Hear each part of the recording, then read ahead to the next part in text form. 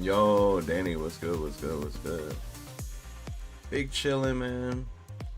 Appreciate you for coming to the stream. Good morning. Good morning.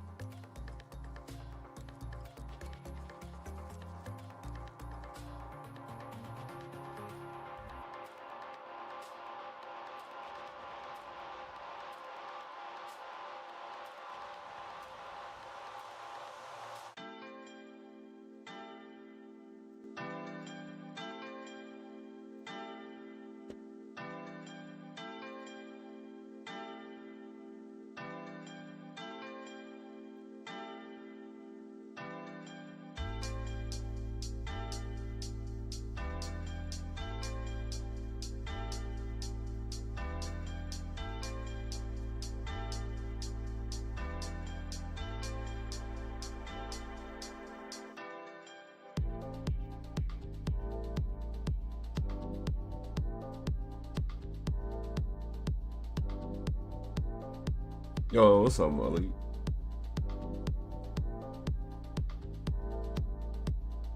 Malik seen no work till next week. What's the early morning sauce? You know the vibes, homie. Like, about to just go to the lab at Sam's show, cook up some shit. Just big chillin' though. What's my button layout? It's light. Well, hold on, I'll show you. I was about to like explain it, cause what's good, Trey? I play like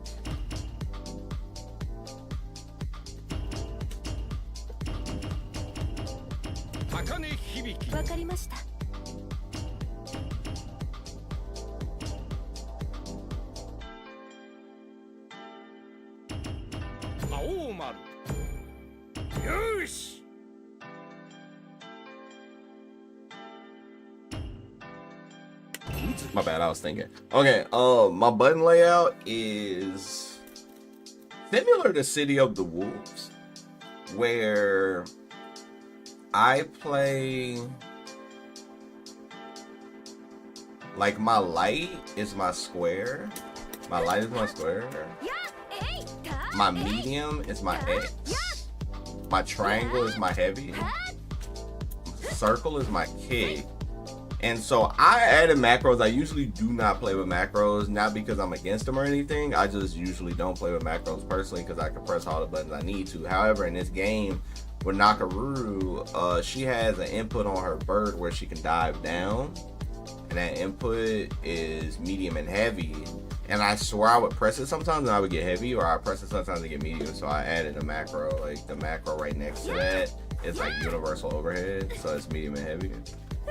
And then I have a burst macro right next to that. So it's like, you don't need macros at all in this game, but they could be useful, you know? I hate also when you get on this game,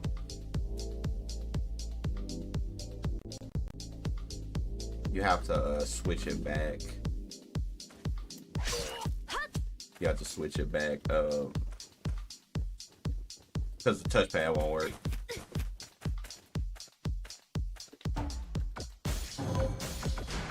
Then it makes the game like a little laggy.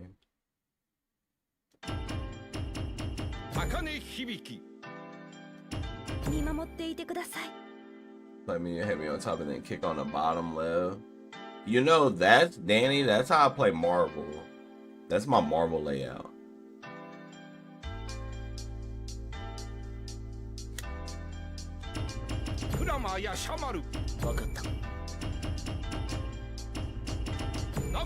That's my Marvel layout.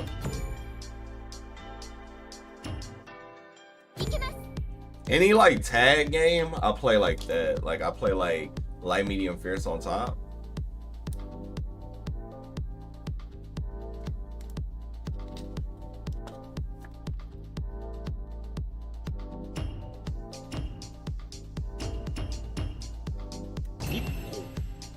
Light, medium, fierce on top.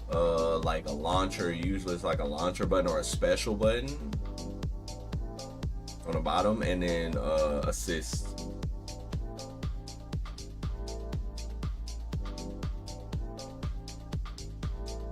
Yeah, that's how I play Guilty Gear. Light, medium, fierce on top, then on the bottom, and then dust.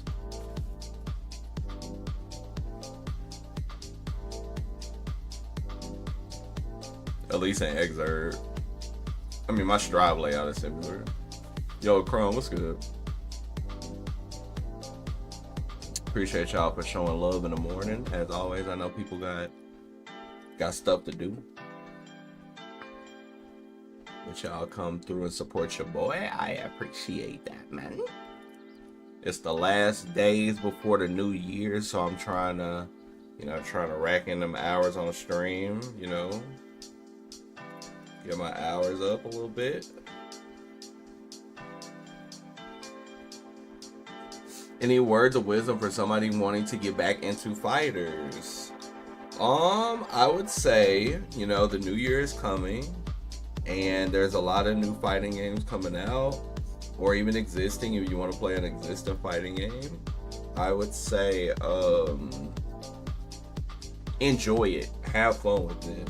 Set goals for yourself and achieve those goals, and it'll feel so much more rewarding playing a game, right? If you set goals for yourself and you achieve those goals, it feels so much more rewarding versus like somebody that has no goals. Like if you're just on the game pressing buttons, right?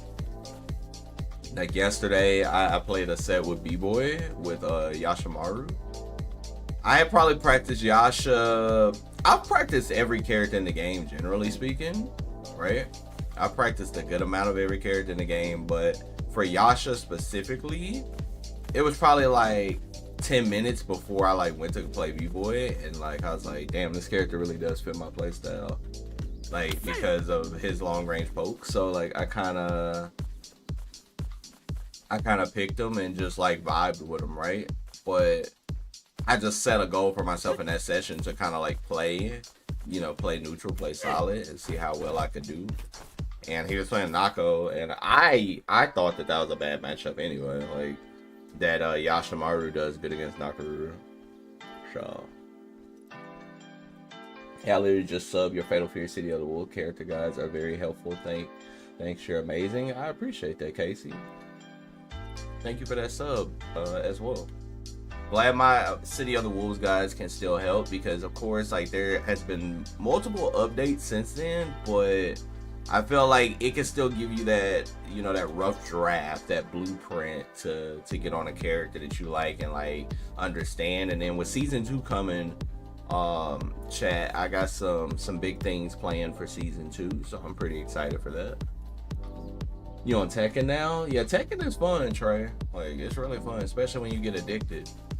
I saw you say, did it remind you, like, it's your new Soul Calibur, basically, and like, yeah, Tekken can get very addicting.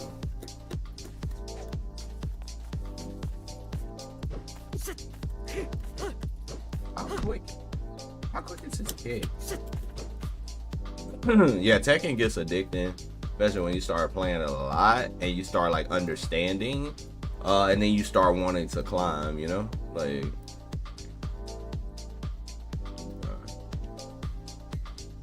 Alright, chat, I'm not gonna hold you. Now that I'm getting a lot better at the game, I kind of re-explored Wu. And Wu, if y'all are not familiar, she's considered like bottom tier, worst character in the game type shit. Or one of the worst characters in the game. She's really not that bad. Like, okay, she's definitely not top tier. Or like, I feel like she's under the mid tier. Because she got some stuff. Like she has some stuff that can potentially win her like easy sets or easy rounds. So I don't think it could be bad if you got some stuff. Damn, his 5D is only -5 on block.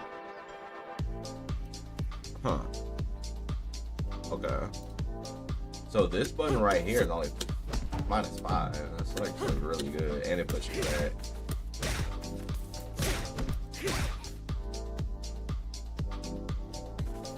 Very fun. I'm so addicted. That's where I am. I got Mighty Ruler in less than 30 minutes, no losses. Yeah, you're a solid player, so you're gonna hit the Mighty Ruler. I say it'll start getting challenging in blue ranks. Once you get to like the blue ranks, it'll get a little more challenging. And then you'll be like, okay, now I gotta, learn this. And then once you get past the blue ranks, then you'll be like, okay, I gotta get, this much more solid, or I gotta learn how to break throws better and stuff like that.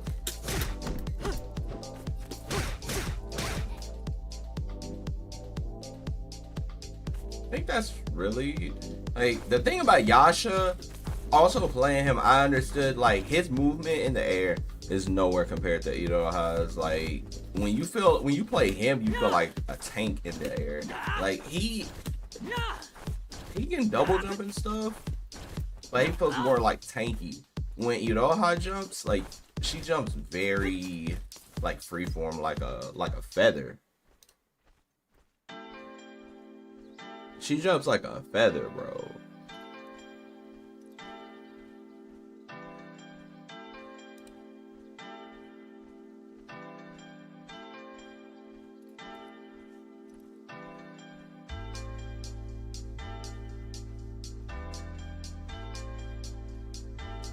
Yeah, that's good practice. You're getting really good practice.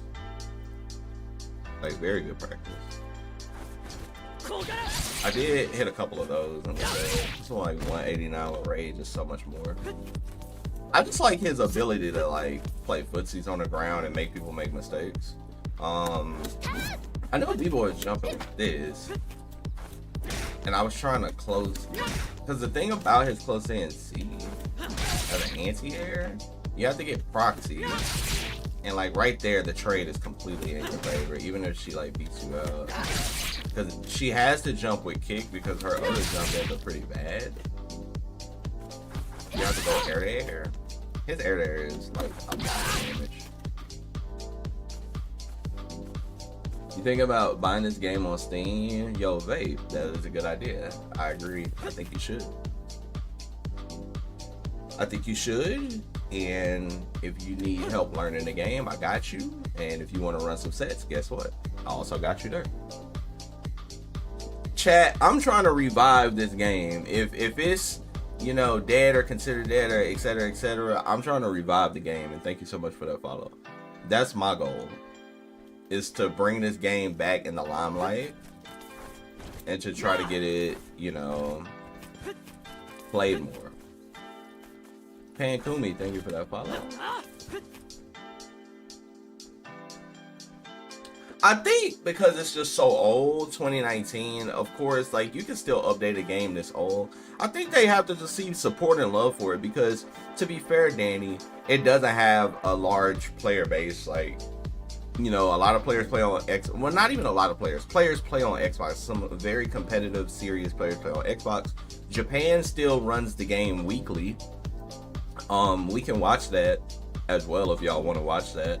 They run weekly brackets in Japan, a weekly Steam bracket every week. So I feel like if they do that, we should be able to do that too, right?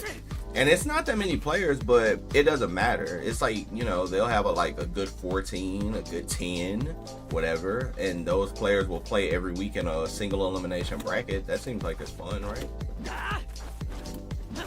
I feel like as long as people want to show interest in a game, then I feel like people should buy it and play it, because you'll always have a person to play in me, like, especially if you're from the region, like, the connection will be pretty good. So a person wanting to learn the game, and any character you want to learn in the game, I can attempt to help you learn that character, like if you have interest in a character. Yeah, I can do that. We can watch that in a few. But yeah, like, in general, I think this character is just so good because his stand B is so good. He's not really heavily played either. And like he has some very good moves. Like his A normals aren't the best, but his B normal, this B normal is really good. This one is alright. But this one is the GOAT. This one can keep a character like Nako at bay. And his anti-air, the only problem with Yasha, his anti-air is close C. And you have to get proximity. This next time it's on sale on Steam. I have it on PS4. Nice. Yeah, just keep training up on PS4, and then yeah, when it gets on Steam, yeah. I wish, like I said, I wish this was crossplay. I think with crossplay, everything will be solved, because even if it was like 50 to 100 active players playing at all times every day, it would be like a lot of people to play, right?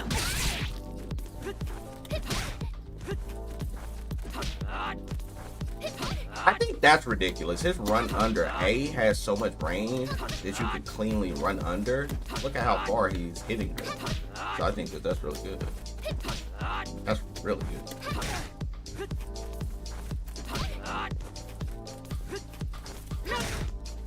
But that's... Guess you could run under, and you have to run under and stop. Like if they're right here, you have to run under and then go back to neutral, like that. That's a technique. No, that's not easy, especially because if you do it late, you don't get anything. So you have to kind of know they're gonna jump. Yeah, it's really hard to do. Like super hard to do.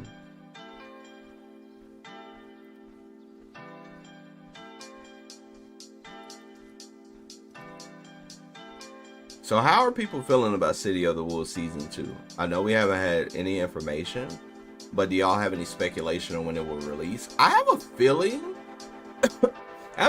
that it will release on New Year's. Is that too much to ask, chat, for like a New Year's release?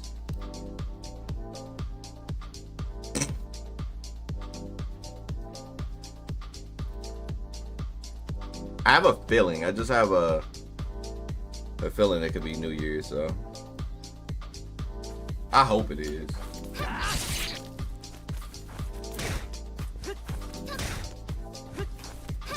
Oh my god. Yeah, it's like really hard to do that. See, Yasha gets so much, like, him hitting you in the air, bro, that is a chunk. Like, if you play defensive Yasha, I think defensive Yasha go crazy. Like, if you, like, play real defensive and you can jump back and normal people out of the air on reaction. I wish that was a little longer, because it's going to hit more from a range like that. Like, if you jump back like that, it's going to hit. And run under, do that. Do that. Okay, I got an idea now.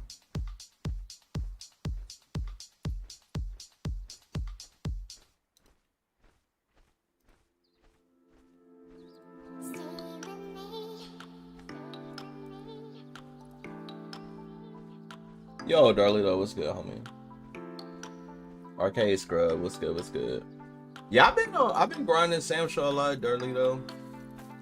Trying to get ready for that SWC season 2026, where Sam Show will be at a couple of events here, a lot of international events, so could potentially travel somewhere else and like try to qualify for that game.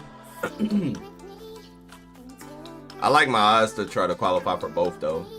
Yeah, this game is really dope. I wish it got more love. I mean, I know it, you know, it came out years ago. But I think it's still a good game for people to like, you know, play if they like it, you know. I'm on some vibes, especially this year, chat. I'm on some vibes where I play what I want. I've been on that vibe for a minute, but I play exactly what I want. Like, I'm not gonna play a game because it's more popular or this, that, and third. I'm gonna play what I want. And that, I think that that's most important going towards the future of gaming. Because, of course, we all getting older, you feel me? Like, I ain't got time to be trying to be a Street Fighter player because, you know, it's more popular or something. I got more time to play what I like.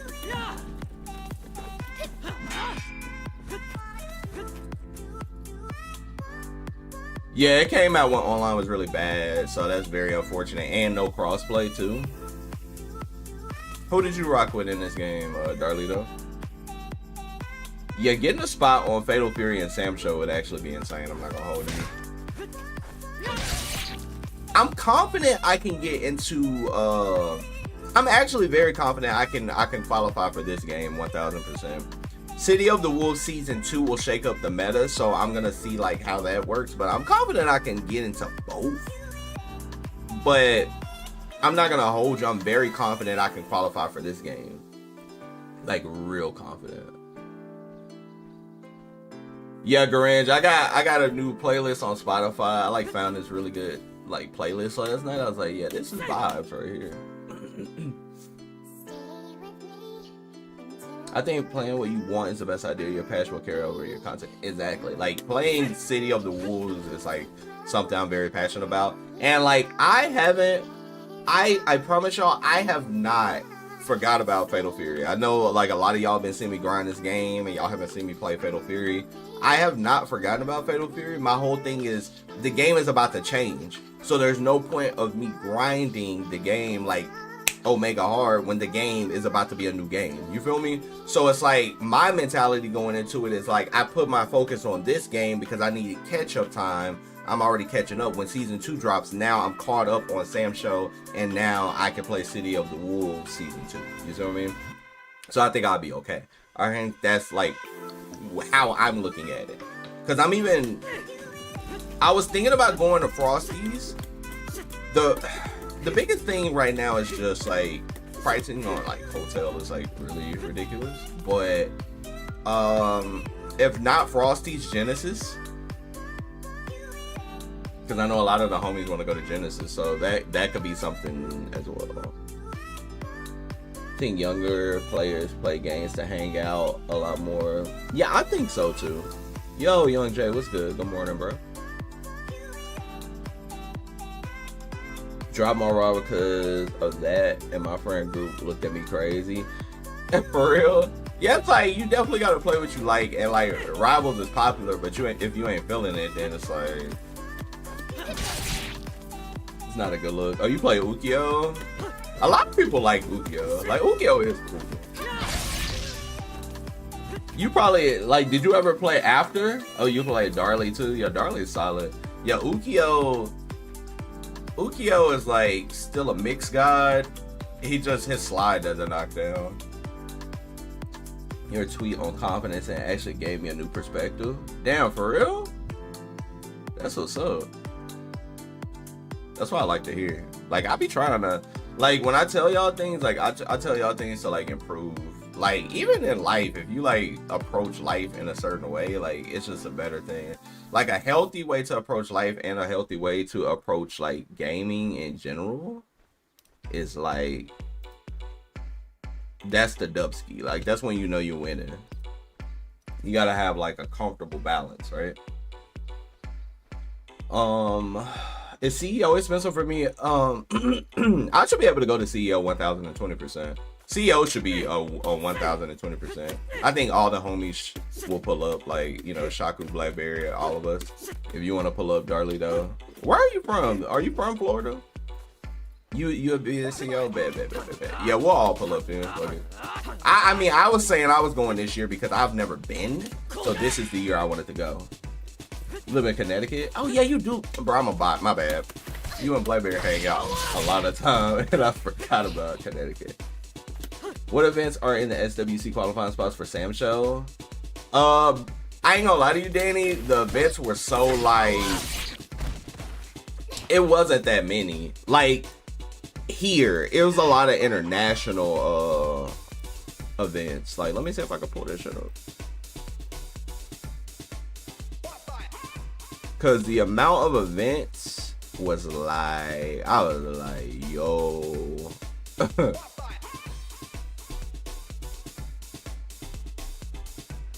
You really got to make some moves to make it to Sam Show event. For real. You got to make some moves.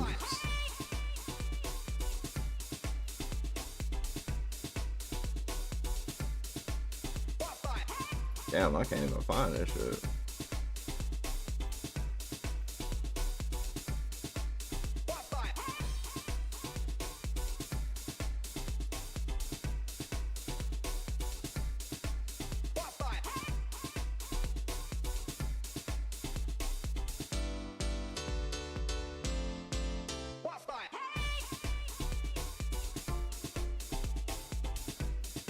Is this it? Okay, chat, I found it, my bad.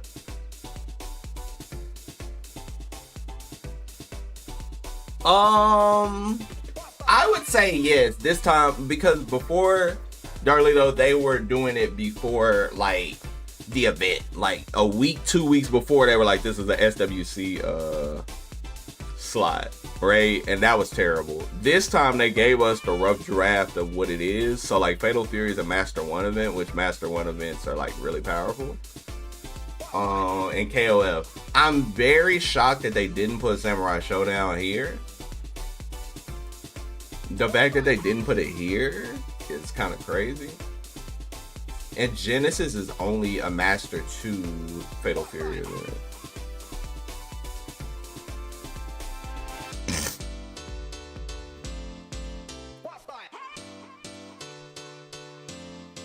Bro, have you considered participating in the Mexican weeklies? They have a lot of good players and they accept US and Canada players. If I'm not mistaken, you would kill it there. Yeah, Julio, I used to up until the SWC, I was entering every like event like every single day, and it did burn me out a little bit. But after the SWC, I haven't entered in like much any brackets for Fatal Fury anymore because I'm waiting on season 2. And then when season 2 drops, I'll be right back to my regular schedule of entering all brackets again and streaming my runs. Tekken 8 needs to nuke ranks and bring them back to the older days. Like, you talking about like Tekken 7 rank system, or like you talking about like OG Tekken ranks? It's like a point system this time. It's like kind of like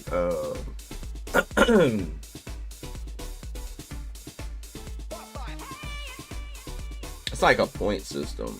Let me see.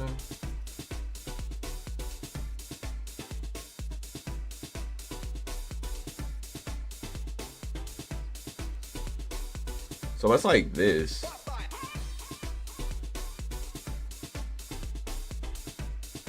Yo, Garu Fighters, thank you for that raid. I appreciate that.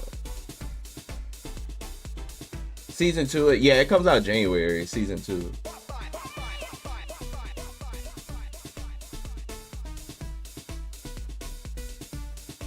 Yeah, like a lot of the like the top tiers and stuff, like, yeah, they're kind of polarizing right now, so a lot of people are just kind of waiting. So this is how the event works. So if you win, like, so you see how this is a Master 1 event, so whoever wins this, they get 4,000 points for the circuit, and also this 4,000 converts to money, so you also get $4,000.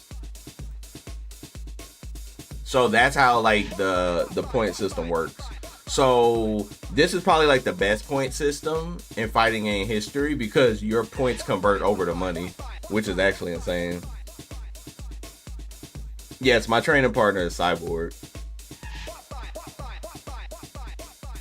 Yeah, it's very wild. So if you win a legend event, you get $8,000 on top of the money that you earn there. That doesn't count. That's a whole point system, so you also get that money. Like, it's actually ridiculous.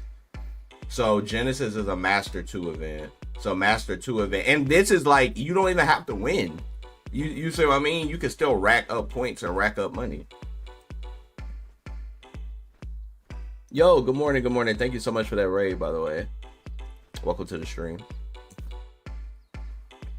So it's like, yeah, it's cool. I think the point system is good. I think the point system is really good. So the original question was, where is Samurai Showdown, correct? So unfortunately, you have to kind of go down here. So Battle Arena Melbourne. So the first event is in Australia, which would be, I would love to go to Australia. I would love to go. I would have to save up some money because it's around my birthday. So maybe this is possible, chat. Maybe this one is possible.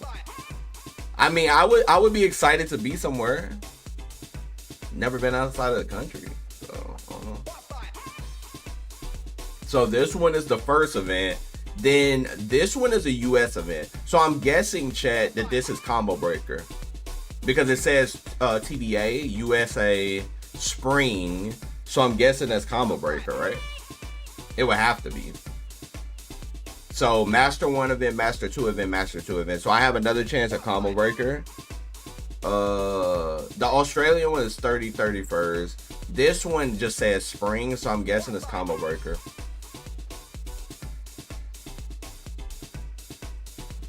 It would have to be Combo Breaker.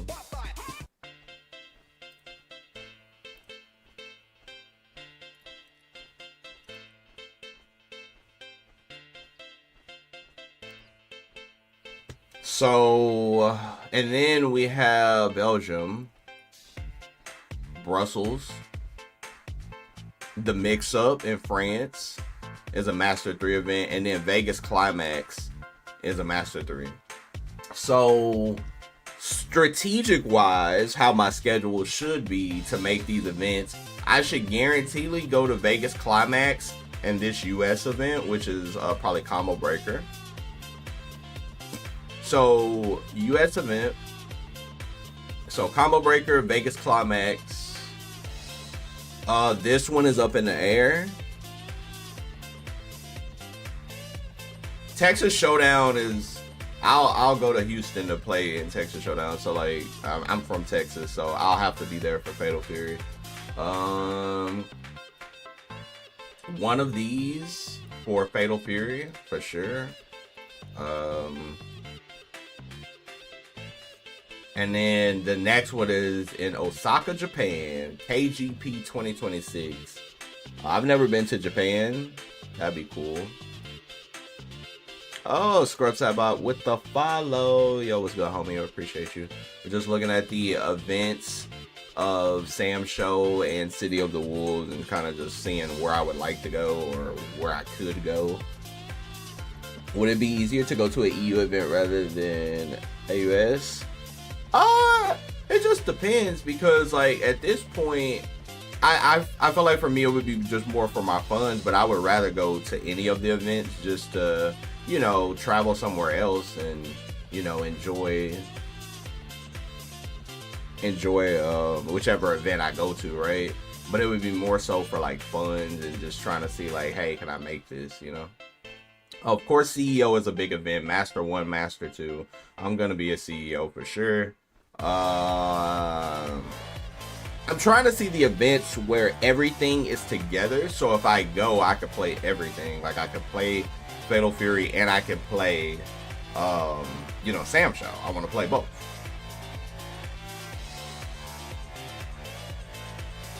Got a friend, no offense, is very bad at it. Only grabs on mostly random attacks, and somehow Rajan yet gets mad when we play each other. Kind of sad that Blue is still for like Tech Attack 2 yellow ranks. Yeah, the Tekken ranks are kind of like, I would say like now Tekken rank is like, I feel like if you're GOD and you got some numbers, like you GOD 1, GOD 2, GOD 3 type, like you're really, really like, you're solid. You're a very good, solid Tekken player. I feel like even with my base knowledge of Tekken, when I first started playing, I was Tekken God Supreme, and then I stopped only because I like the way that rank looked versus GOD. I didn't want to go for GOD because I was like, GOD kind of look ugly. But looking at GOD 1s and GOD 2s and stuff looks really cool. So, I mean, I wouldn't mind going for that. Yeah, CEO is a good event that, I mean, it's going to have everything. So I know I'll be there for sure. Then you got S Factor in Mexico. That would be like doable. Then Brazil versus fighting. Yeah, it's a lot of events. You just have to, like, 1000%, you just have to have that roadmap ready. You have to know where you're going and kind of like plan things out, and I think you're okay.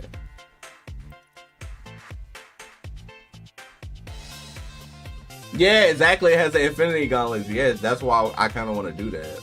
I kind of want to lock back in a little bit, not too much because Tekken takes a lot, and it's like I have a good amount of knowledge on Tekken, and I do climb pretty fast in the game. Of course, I plateau because I don't grind the game anymore. Like I play with Marizo. I was playing with Marizo. I got Marizo to Tekken God, and then I kind of like plateaued because I would have to actually like grind a little bit more. I don't really have the time to grind a little bit more.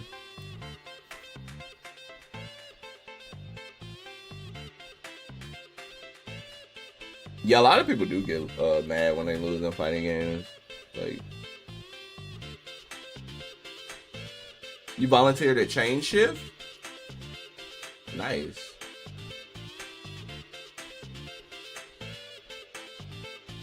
Damn, at Anime Tama Crash, it's only a Sam Show event. That's love right there. It's a Master 2 Sam Show event. Yeah, it's definitely time for me to cook up this year. You know, super blessed to have qualified for the SWC for Fatal Fury this year.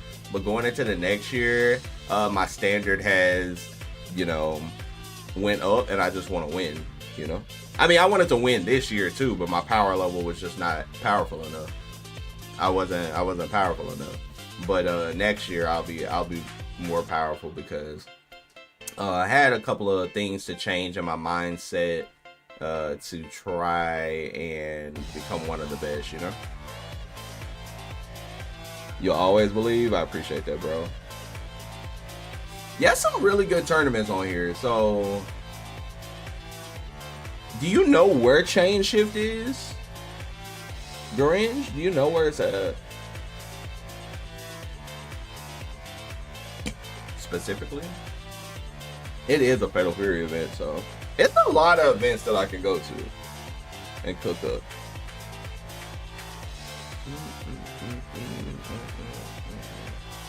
But yes, so like I said before, all of the I think Sam Show. Hold up, does Sam Show even have a Legend event? I don't think it has a Legend event. It only has Master Two and Master Three events.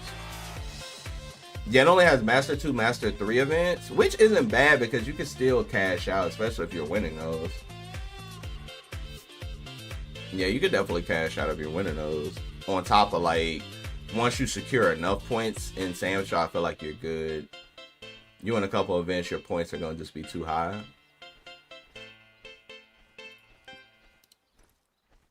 Interesting, interesting.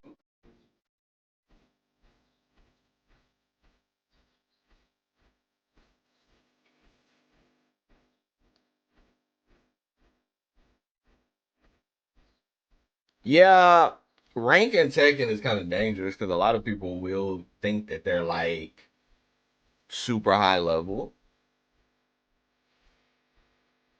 because of like their rank. And in Tekken, bro, I ain't gonna hold you. I've seen god like one players not know like simple punishes, so you could definitely get there. Depending on your character, you could get there a little easier with your character choice as well. Like if you play a character nobody really knows how to stop, like Warring, if you're pretty like solid with Warring, you can climb pretty high until people know how to stop it, right? Or like if you play like Shaheen or something like where people really aren't comfortable against those characters like or Raven, you can climb high. Or Lars, he has like super flowcharty autopilot offense, so it's like you can climb really far, but then you'll hit a plateau eventually when players like know how to like stop it. Um, no, it doesn't. I know there's online qualifiers for Fatal Fury, but um, not for any other game. I think Legend events for Fatal Fury. There's three Legend events. Which Legend events I do think auto qualify you guaranteed. And then everything else is like point based. Like if you win Evo Japan, if you win Evo Las Vegas, and if you win this, I guess this is Evo France, right?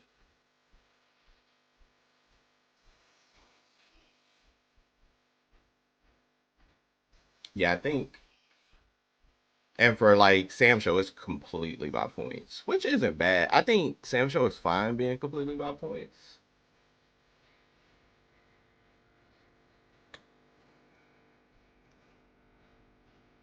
I just feel like I wish they would have put it in more events. Like I think it would have. It's usually always at Frosty, so it not being at Frosty's was kind of disappointing because I wanted to go to Frosty's and just knock out two birds in one stone and play Fatal Fury and Sam Show.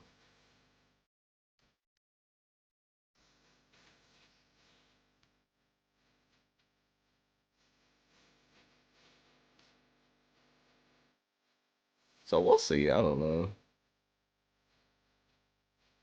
Let me see. Let me pull up that video.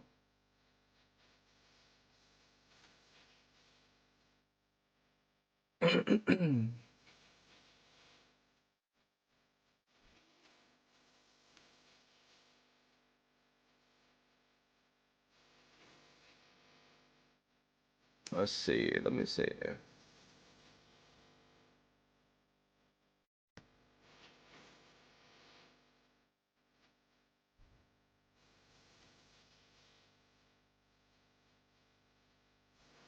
Was it this video? I think it was this video. Let me see. One day ago, yeah, it was this video. But we'll watch this a bit.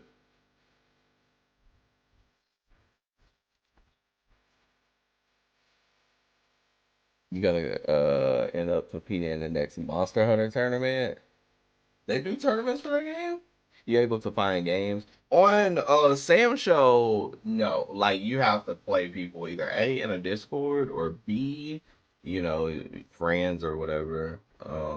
So generally, um, I spend most of my days practicing, and then I'll play people like around, you know, whenever people are on. Cause I got a couple people like I can hit up for games that just play, and that's how I got like started getting really solid at the game very fast because I just had people to hit up that were like nice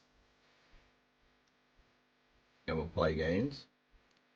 It's a lot of studying. Like I'm the like prime example of somebody that can start from zero in this game and already be up there where I'm like pretty confident I can fight mostly everybody. The only thing that could get me at this point would be like matchups.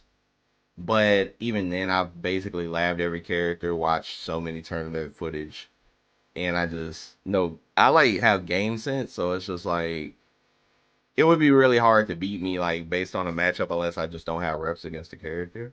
But if you do play a character even remotely that's like a solid character, just like a straightforward character, it's gonna be really hard to beat me. Like if you play like somebody like Halmaru or Jubei and shit like that, like it's gonna be very hard to beat me.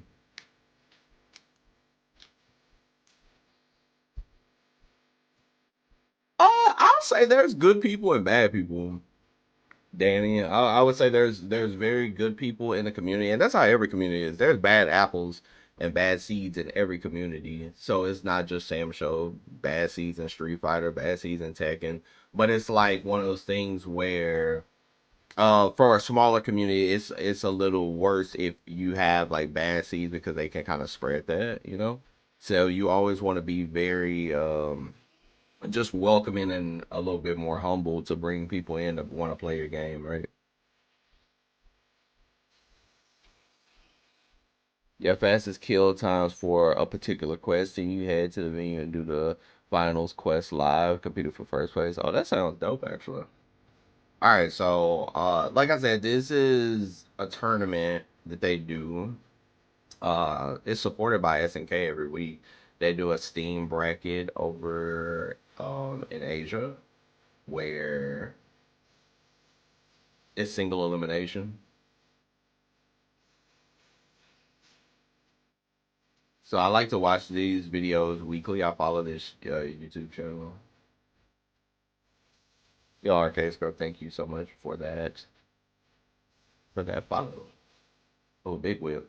So Shiki Habiki, that sounds funny. Shiki Habiki, but Shiki versus Habiki, just a footsie war. Shiki actually pretty solid character. Cancelable B normal. Anytime you got a cancelable B normal, you kind of cooking up something. Like she can go B right into quarter circle port B like that for a good chunk of damage. She also has a very good universal overhead. Ooh. And Hibiki is Hibiki. Y'all already know. Top tier vibes. I don't know what the channel is because I can't read it. However, it appeared on my feed and I like followed it. Oh, the uppercut. That's another good thing about Shiki having a good anti-air. Having an anti-air in this game is very, very important. Because I mean you don't have to like run under all the time. Like you can just straight up uppercut. It's still an option though. Weapon flip boys. Flipped your weapon? What you gonna do? Kinda hard to get your weapon back right here because you're gonna die. Like, yeah, it's basically over. Ooh, just let them get the weapon back. It's never over if you have that Eason though. All you gotta do is if it hits, you're cooked. But the Hibiki is playing solid. That is a weapon flip though. Yep, she held that weapon flip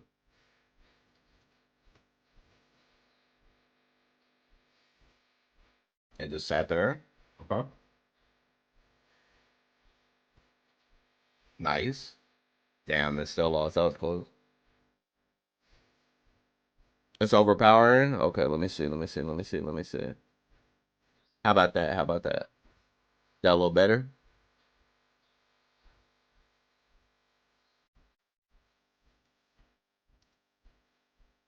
Hopefully that is a little better.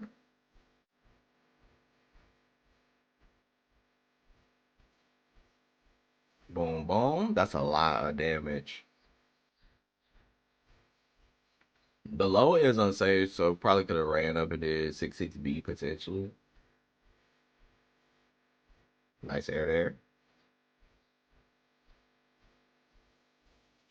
Close B normal for the anti-air. Bet.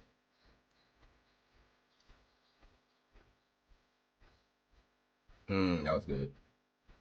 Rage Hibiki is very scary. Like if she hits you with slash, bro, that's just so much damage.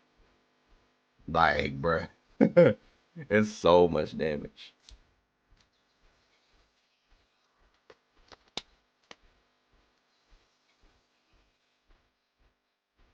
You're rocking Wanfu. Yeah, Wanfu is pretty cool.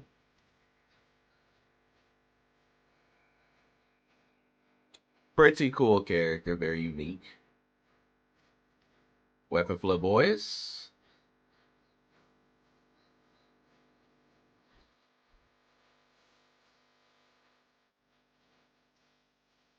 Close B. Says stop jumping.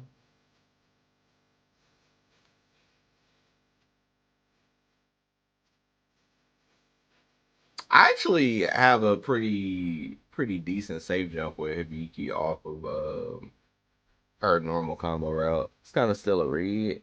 Yeah, this is new footage. This was from like a day ago. They do weeklies over there every week, so I like to watch the VOD every week, see what they cooking up over there. Oh,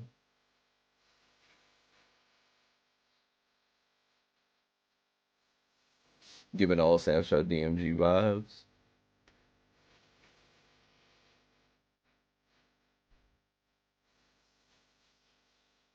I like how the one thing unique about this game is taking your turn back is not always the answer. Sometimes waiting is better. Damn, nobody does the optimal with Hibiki. I'm sad. I practice like so much optimal shit that like, and I can get it in battles. Nobody does like the optimal Hibiki combos.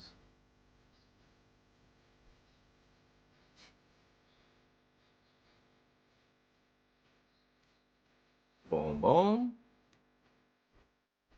What you gonna do with it? Okay.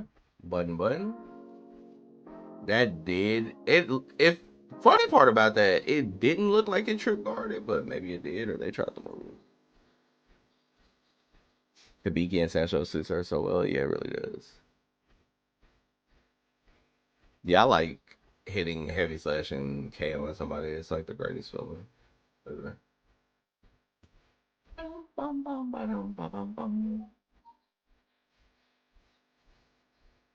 Got Mina versus Warden. That's a matchup that you never see, bro.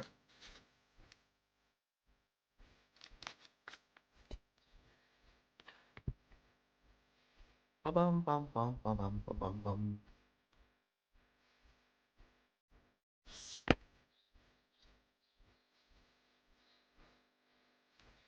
That jump C. Oh, we got space control already. You are in trouble, good sir.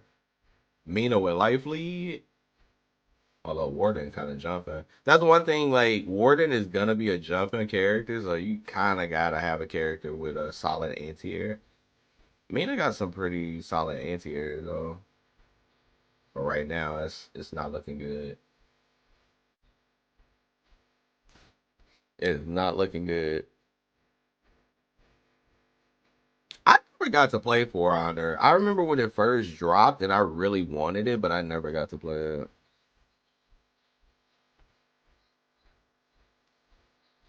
How do you go out of your way of picking up fighting games that already came out? Do you mean like similar to how I did with Sam Show? Ooh, nice. I love me some good space control. Damn. Could have SSM that and forced the burst? Okay, we got a burst right now. Bink. So my approach to picking up Sancho so fast was basically the same formula I use for every game, but to speed up the process, what I did was I did a lot of research. So of course I studied the mechanics, right? Studied the mechanics, the core of the mechanics, and then I did a lot of research of like tournament footage of all of the top players, et cetera, and seeing how they were playing the game, how they were approaching the game, right? Then once I kind of got a feel for that, I went through the whole entire cast and like learned the cast, in training mode, like picked up the cast and saw how their buttons work, saw how the frame data worked in this game. And then once I did that, that takes a lot of work. I ain't gonna hold you. Like that does take a lot of work. It just takes a lot of dedication. Once I did all of that, then I just put my own spark on the game because, of course, I got a way I play fighting games in general and a way I like learn fighting games very fast. Once I put my like high level spark on the game, it was basically a wrap. And that's why I said the game is a lot easier than the games that I've ever, played. It's not like a hard game, so it was easy for me to kind of like get on here, understand, and then go from there. My understanding kept getting better, the more I played, my understanding kept getting better and better and better. And like when you're losing, if your drive is to win, the moment I lose, I'm gonna immediately start adjusting to why I'm losing, right? So eventually, once you start like, playing like the upper echelon players and you're adjusting to win, everything clicks, and now I could just basically that was godlike. The hell? That whip punish was ridiculous. What the hell? Ain't no way. That shit was ridiculous. What's good? Smash him. So with that being said, like it became a lot easier to learn like the game in general. And it's really fun. When something is fun, it drives you to get better. And knowing that I'm starting to get to that level that I wanted to, and only within like a month and a half of me already getting to this level, if I play this game for shit, if I literally dove in like for the entire year, I think I can be the best player in this game. And that's just not, it's not cockiness or anything.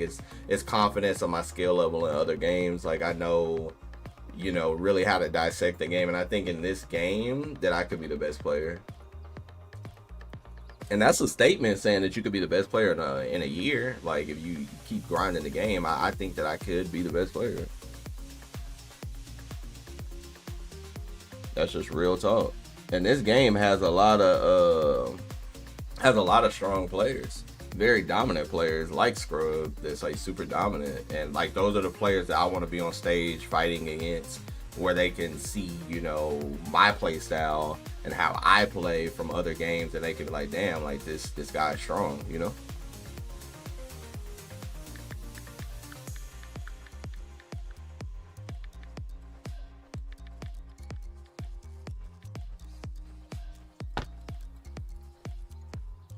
What's your plan when your opponent bursts? Generally, as situations are different. When my opponent bursts, generally, of course, you attack with lights to keep your opponent away. Attack with lights or kicks, so you don't eat no recoil punishes of -12 from like mediums, or like even more from a heavy. That's the last thing you want to do. Some people do still strike with heavies and mediums and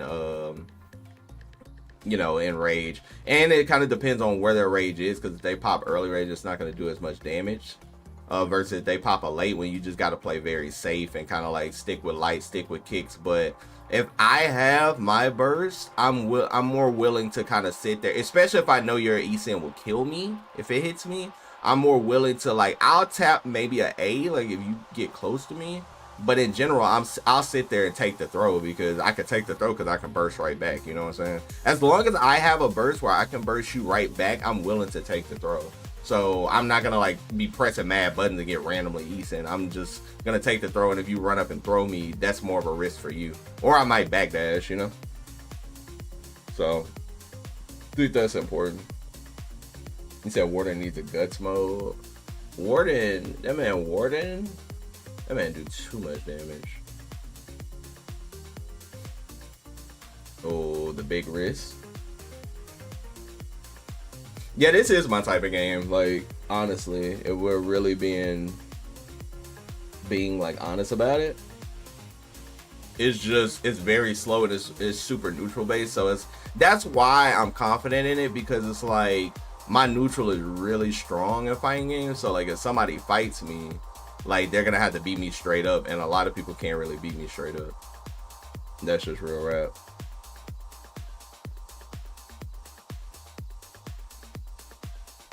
Yeah, just playing them, exactly, Joey. Just playing them, all of the like top players of this game will feel good, because right now, I mean, I've fought some of the top players already in this game, and I've 100% went even already. Like nobody's dominating me, which is a good sign that I'm already going like even with like really good players. Nobody's dominating me, so I like my odds. Yeah, I appreciate that, Julio. What's good, Elite? That boy Elite be up on that Arc Raiders, getting that free loaded. Can burst be baited? They're fully safe, but you can spot dodge a burst. Like if somebody bursts and you know they're gonna burst and you're right near them, you can spot dodge the burst so you don't get pushed back. That way you can like stay on top of them, but then you have to be afraid because they can just ESIN out of that shit. So you have to like be patient. So like right now the Darlie needs this. So if Darlie hits Genji though, he's dead. That's why he just went for it. I respect it. Like, I mean, it was risky because he lost, but it's like one of them things where sometimes you got to just do it.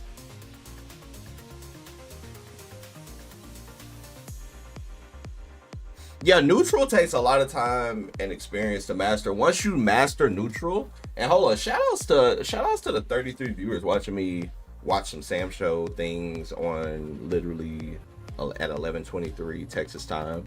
Like, shout outs to y'all for coming through to your boy stream, just vibing with the good music. But yeah, like neutral just in general, once you have it, it can't go away. So if that makes sense, like if you got neutral, like if you have played a lot of games over the years and you have neutral, so if you got neutral in like, you know, Street Fighter, and then you got neutral in Soul Calibur, that shit is going to transition to every game. So like, that's the thing. Once you have neutral, it literally transitions because you know what you're looking for at neutral. Once you have neutral, so that's why it's like it's easy to pick up games like really fast, because once you have that concept, that recipe down, you can make anything. You know what I'm saying? You can make anything happen, and you're probably the most dangerous player when you have neutral. That's why a game, if it's not focused on like that clean neutral, it can be hard to pick it up. But you can still master it, but it's a little harder to pick it up.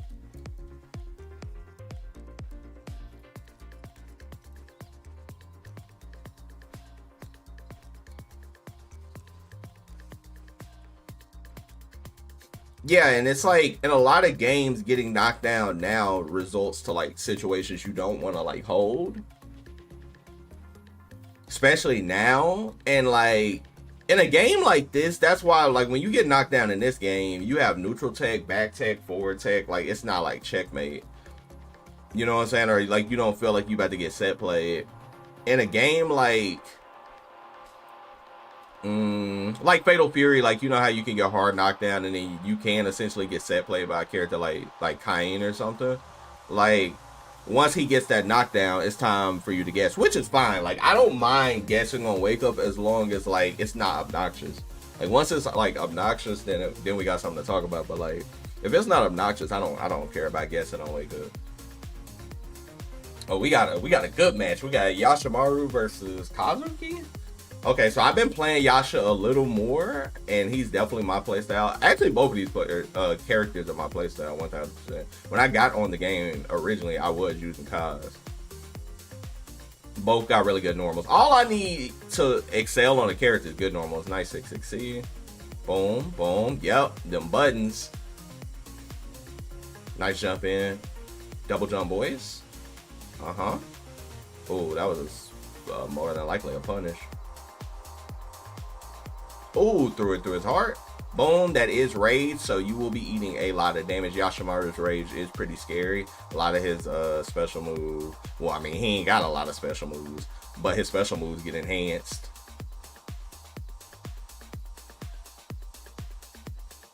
I'm gonna make you buy this game again, bro. Buy it, we could play. Like, I'm trying to get more people into the game.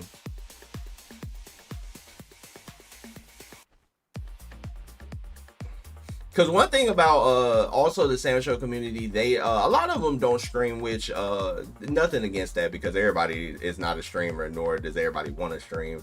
Good thing about my platform, like I play a lot of fighting games, so if people see the game on my platform, they might be like, hey, damn, you streaming this game? It's, it came out in 2019, you still showing love. Hey, like, I want to learn this game. I want to play this game. Like that's the goal, to get more people into the game, and then maybe one day, shit, you never know, you could get crossplay. Xrd got rollback hella late, so anything is possible. Boom. Okay. So that was good. That was a good weight, because the thing about Far B, you would be able to e-send it if you were a little closer. I don't know about max range. It might not work max range, but like a little closer, probably e-send that. Someone say BB cross tag.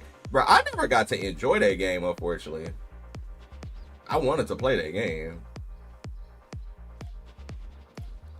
Oh, nice. I'm telling you, Yasha, bro, that throw was actually a throw. That throw actually was kind of a throw. Let's say this name right. Hucloso, maybe? Hucloso? Thank you for that follow. Hopefully I did not butcher your name.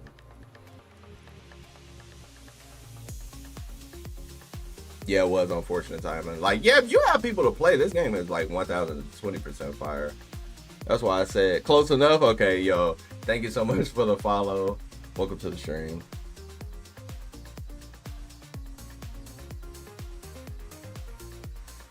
Okay, boom, proceed. Boom. Pants, you gotta punish pants. Yeah, BB tag is kind of controversial in a way that some people liked it and some people did not like it. I don't really have an opinion on it. Oh, that could have been a stand C. That shit would have hurt. That definitely should have been a stand C punish. Okay, Yasha playing solid. Double jump, boys. But yeah, you can run under him. Oh, that's punish. Ah, too far for that though. That's the one thing, if your air normals kind of like go upwards when Yasha does throw that original, that was so crazy. When he throws that original sword, you can kind of run up to him and then just do your air normal.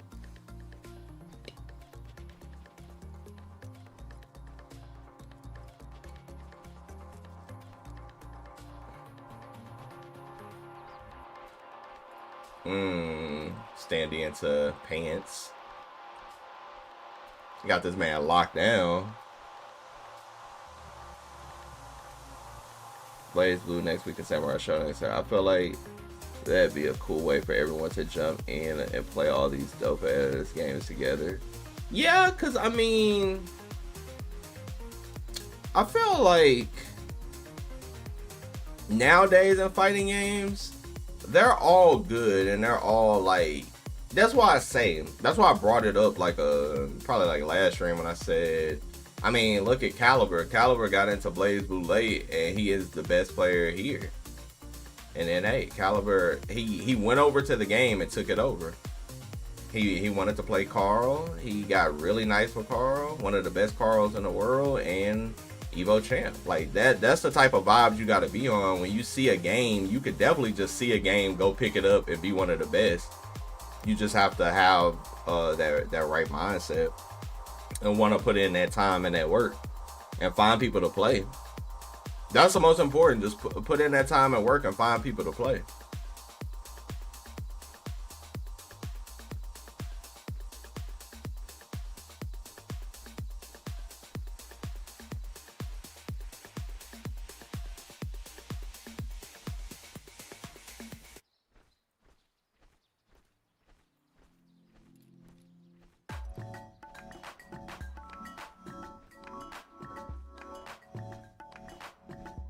You almost back from vacation? Yeah, we're gonna have to get it in. Yeah, I think supporting more fighting games in general is like a good look versus like the same games, you know what I'm saying? Like all of these games can get love. Like, I just hate when people compare games like, oh, this game is dead because it doesn't have Street Fighter numbers, or this game is dead because it doesn't have Tekken numbers. It's like, we need to stop doing that. Stop comparing fighting games and just support fighting games. Like, everything does not have to be a comparison. Everything does not have to be a Steam chart. Because the funniest part about Steam chart, bro, when people post Steam charts, they'll post Steam charts for a crossplay game. Bro, imagine posting a Steam chart for a crossplay game. Like, what are you doing? That doesn't apply. It only applies when the game is only on that system with no crossplay. Like, a person will literally post and say, damn, this game only got 200 players, dead game. And it's like, bro, you do understand the shit is crossplay, right? Shit is weird. I would love a Bloody Roar weekly. I play Alice and Yugo in that game. Am I going to Frosty's? So right now I'm in limbo. I can go. I'm just in a bit of limbo. I can't talk about it too much, but I'm just in a bit of a limbo. Because it's either going to be that or Genesis. That's kind of where I'm standing right now.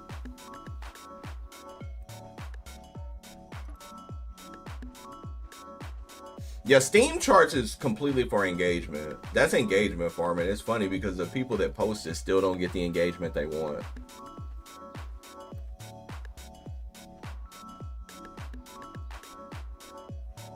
Could I also do some limbo? Nah, I suck at limbo. I'm trash. You know, broke my back.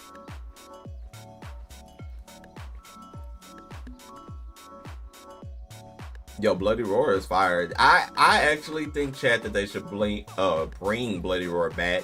Now they can either do 2D or 3D. I would be fine if they redid it like the 2.5D models or something like that and made it 2D. I would also be fine if it just came out straight 3D and, you know, like the original but like more competitive, not like an arena style. Oh yeah, Bloody Roar 3 is still my favorite. It just holds a special place in my gaming heart for that game. Like, I liked Primal Fury, but something about 3. Yeah, we can respect this legacy. Just make sure it's not like super OG, because then it won't be competitive at all. Like, that shit'll be crazy. Like, make it like, you know, more balanced and shit. But yeah, I'm all for that. Damn, this Warden is cooking. Hold up. Oh, big punish. Warden is just button man because he doesn't have many special moves. He literally has 2 special moves. He has Rush Shoulder and he has the counter. and that's it. And his special moves aren't that great. The counter is pretty solid for like situations. It can shut down some situations. But rush shoulder is kind of like whatever. It's not the greatest. This man literally has 2 moves. Yeah, we definitely don't need another Sparking Zero situation. I'm gonna tell you that right now. And Arena, honestly, I'm not gonna hold you. The best Arena fighter out that I've played 1020% is Demon Slayer.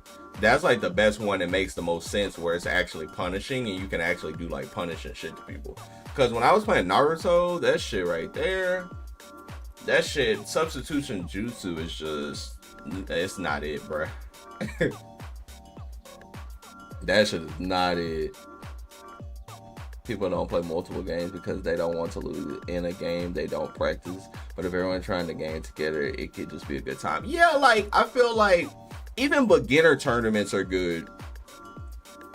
I think beginner tournaments are underrated. Like, if they did a beginner tournament, like, let's say they did a uni tournament and they did a beginner tournament. It was like, hey, like, we got a good prize pool. Like, and not everything has to be about money, but I'm just saying an example. Like, if they were like, hey, we got this prize pool of 10,000 for new players getting into uni, I'd be like, God damn. But it doesn't have to be 10,000, right? Like, it could be free. But I'm just giving an example of, like, how much of a, like, I don't know, how much the game can change, because I would be like, damn, I want to learn uni. You know, that's why those beginner little coach tournaments or whatever, like the Sejam Slams and stuff, are cool concepts, because it's like you can get on the game and kind of just be like, hey, I want to. No, it's okay to say 10. Like, you know, people get on the game and just, it's okay to get on the game and actually want to, like, show off your skill and show off how fast you can learn a game and have fun and play.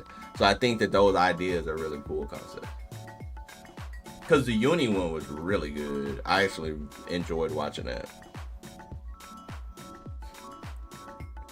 I loved Fighting EX Layer. I was such a sweat in that game. Like, when that game came out, like, bruh, when that game came out, I was a sweat. Me and Justin literally were in rank, having the sweatiest, like, session. Me and Jimmy Bones was having the sweatiest session. And then I went to Evo for that game. I remember I went to Evo to play that game. And it was so unfortunate because it was single elim. That shit was a single elim bracket on laggy, like, TVs. It was so unfortunate. It was fun, though. I had fun. I had a lot of fun. Fighting EX Layers is dope.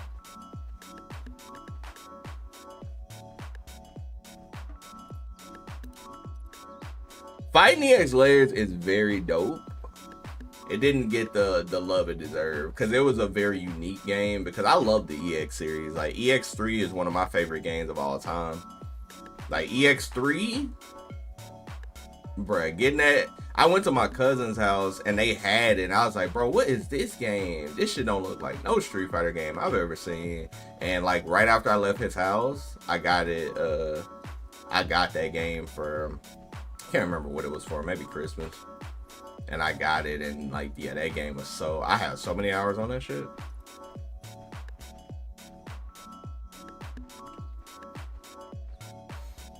Yeah, like, it's definitely a thing about, I feel like here people don't want to support games as much.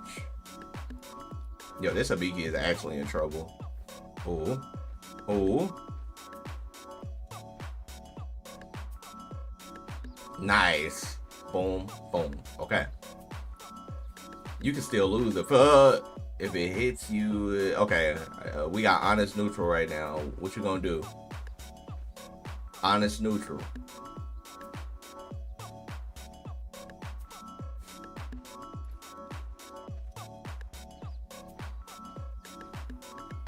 This is what I like to see. Nothing is happening. I love it. Look. Oh, slide. Okay, hold up. You can try for a chip kill if you wanted to. But like I said, his special moves aren't the greatest. That was a punish. Yeah, I love when it's nothing on the screen. When people just moving. That's why I'm excited for the Avatar game, chat. That Avatar game is about to be, now that's a game I'm 1000% taking serious. Like, I don't care what happens. That game, me and Azula are about to be in the streets winning tournaments. Yo, Nightbreed, thank you so much for that follow. Welcome to the stream.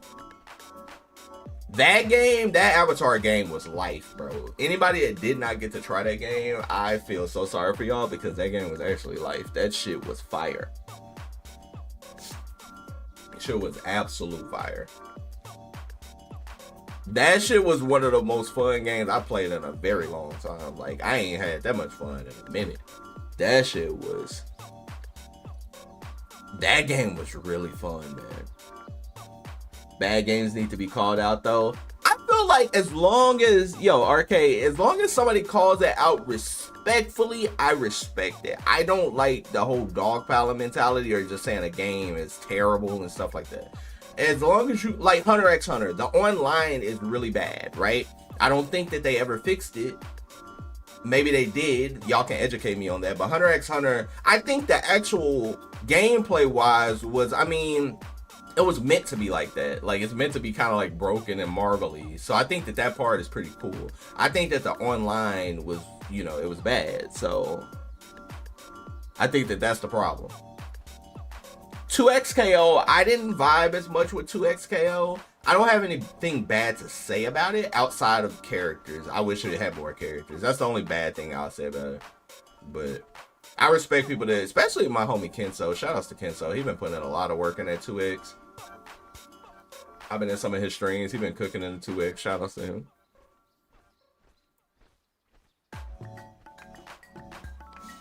Yeah, that's good if you don't be on socials like that, because socials, bro, that shit is so toxic.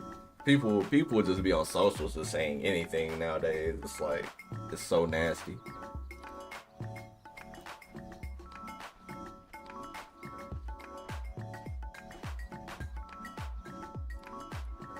Yeah, exactly. I only play games I like. So, oh, what a punish. Ginjiro is like such a cool character, right? Y'all think Ginjiro is cool? I think he's cool. Yo. Actually, it's funny because I've never really been a fan of Haohmaru till this game. And this is his game. And I like, in Soul Calibur, I was not interested. Even though I kind of, like, by the time he got released, I wasn't even playing anymore. But, like, I wasn't interested. CVS 2, never been interested. But it's funny, after I played him in this game, I actually like him a lot. And then I started playing him in other shit. It's funny. Yeah, Twitter is not a real place. Like, when people say that shit, Twitter is actually not a real place. It's not. The only time I really post on Twitter, I don't post any of my opinions on Twitter too much. I might post some like inspirational shits to get people, motivated and shit, or about my progress in a game or something. But, all like that discourse that's going on about Street Fighter 6, why did this kill when the person clearly did an uppercut with no drive gauge and they shouldn't have, and they lost their drive gauge and lost? Like, I mean, bro, like, why did you uppercut with no drive gauge? It's like, people are literally arguing about that. Like, I don't have the time or the patience to argue about something like that. That's just not how I like to spend my time. All of those people arguing about that interaction, and they still can't do their B&B. It's like weird. Oh, what? My favorite thing to do in Sam Show is beta deflect and hit somebody trying to deflect. I literally love that. Like, that's my favorite part about, especially with Charlotte, because, people try to deflect Charlotte all the time. And I'll literally just look at you. I'll press a button, wait, look at you, you'll deflect, and I'll just hit you in your mouth. That shit is pretty rewarding feeling. Oh, he is 2D'ing a lot. Yes, sir. Bink up? Weapon flip. No weapon.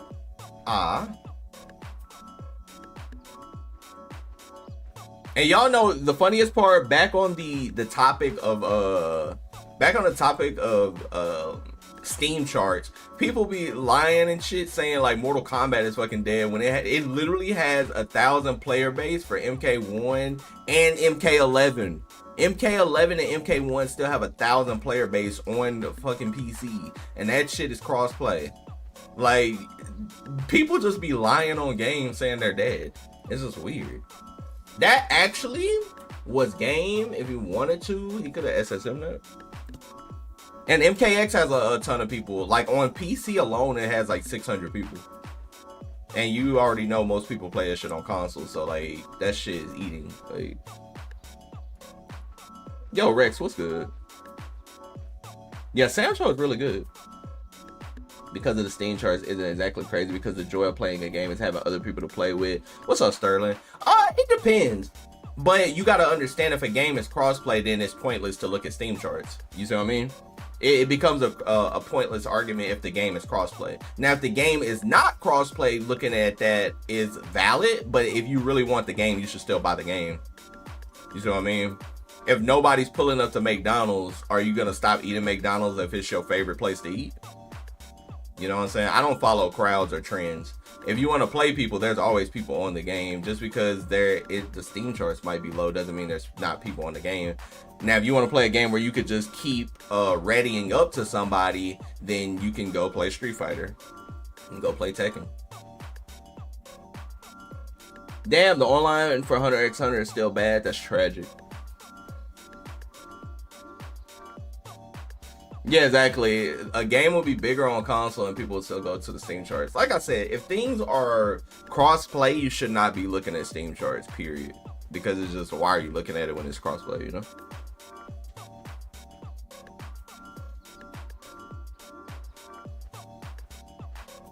MK1, you like MK1? I enjoyed MK1 when I played MK1. I enjoyed MK1. I literally only stopped playing MK because I stopped playing MK1 because like I didn't really like the vibe of the community for that one specifically. It just didn't make me want to grind anymore. I still like MK11 more than MK1, but I did like MK1. City of the Wolves and Guilty Gear are two good choices. Those are two bomb ass choices.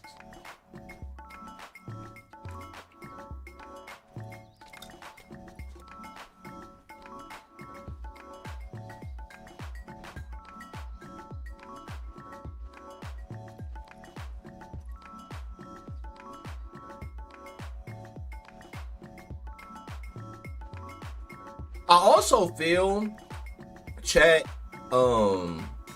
back on that topic, I also feel if you really actually, I feel like that the whole Steam charts thing, I think that affects mostly like casual players that just want to keep readying up. Because if you actually want to get better at a game, you could still buy a game that has a low player base and get good at the game. Like, I feel like that affects mostly like casual people or like casual mindset. Because if you really still want to get good at the game, like, this game doesn't have many players and I'm still getting good at it. You know what I'm saying? Like, if your drive is to really get better, you'll get better. But you have to have that correct mindset. Saying they weren't going to get it because it didn't have big numbers, but if they all just got it, then they would have solved their own problem. Exactly. That's 1000% it. One of these days you'll come back to City of the Wolves. I'm ready for City of the Wolves season 2. That's where I'm at right now. Like, I love me some City of the Wolves, but I want to grind it in season 2. You feel me? I think we've done our stay in season 1. We need some season 2 sauce to change up the meta and cook up something new, you know? It's always exciting when a game gets balance patched. Because even like some of those smaller patches were exciting. Like when the patch where Dongwon got buffed and stuff like that, that was still an exciting patch. But I just need a large patch.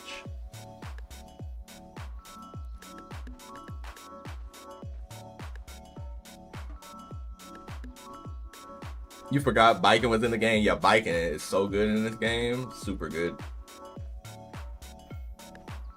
Boom, boom, boom, boom. I love his weapon flip. It's dope. Damn, she still has her chain. That makes sense. I mean, it makes perfect sense, but it's crazy. I forgot. So when I think she can still do Yozansen too. She can do Yozansen with without her weapon, and she can do chain. That's really good. because weapon flip generally means that you lose a lot of your tools, but you know, a character like Baiken still has her tools. A character like Gong Sung Lee is very good without her weapon. Like she can still fight without her weapon, and she's probably gonna get her weapon back even without her weapon. Rimuru is like really good without her weapon too.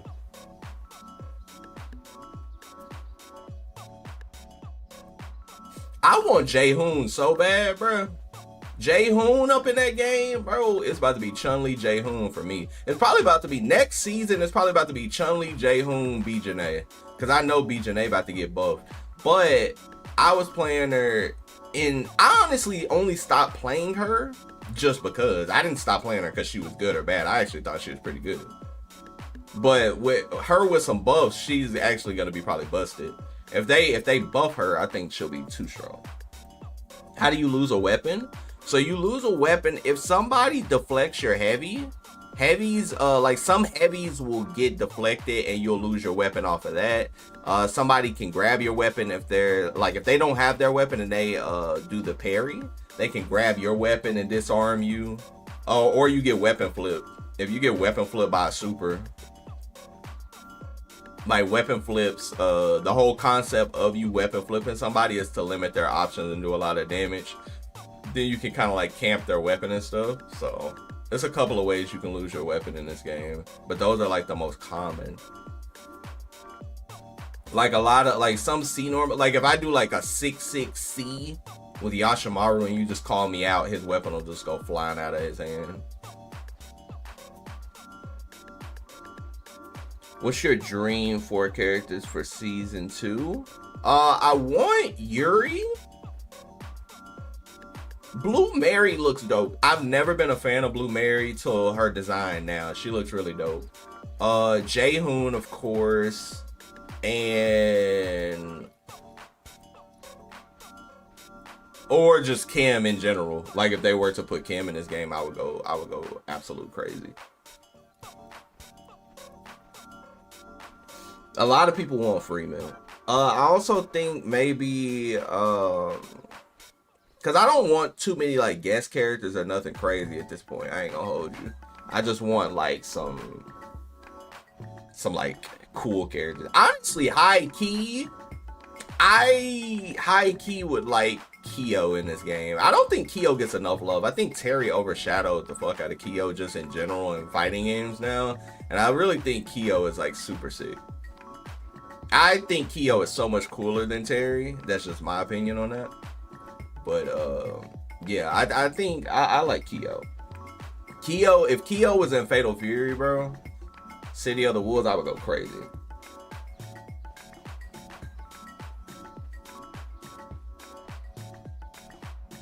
I'll show only a small percentage streamed actively playing new games. Gamers, you know what, Sterling? A lot of gamers just don't know what's going on. For real. Like, me and my friends talk about this daily. A lot of gamers just do not know what's going on. They think they do, but they don't. They need to add Akuma. It's crazy word. Kyo and Iori would go kind of crazy. So Yoshitora versus Warden. So he can counter these jump ins. It'll be risky, like if he baits you, but he can counter the jump ins or just go air to air with JB. Because it's gonna be, yep, there it goes. JB is just gonna cover such a wide space. It's gonna be very, very hard for Yoshitora to get in the air at all. But he still jumped in the air. Boom, boom. Okay, he gonna start jumping. Yep. This is what you want to avoid. The best thing you could do against Yoshi is pick a character with an uppercut. You have to, like, in my opinion, I feel like the easiest way to beat Yoshi is like pick a character with an uppercut. See, there we go. Boom. That's a good chunk of damage to stop that. Nah, that ain't gonna work. Okay. Yeah, it's basically over unless you get jumped on. You just have to avoid the jump in right now.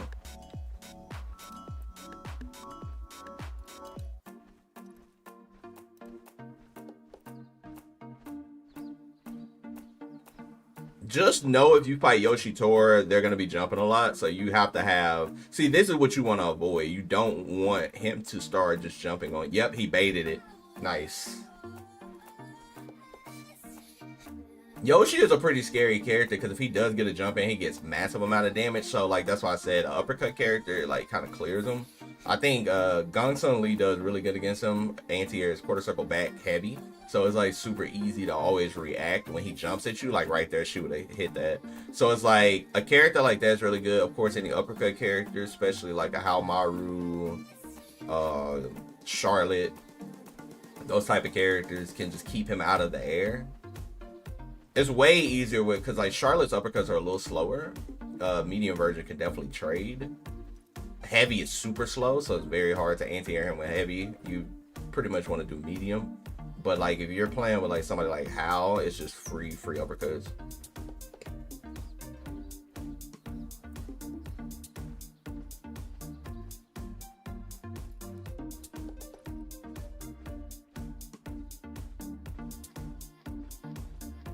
Oh, that's a big whip punish. Yep.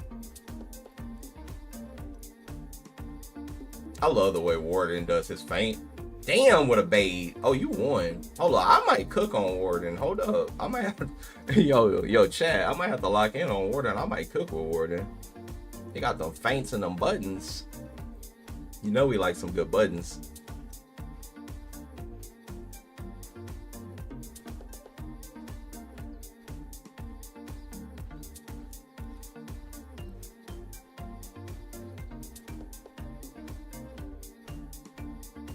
Jin in City of the Wolves? That would be crazy. Boom, boom, boom. Okay. Air to air, boys. See, he's starting to jump early. Yeah, you can't do that. Uh-huh. What you gonna do with it? Chat, how do y'all think I would be as a commentator? Like if I started commentating some of these events. This is a random question because y'all know I'm gonna stay as a competitor. But you know, I mean, there's competitors and commentators. I feel like, have I ever commentated something? Yes, I have. But how do y'all think I would do? Because I think just my knowledge on games and like how much I just love talking in general, I think I would do all right. You think it could work out great? I actually think, yeah, it might. I might cook on comms, like especially for a game like this where I would love to commentate for this game. For real? You think I'd be elite on comms? I appreciate that. Yeah, I was thinking about it. Like something like this, I wouldn't mind commentating because I'm very knowledgeable of this game now, like all the way. So it would be really fun to, because for me, I have to be knowledgeable of the game to commentate, right? Like, for example, I don't play Street Fighter 6 anymore. So me commentating it would be like, I would have to be talking about like real general shit versus like actual like frames and like things that are going on the screen. I could talk generally about it and tell you what's going on, of course, because I played it, but I'm not active in it. You see what I mean? But something I'm active in, like a City of the Wolves or this, like if I was commentating, I'd be alright. Just don't be on Smash commentator timing. Nah, I wouldn't. Yeah, I mean, honestly, high key, I wouldn't mind doing it full time. I love competing. My end goal is for anything to happen with me for SWC. Like winning SWC would be like the end of me. Like if I won, I'm not gonna hold you, Chad. If I won like SWC or something, I would retire. I would be done. I would 1000% just stream for y'all, make content for y'all, and retire as a competitor and just become a commentator. I ain't gonna hold you. That would be the final goal. That'd be the final boss. Like if I did that, I would have accomplished everything I would want in life in fighting games specifically, and I would just be a commentator and just chill. That's just what I would do. Because if you win SWC money wise, you straight. So I would just make content, help other people get to the same level that I was able to achieve, right? I think that's a cool achievement. But would I play competitive anymore? Probably not. Ooh. Oh yeah, he 1000% did that. He won with Jury and he never came back. That was the end of it. And I respected it. I was like, I respect it. Like, he did what he had to do. You feel me? Damn. Yo, Warden with the buttons. Oh, this is gonna... He about to put him in the washing machine. That animation is so cool. Boom.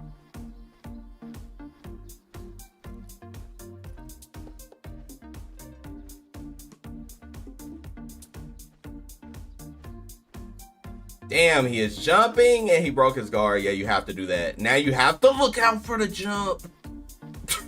It's funny because if the Yoshi player would have just ran up and stopped, Warden would have lost because he would have jumped back in the corner and got Eason. That's how like how big decision making in this game is.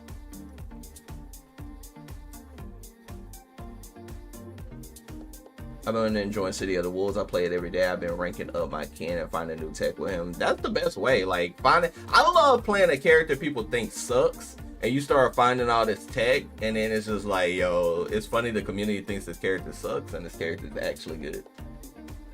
You can see me 100% see you being a commentator. No question about it. Damn. What's good, Dominique? Yeah, it really could be a good route. No, you're not. You're spitting right there. Like, it could be a good route for me. I think it's an option. It's something I should explore. Like, you shouldn't always stress yourself out about being a competitor, trying to be the best in the world or whatever. Sometimes are more relaxing, because I love talking about the game, and I think more exposure. You know, look at Justin. Justin literally became a commentator, and he's a very good commentator. Like a very good commentator. And it's like even vibes like that. Like, I like that, you know?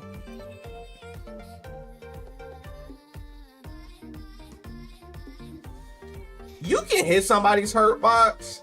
This game is more about somebody overextending on a whiff. You could definitely hit somebody's hurt box, though. But it just depends on the style you want to play, because that's the thing, Joey. Like, a lot of people don't play that like super whiff punishy style.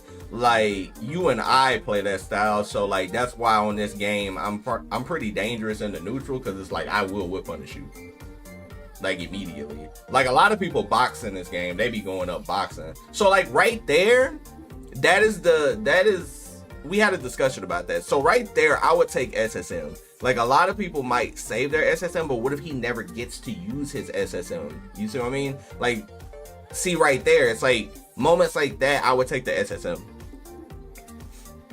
And some people don't really, we talked about this. Some people said that they don't want to do the SSM because it might be a waste because they did it too early and gave the other opponent rage. I'm like, bro, you're going to give them rage anyway. You might as well take the SSM and get your damage. But that's different mindsets, different, you know, ways to think about the game.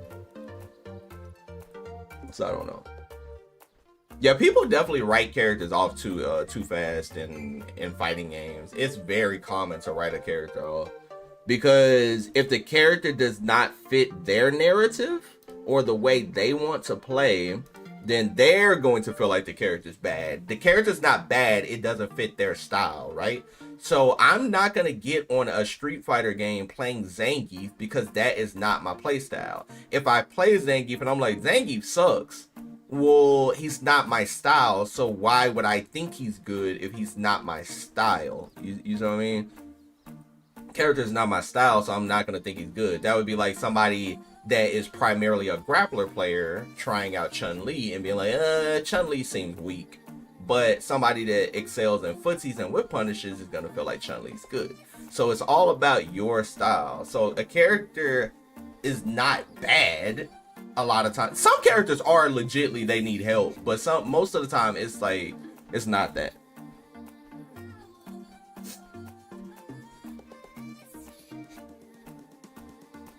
Yeah, a lot of them actually believe. The only person that I see that would literally downplay Gief is Snake Eyes. Like, sometimes he would be like, yeah, Gief ain't that good, but then Gief would do good at a tournament, and then he would kind of like be like, I mean, y'all aren't punishing though. You'll be like, what?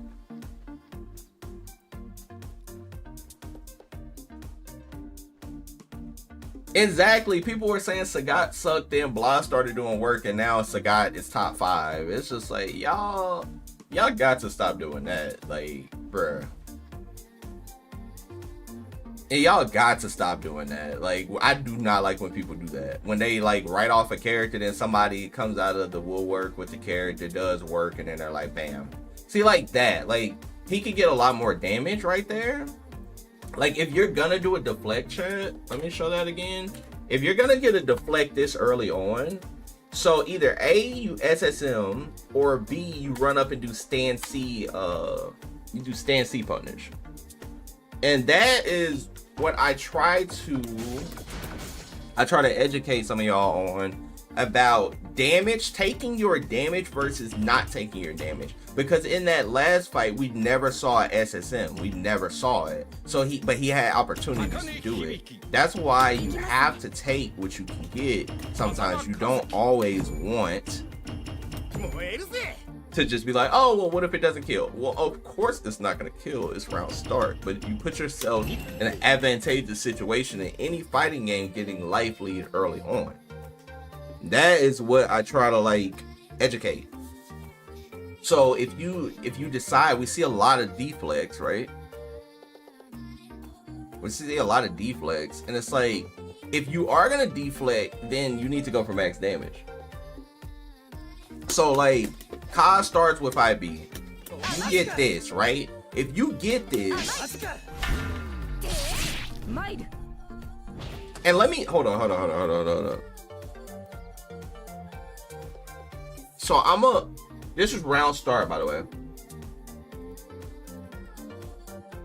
So this is a little distance between them. So I'm gonna recreate this, because what he did was he did this, right?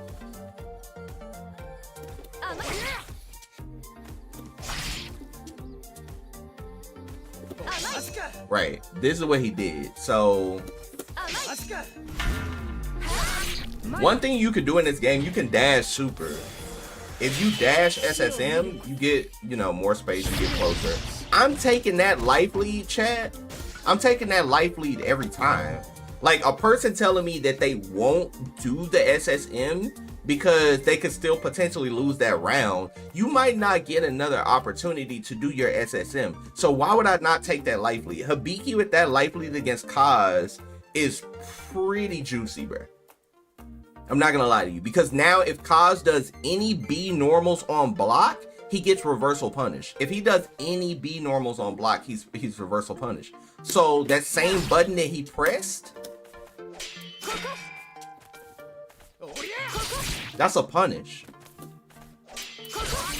You see what I mean? It's like way too important not to do that. And if you do want to take the combo, like let's say you don't want to do the SSM, you don't want to do dash SSM, you don't want to do none of that, you want to take the combo, do the optimal combo. At that point, just do the optimal combo. So like if you get this, that's the optimal. That's 345. The combo that they did, and this is not a diss, this is to help the community grow. Like when I say you should have probably done this punish as an optimal, this is things that next time you get this, you say, damn, okay, bet, let me do the optimal. So you do this optimal punish because this punish, this was a dash punish. Now, the dash punish that he did is this. So you compare the damage. I did 345, correct? This is what he did. 260 versus 345. Chat, which one are you picking? You see what I mean? 260 versus 345. Which one are you picking when you get that deflect? So right here, I'm taking this combo every time. Even if I drop it, right? 345 is like, that's the optimal. That's basically how you want to punish one of those situations. But like I said, SSM that or do a better punish, because you'll put yourself in a better spot. I think that that's more important. Nice. Because like right here, it's like you're still fighting and Kazuki is still in rage, so it doesn't even matter. You're going to give your opponent rage regardless. I think it's a bad mindset to say like you shouldn't SSM because, hey, it's not going to kill, it could be a waste. Like, no, it's never a waste because you're chunking their whole life bar and you can force things out. If I win the first round guaranteed and I did my SSM, that's not a waste. Yeah, you got mad time to confirm. If you deflect a medium or a heavy, you have a million years to do a combo. Light, you can still combo somebody off a deflect of a light, you just have a shorter window because it's not as much.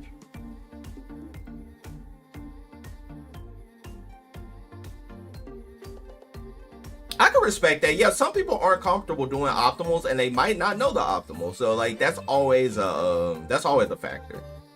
So you are right, Arcade. That's definitely always a factor. It's more so like me showing my chat, you know, showing you guys so y'all know, like, if you do play Hibiki, that would be like the optimal punish. Sometimes you can even get a deflect and a whole jump in combo, but those are like way too like situational and like specific, and timing is way too tight. But that Hibiki combo, you can definitely do that. You can do that with that combo.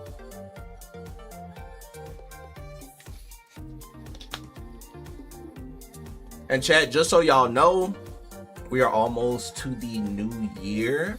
So all subs are greatly appreciated as always, so we can round out this year in a big way. I've hit my sub goal every day, so any subs today or tomorrow would be greatly appreciated to bless your boy before the new year.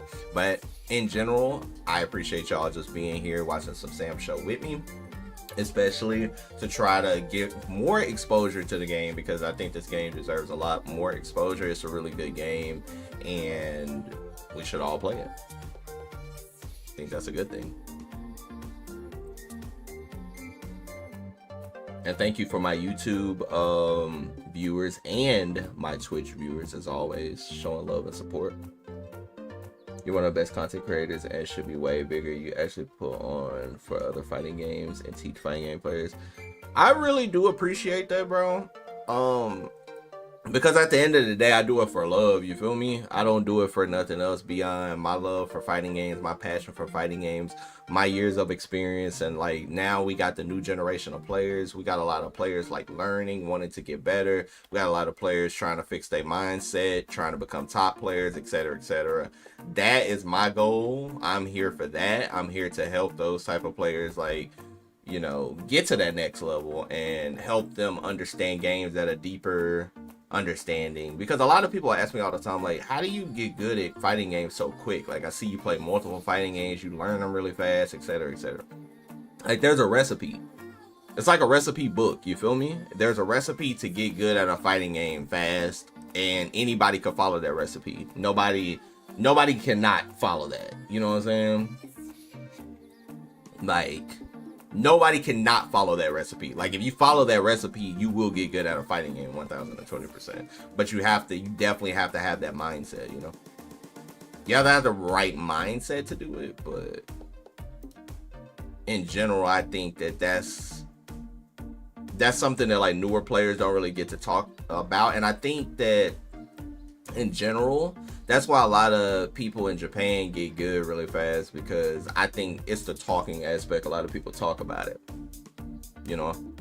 Like, when have you seen too many players like here do like live streams and talk about like how they got good at a fighting game or what you should do? It's not common, you know? It's common on my stream, but unfortunately other, you know, creators don't really do that as much. So it doesn't get as much exposure here that it gets like elsewhere. And I'm kind of like the different streamer, because like I'll stream, a person will be afraid to stream this game because they feel like their viewership will lower. However, my viewership has has increased even more streaming the game. Like, it's not my City of the Wolves numbers, but it doesn't matter. Like, I have people that are interested. This artwork is fire, by the way. Like, this is some good artwork. But yeah, I have people interested in the game. Like, see, like 2, 4, 6, 8, 10, 11. So it's 11 players pulled up for a Steam tournament weekly. Like, I like that. Like, that's all you need.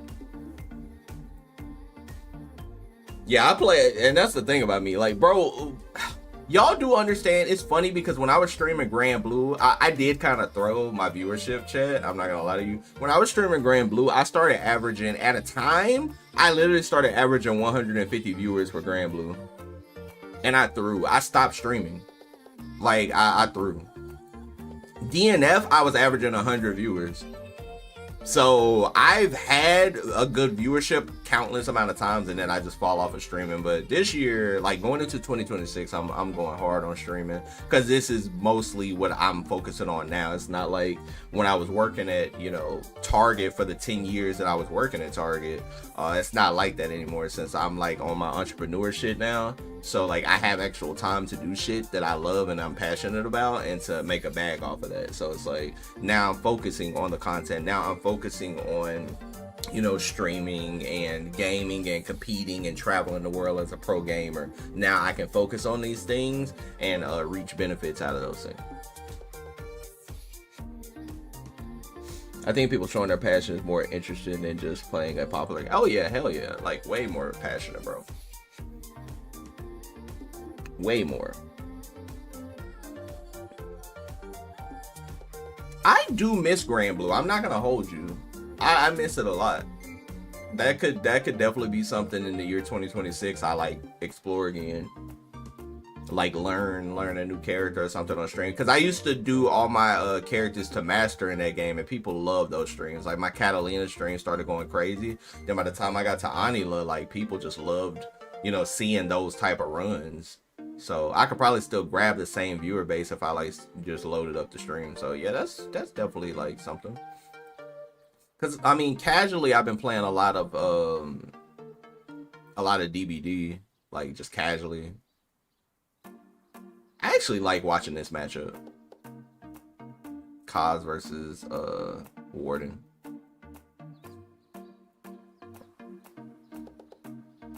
Yeah, I mean, at this point, I can just show love to all the games and just play because they're really fun. And I got the core. Yo, Arlo, what's good? We just vibing, watching some Sam show.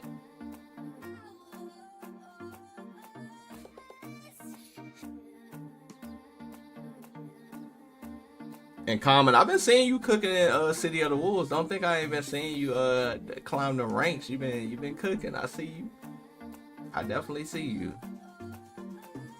Nice air to air, beautiful air to air. I love some air to air. DNF, the downfall of DNF was communication. DNF was one of the most fun games I also played. Communication can get you in trouble though, because they weren't communicating, and then it's like they were we didn't have a release date for the DLC, because all those DLC characters they came out with were dope as hell, but it's like no communication. You have to keep people like excited for your game. You have to communicate. Maybe I would be a good community manager too, high key, because it's like I can talk about a game, because I love me some Dead or Alive too, but it's like at this point, hopefully we get a new Dead or Alive, and like as a community, like a lot of people love Dead or Alive, support Dead or Alive, like tournaments are so fire for the game. It's just really we just need a Dead or Alive with some rollback and we would cook. Same with Soul Calibur. Soul Calibur with rollback would be one of the most dangerous things on the internet. Cause Soul Calibur, that's my shit.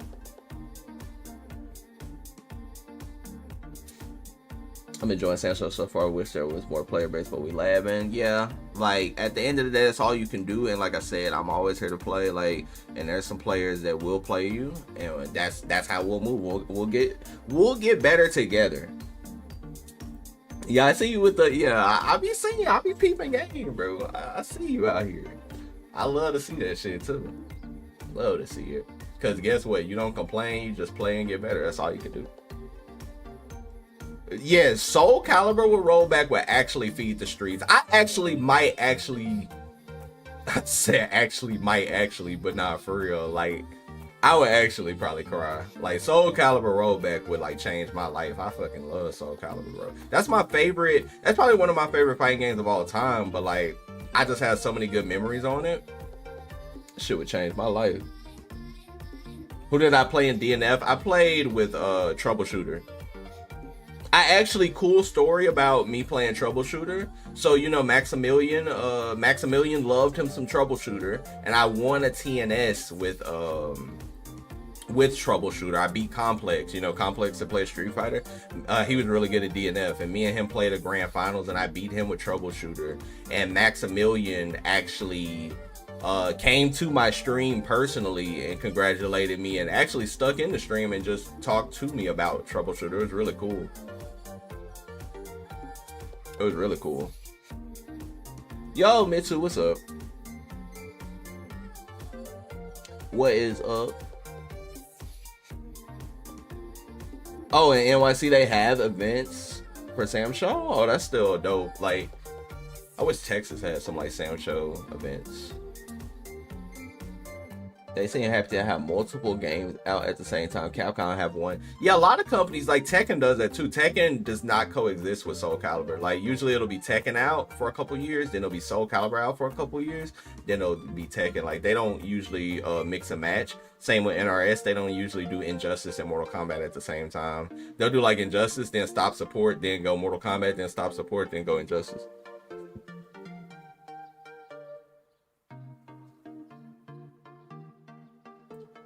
Yeah, when Max showed me love, like that was really cool. That he, you know, because he follows, he was following because everybody said he looked like Troubleshooter. It was funny that Troubleshooter looks like Maximilian, so like he loved that character, and like for him to, you know, come in my stream and show me love was really dope. Really, really cool, dude.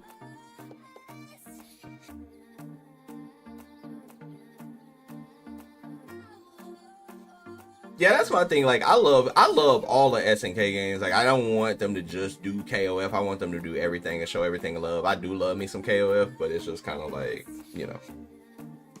I like all the SNK games. Even a game like, you know, Samurai Showdown. It's not that big. There you go. SSM that shit. Now, he wanted to do it to try to close out and force the burst. Like, this is a very optimal play because he forces this burst, and it's like Warden doesn't want to do an early burst like that. You know what I'm saying? But he had to, high key, because now he's in trouble. He's in huge trouble. Yeah, it's basically over. Because Warden is a jumpy character, and he's not about to be able to jump at Kaz. He's playing grounded neutral right now, though. Hold up. He ain't jumped yet. Oh, that could have been a big whiff punish, bro. That was everything. I don't know why he threw out shoulder. Damn, he lost. Oh, hold up. Hold up. Yeah, he lost. And that was the end of the video. Kazuki wins this week. Very good for the Kazuki. That was a really good, nice little grand finals. Kaz is really strong, man. That character's really strong. But yes, taking your weapon flip, taking your SSM or whatever, usually people always take the weapon flip, but taking your combo, if you want to deflect and you want to run up, just make sure you dash up. And then when you dash up,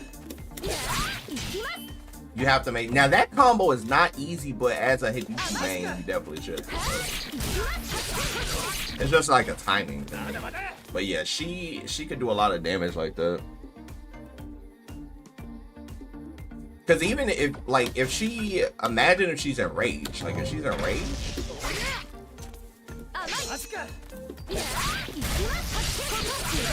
Y'all see that shit? Imagine if she's in rage.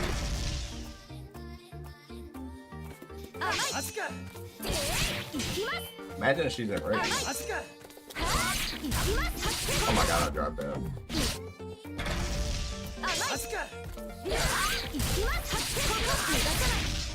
That shit hurts, bro.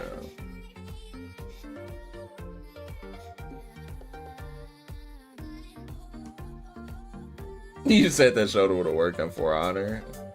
Was good to send it. Yeah, For Honor, like, For Honor is really cool. Like, when it first came out, I wanted it bad, and then, like, I just never got it. I used the Kwamba a drone. I want a new stick, chat. I got so my ball top is a Dragon Ball. Like, let me see. Y'all see it?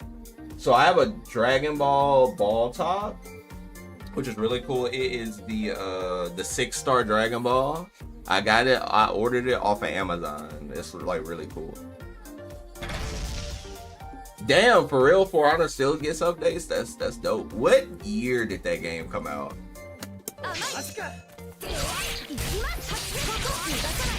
What year did that game come out? The fact that it's still getting love is dope.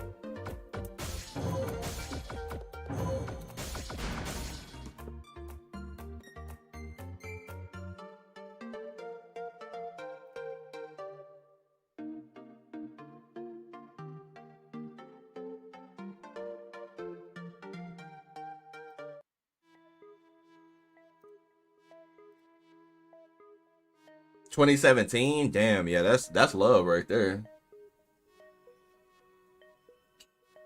Oh, there's a stick I could suggest other than the Kwamba Titan.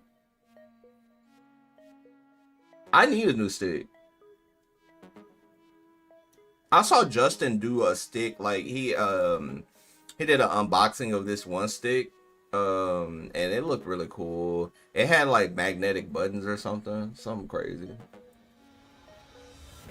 Damn, new characters on the way. It's crazy work. That's dope.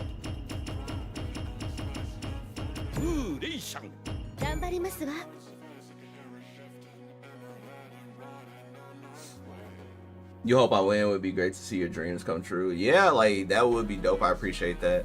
Yeah, dreams coming true is like the best feeling. Cause bro, even qualifying for SWC was one of my dreams and it came true. And like that shit was emotional because it's like when you really want something bad and you achieve it, and it's like really hard to achieve, like it's a different feeling.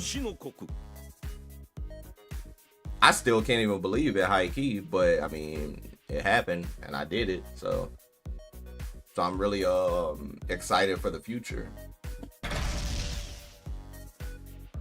Okay, chat, so let me talk about this character. So y'all know me now, of course. The Samurai Showdown community views Wu as a very, very bad character, very low tier character. She's usually low tier on tier lists. A lot of players will say like, yeah, you know, she got some stuff, but she's kind of lower tier. Like general consensus on her is she's weak, you know. So she was my first main years ago when I tried the game, and you know, I didn't know how to even play the game. I didn't understand anything about the game, whatever. So now that I've explored her again, after getting a lot better at the game, understanding the game on a deeper level,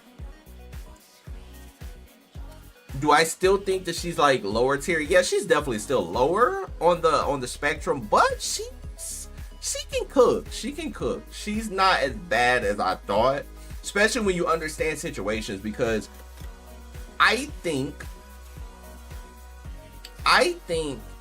in a game like this, burst damage is the most important thing. So one of the most unique things about her is she can combo into her SSM. Oh my god, it did that 3. So I need to understand why that happens against certain characters. So I see certain characters, they'll get hit by 3 hits and not all 5. Probably a hitbox thing.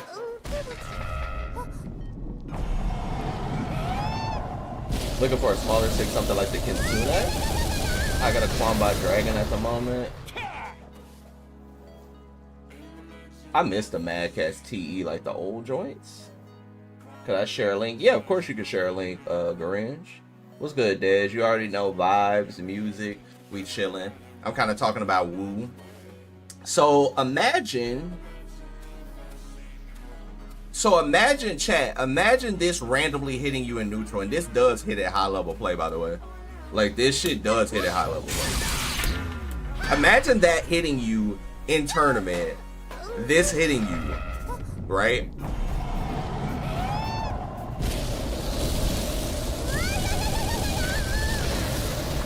Chat, what y'all think about that damage? Like, this does happen in competitive play. Like, B-Boy does hit people with this. Like, they'll run into a trap, or they will overextend over a trap, etc., etc., and they get hit by SSM and they lose that much life. Like, that is unburstable. Like, that is guaranteed damage. A character that's chunking your life bar for that can't be the worst. Like, you just can't be the worst. You can't be the worst. Now, you could be low tier and still do damage, but you can't be the worst. Because realistically, if you have like fighting game fundamentals, it's a lot of things that a player will do to you that you can still stop. Like let's say he jumps at her, right? You see what I mean? Like, let's say he jumps at her. Now that can trade, especially if you don't do it right. So like, the one thing about her, a lot of times, like when I was playing her, you gotta go air to air. I have very good air to air skills from playing like Chun-Li and Street Fighter 4. where you had to go air to air and, you know, do fierce into EX bird kick, or you were playing Rufus and you were doing jump heavy kick into snake strike, stuff like that. Like, air to air is in my blood, so I'm very good at air to air. Like, air to air is not, you know, the issue. KOF got me better at like running under or ducking under people, but City of the Wolves, I like mastered the art like of running under people, so like that got me much better to do that. Not Tekken 7 Season 2 Akuma, damn it, it's not that bad. Tekken 7 Akuma was actually, man, like that era was a crazy, Tekken 7 was a crazy era of like things that happened. Damn this. Like, she can get a good amount of damage. Like, if you can, like, feel like if you can control your space and you just play lame and you play, but you definitely have to kind of play perfect, like, with her. Like, you can't make too many mistakes. Her buttons aren't the best, but her A normals are actually pretty solid. I think her A normals are pretty solid. B normals is like, whatever. This one, crouch B is actually pretty good as a counter pose. Like, if somebody's running into you and you got weapon flip, you can definitely, like, weapon flip. I actually think her, like for example, like if he was running at me, and like let's just say he did that, and you put this out, you can hit confirm that, and that does a lot of damage. And she can camp weapons very well because she can just put the trap on top of the weapon. Like right here, he cannot get that shit back. If you run under in Fatal Fury, can your opponent still JD? Yeah, they can. They can just JD the opposite way, but you got a better chance at hitting them if you run under them.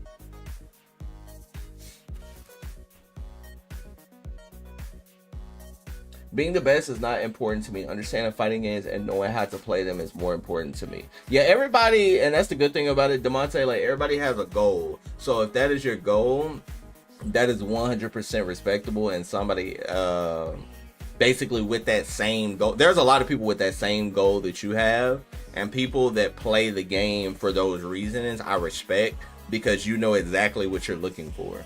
That's the most important thing. If you know exactly what you're looking for, that's most important. Some people get on fighting games and they don't really know what they're trying to do. They don't know what they're looking for.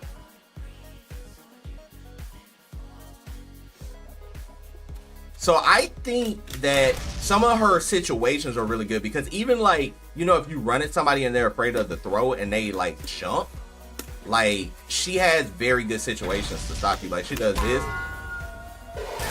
boom. That is one of, in my opinion, one of the best weapon flips in the game, because it just serves as a good anti-air and it serves as a good counter poke from her crouch B. Like she has like some really good options with it, man.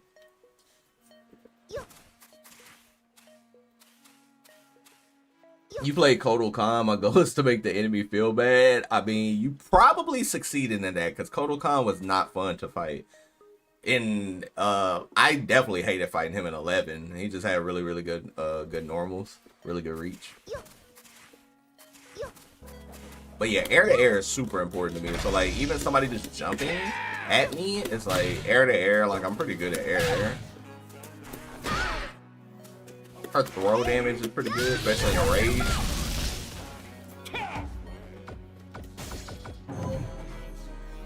And she actually has like some Street Fighter 4 type links, which is really cool to do. That's why, like, and even like you take so much risk trying to throw her. Like if somebody runs up and throws her, chat, look at this.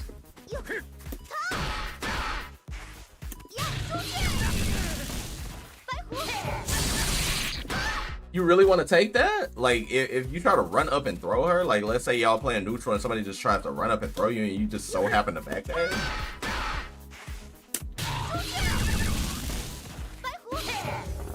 Y'all taking that, chat?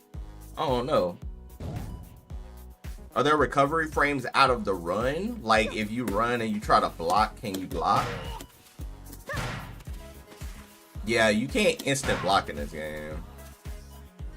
Yeah, you can't, like, when you run, so I'm like right there, that's a dash, I'm actually hitting them. So like, yeah, you can't just run, but you could run and do like, well, not DP, I'm trying to do weapon flip. So like if I tried to check the dash, you know what I'm saying, I run the risk of run the risk of that. So wake up jump is 1 frame. Wake up jump is 1 frame. Is run jump instant? I do not know about that. And that's how y'all know I'm real, chat. I don't speak on shit I don't know. If I don't know, I'm gonna just tell you, nah, Joey, I'm not sure. I'm not sure. But I do know jumps are 1 frame. So like if somebody were to like run and jump, I'm not sure if that's 1 frame, but wake up jump is 1 frame. But you can definitely hit somebody's jump start up with a button.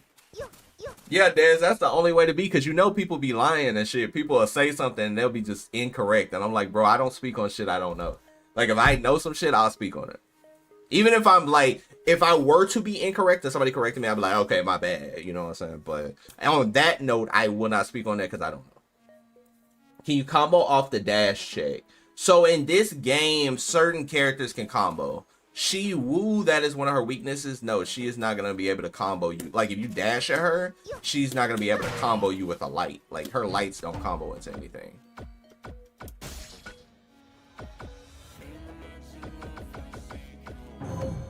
Dashes are also counter hit state, which is crazy. Do you know the unblockable trap setup with Burst? Yes, I do know that that setup with her. So basically, Wu wouldn't be able to combo off of hers, but like a Hibiki can combo off of her jab. You know what I'm saying? Into a special move. Wu's special moves are just too slow. What's the risk of trying to deflect? Deflect has mad recovery. So like all of that is recovery. So if we're playing footsies right here and you just so happen to think I'm gonna press that, right? And I don't,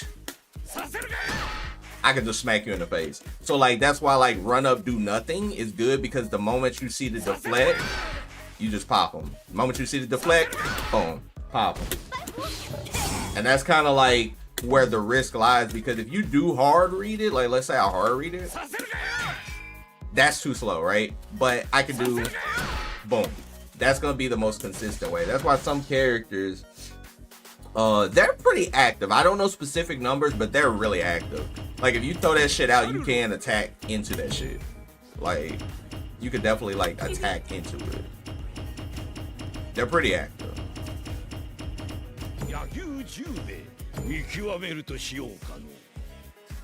I feel a shield to the face should hurt more. Shit, high key, that should be the buff she gets. She should be doing 50% off of that. Like imagine Wu just smacking you in the face for 50%.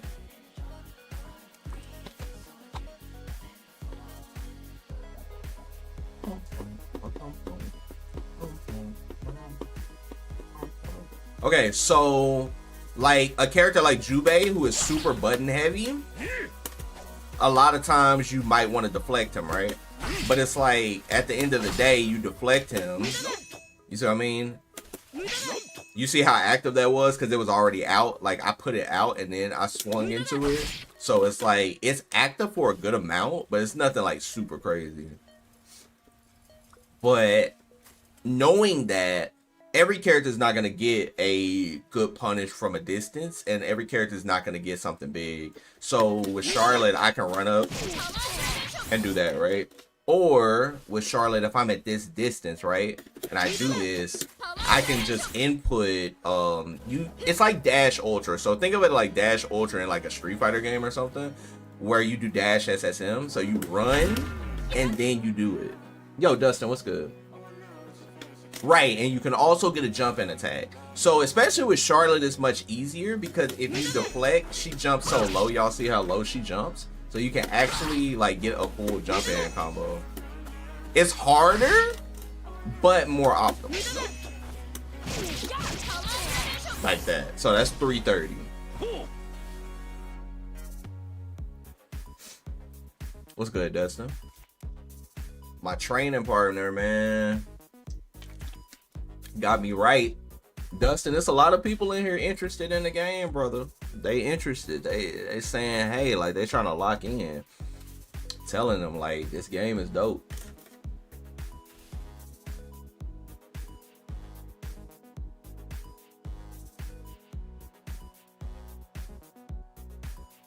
Does the punish window change? I think it's universally the same. Like, if somebody, like, deflects, because, like, all of that is recovery, right? So, like, the moment somebody deflects, you have all day.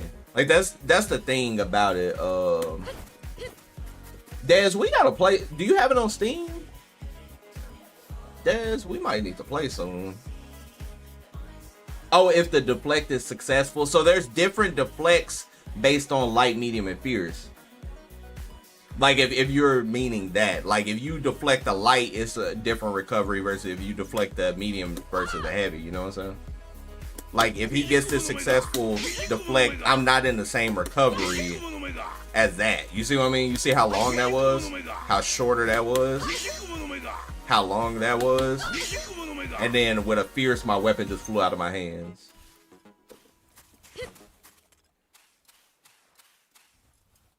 Ah, damn, you got it on PS5?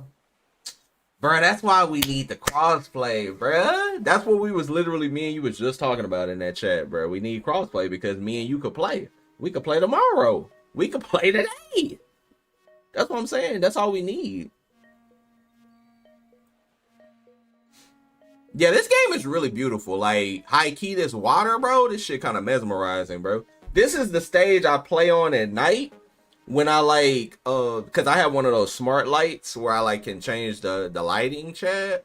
And this, like, this stage, hold on, because I got it on my phone. Like, this stage right here is a whole fucking vibe. I just be sitting in the lab. Hold up.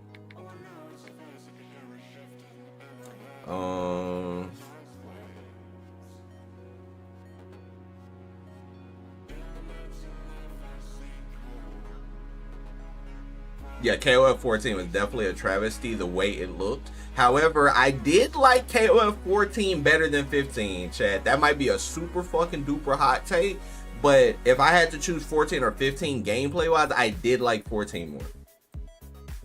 So, like, I'll dim my lights right here, about here, Chad. That still kind of look, hold on, let me see. Nah, that doesn't look right anymore. So I'll dim my shit like right here, just sit in the lab and like learn, bro. I just be sitting in the lab learning shit.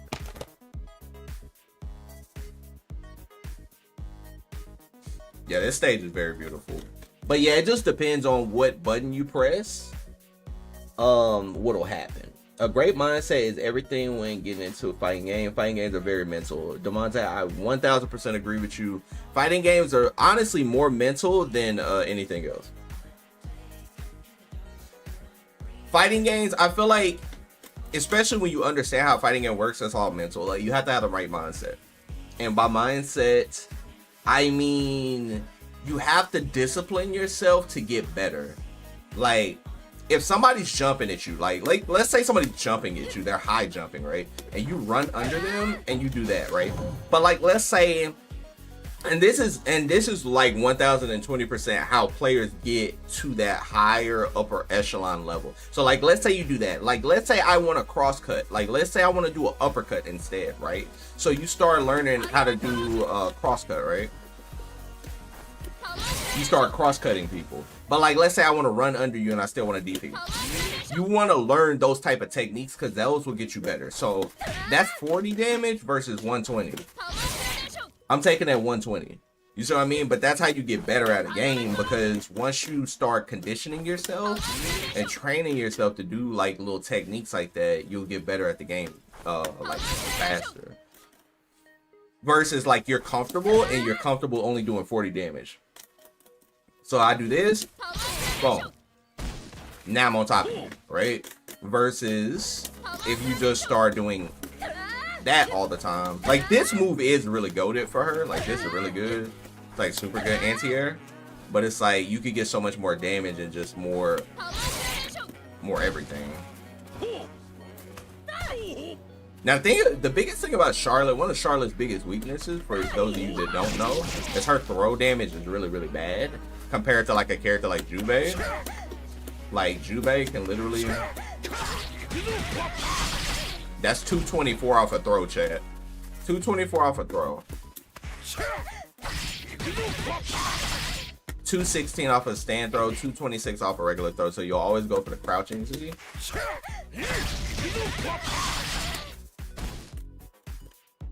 You said do heavy DP? What, more or less for the Oki? Because, yeah, that's 128. What, hold on, let me see. 128 versus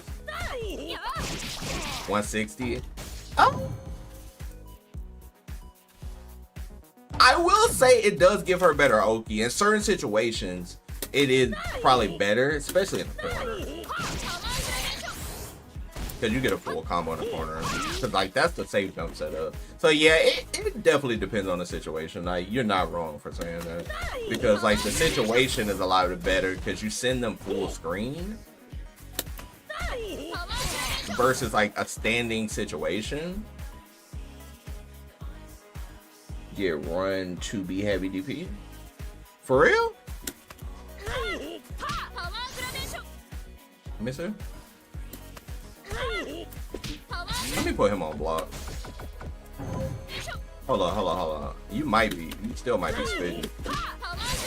Oh, you are spitting. Back throw is godlike for her. What the fuck? See, Chad, I didn't even know that. I didn't know you could do that. But you can't get close to me, so it gotta be cross me. Damn, I did not know that. That is nice. It's not the easiest, but it's something as a Charlotte main I need to learn how to do. Because that's really, really good. Back throw. I think, let me see something.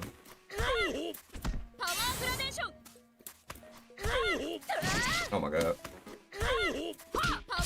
That one is much easier too. Like, yeah, medium is 1020% easier because you don't have to get as close. Yeah, I probably, for consistent wise, I would do medium for consistency. For consistent, yeah, I would probably do medium, but that's just really easy to do that medium.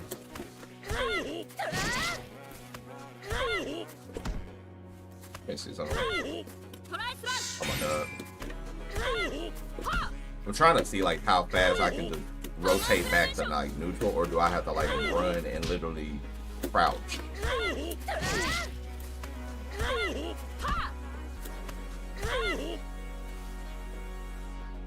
Oh, you can? What, off a back throw? Oh my god.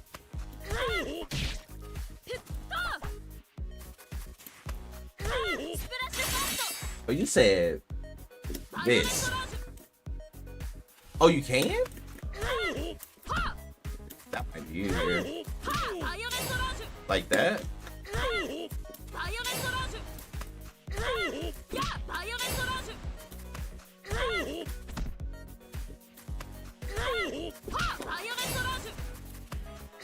Too slow.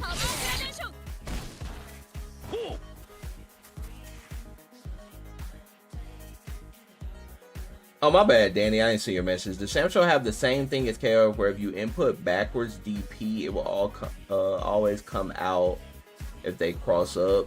So it's more like Street Fighter, where you could just do a half circle back. Like if somebody jumps over you and you just do a half circle back, like I'll show you my inputs. That's generally how I cross cut in games. Like I use like that little shortcut. So like if he jumps over me, like that. So you see my input was half circle.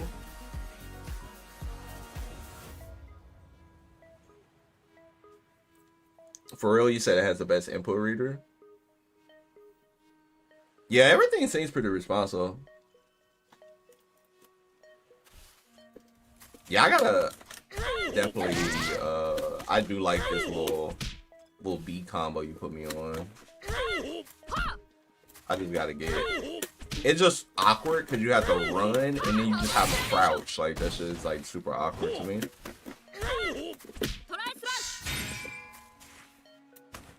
I wish she could get it off a forward throw. Her throw game would be so much better. But yeah, her throw game in general is pretty weak compared to the rest of the cast. Like I said, like a Jube is getting so much more value off a throw.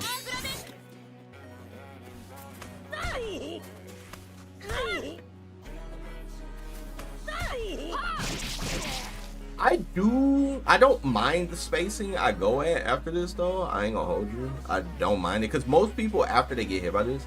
Oh, by the way, Dustin, yeah, I picked up Yasha. I was kind of going crazy. Me and B-Boy played last night on his stream. I was playing Yasha and bless me, damn. I was playing Yasha. Definitely my type of character, 1000%. But did you Yasha over him? Like he played Nakaru and I played Yasha. And I basically, I mean, I know how that matchup works because I play her too. And like, yeah, I pretty much just boxed him out with normals. Like that matchup, I swear that matchup is like hard for her. Like you gotta play it in a way where you do kind of play very like, not perfect, but you have to really capitalize because any hit that he gets is just gonna be much more than what she's getting. On top of it, 5B is just gonna keep her at bay. So it's like, it's very hard to like press her. But what the Nakaruru player is really supposed to do is wait for 5B to whiff. You can actually whip punish his 5B with her 668 and 1020%.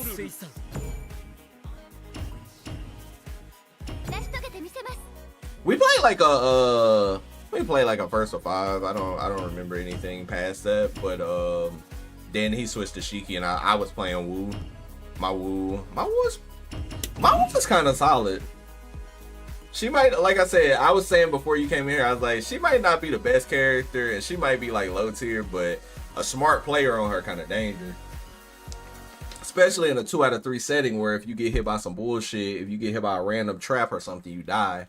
And people stay getting hit by trap at high level. They like avoid the trap for a good 40 seconds and then something will like trade and she'll get that shit and she'll just delete your life for it. And her weapon flip is pretty devastating. But yeah, like I feel like this has more recovery than people give it credit for. And if you play with Nakaru, if you play, her walk speed pretty good. So if you play outside this range and he whiffs that shit, you definitely should get hit by 668. Should never be. Bro, if she was top tier in this game would be funny. Imagine her being like biking. Like imagine her being the biking of the game where it's like you just got traps on the screen. Imagine if Wu could put out 2 traps. I want y'all to reel something back in y'all mind. Imagine if Wu could put out 2 traps, bro. Yeah, she's 1000%. And it's funny because the way to play her is the other opponent not interacting with her. But that still does work in her favor because a smart player, I'm gonna put a trap by my feet. Then I'm gonna walk forward and put another trap. Because a lot of players don't have that mindset of like walk you down, corner you. Like me. Like I'm gonna just keep trapping the map. Because if you keep backing up, we just gonna keep trapping the map. We gonna keep trapping the map. We gonna get about here and I'm not gonna do shit. And then you gonna be like, nah, bruh. You gonna approach? You gonna jump? I'm gonna go air there. Cause my air to air is really fast. I'm definitely hitting somebody out there.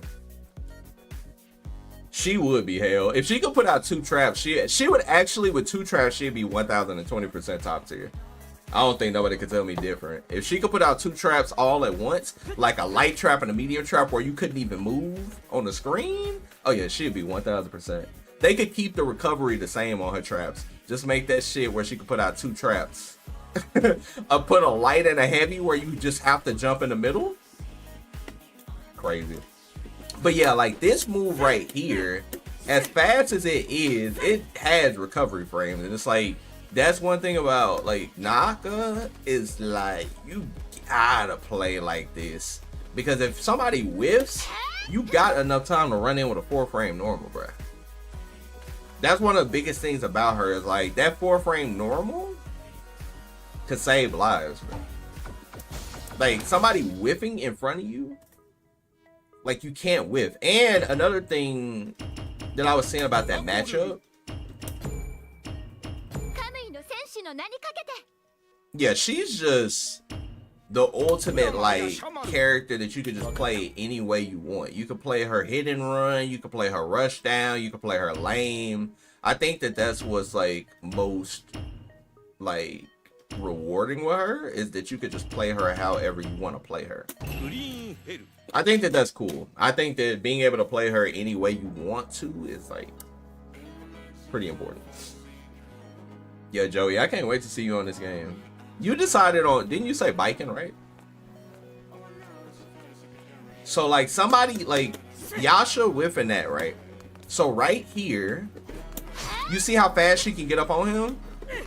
That's why I say like this game is like the ultimate footsie game because she can get up on him fast. Just like that. Like that's some surgical neutral. Like when you playing like out here, you just waiting on him to whip that to try to keep you away. Like he gonna whip it a couple times. You just gotta get up in there. That's fine. Hold up. There you go. That's like if somebody was training to be great, that's the type of shit that they'd be training to do. Like shit like that. Like that's really good. On top of if you do randomly, you'll never whiff that. Dustin, you definitely don't whiff that shit when we played, bruh. You don't whiff it a lot, but you done definitely. I seen one time you was like boom, boom. I was like, what? This man Dustin love pressing that shit twice. You definitely will press it twice though. He'll press it.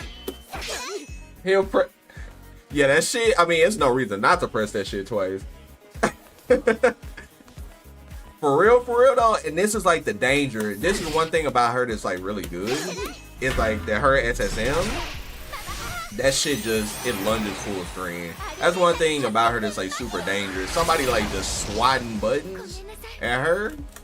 Because, and especially at this range, even if he were to hit your deflect, he's gonna hit your deflect with this. I don't care if he hits my deflect with that. That shit don't hurt. But if I get this, he's cooked. You see what I mean? So the risk reward is always in her favor at this distance because if she does get this deflect, he's smoked. Because at this point, you could just play lame. I feel like if he jumps, her air normals, so her jump in normals suck, but her air-to-air game, because of the way her normals are set up, are actually fucking good. Like, her jump C is fucking good for sniping. Somebody jumping back is good.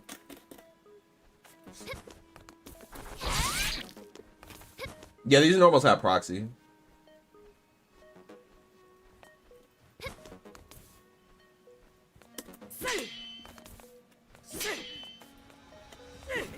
But it's not like, if you're talking about like a super duper proxy game, no.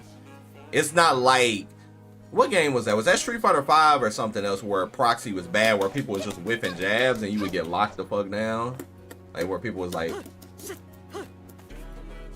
yeah, her JD is good, but in this matchup, so that's one thing, he rotated to JD, Dustin, but I knew he was gonna rotate to that because that's her best jump normal, essentially, because of the active frames. And when he rotated close stand C as an anti-air, just it would trade. I would do 1,000,000 damage and he would do 1 damage. That shit was like the funniest trade ever. It was so bad that I was like, damn, rest in peace, Nakaru. It's like, you can't even jump, girly. You better start jumping with jump 2D.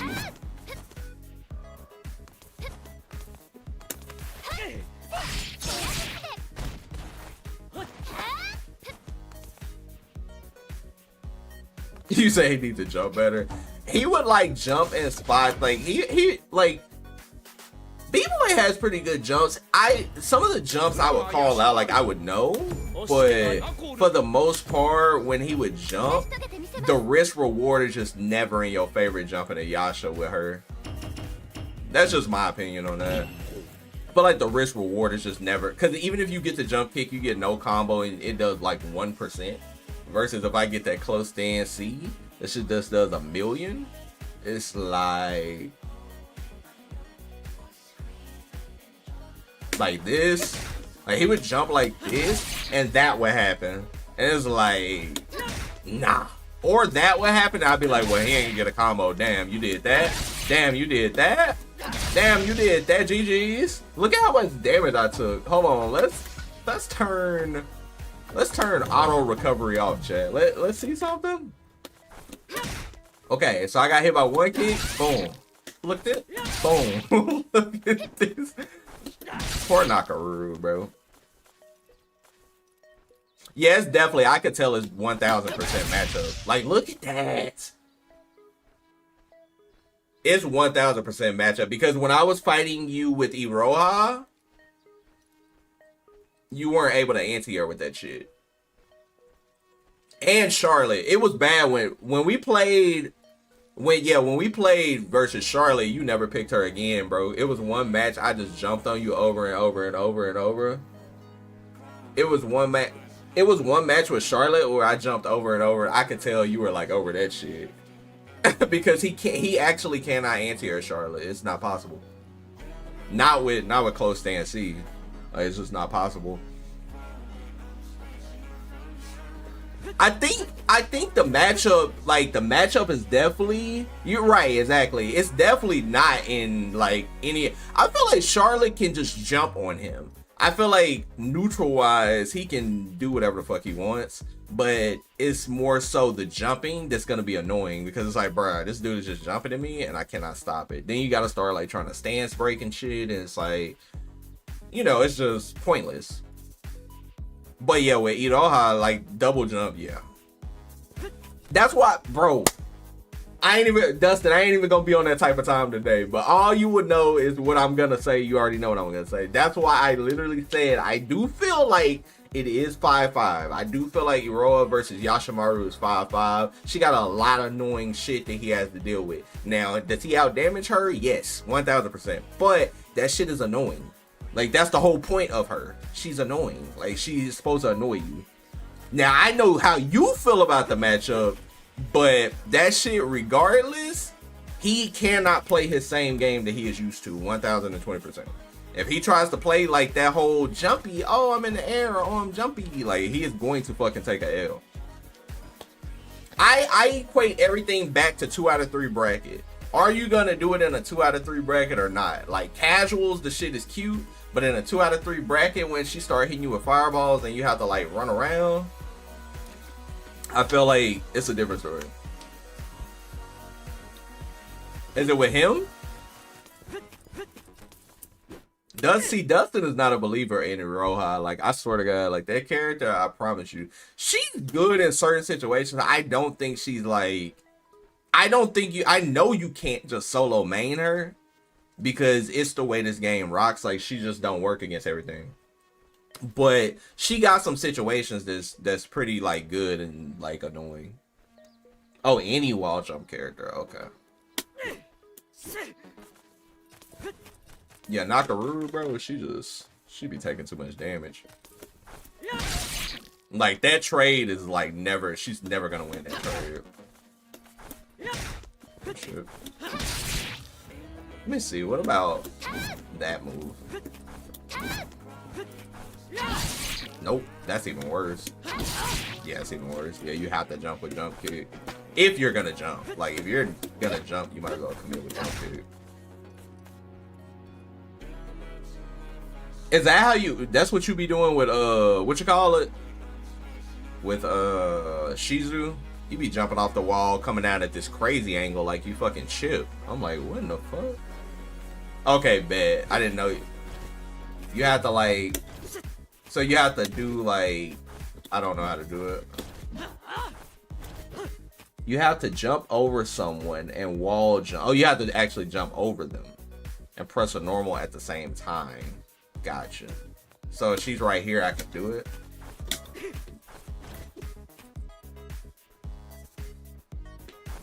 Oh, yeah, bro, I thought he had a wall jump because of the way he was double jumping. I couldn't see it off the screen. I'm trolling.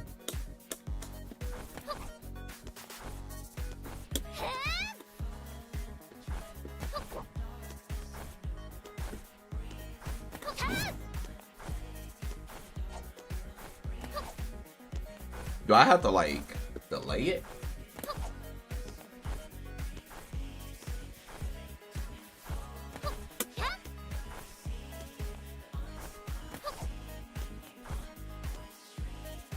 A little closer, like right here.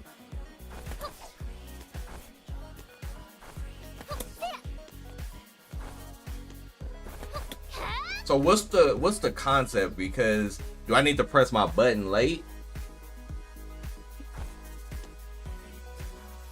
Oh, jump over him like. Okay, I see. My bad.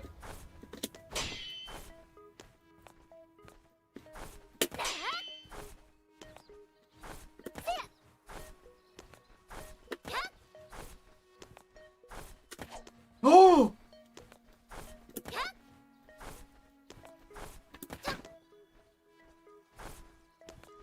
Chad! Yo, what the fuck? Chad! Hold up! Yo, that shit is dope. Nah! What the hell? That's pretty dope. That's actually dope though. I like that. I like little like glitches or whatever. That's hot. I like that. I actually like that.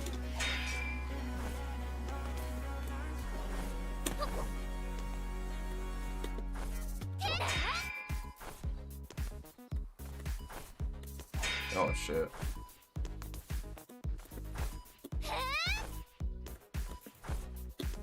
Oh my god, I'm trying to jump off the wall.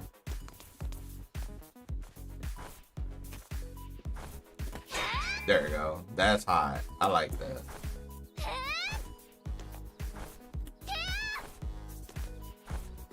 Oh my god. Can't. Yeah, that's hot. I like that.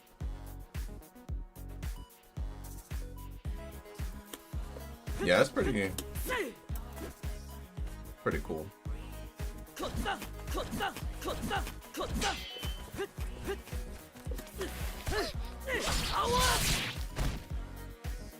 Yeah, Yasha, I also like that he doesn't really have many moves. So it's like easy to just play him. Like, I mean, all you gotta know how to do is play neutral. Yeah, Samurai Showdown is a very cool game. It just got a lot of little things that you could do. Yeah, a lot of these, like, honestly, this game, in my opinion, any character, this game is a matchup game. So, like, anybody that's familiar with, like, NRS titles or something like that, this game is more of a matchup game.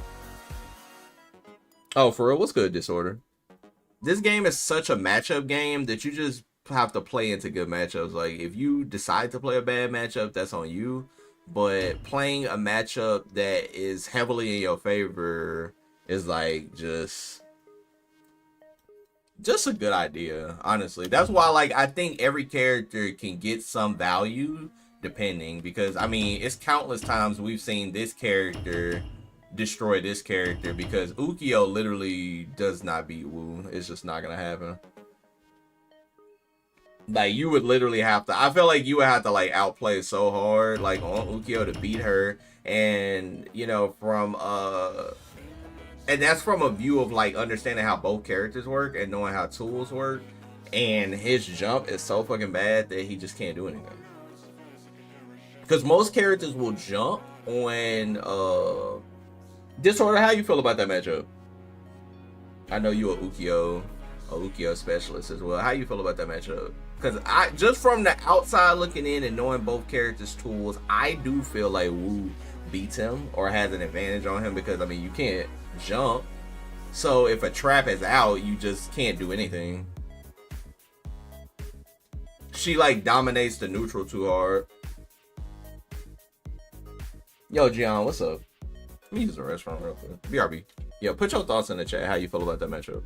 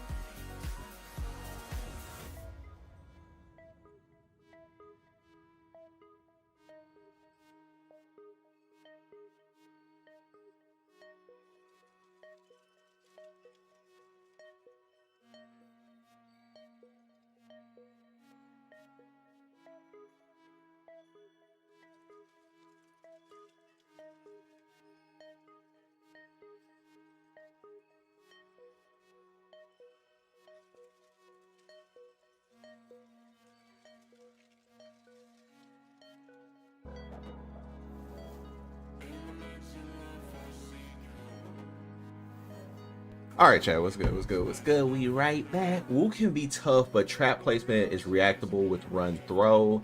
If you stay at mid range, you can also favorably trade Tsubame and 66C with trap. I feel like it's pretty even. I respect that. Yo, Danny, I appreciate that. Yeah, I feel like, and see, I like Disorder because Disorder is super like open-minded, always like open to just have a, you know, a good clean discussion about matchups, decisions, etc., etc. Right? I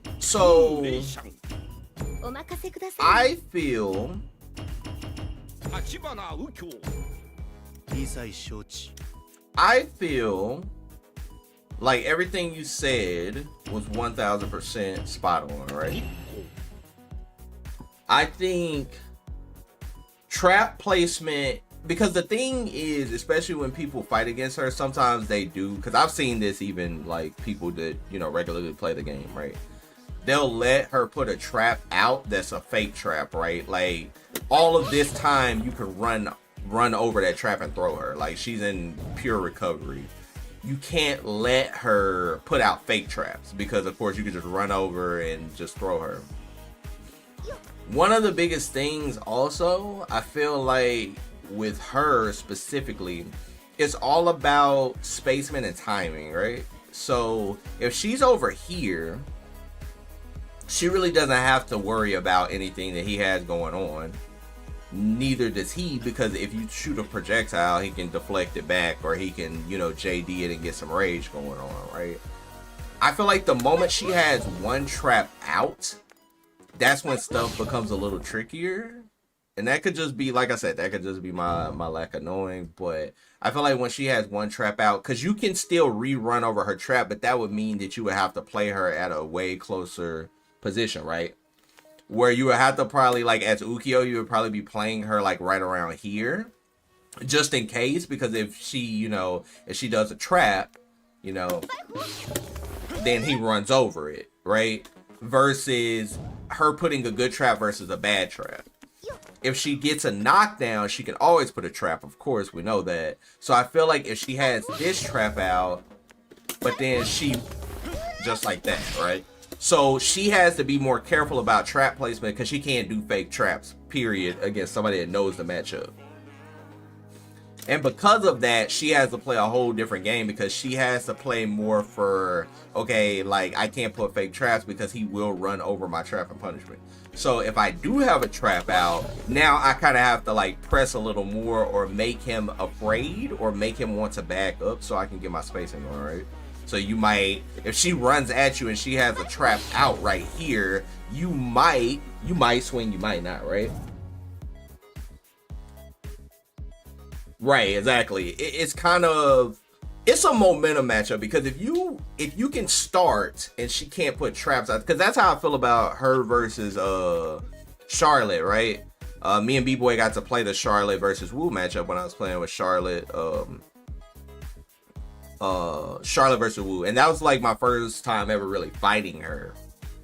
And just fighting it, I was like, if I start momentum, I win, because even so, I could play so lame with Crouch B over traps because I could just hit Wu from like this distance with Crouch B.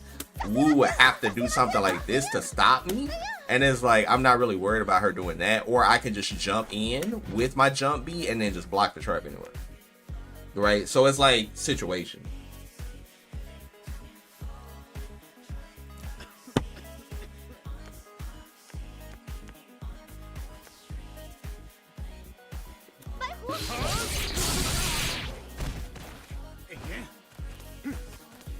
That's why I like this game, because it's so much matchup stuff that we can have a discussion about, and things that you might see that I don't see, vice versa. That's the cool thing about like fighting games where, like I said, that's the cool thing about fighting games where two people can have like different opinions on something, and it's a respectable disagreement, right? I'm not here to prove a point, and nor is the other player here to prove a point. We're here to share knowledge and see how each player feels about the situation, right? And then that's pretty much it. So we both agree that the trap out, he is limited because of course he can't jump. If he jumps, he's gonna get smacked out the air, so he's not gonna be able to jump. But then her putting fake traps out at any point in time is gonna get boom, boom, boom. Oh, Disorder, how do you feel about my setup that I made with Ukyo? Did you see my setup that day? I don't know if you do the setup or if you know about it, but I don't know if you were in my chat that day, but it's a setup that I do with him that makes his 3D safe, and it's just a really good setup to catch. Oh, you haven't seen it? Okay, bet. I'm gonna show you.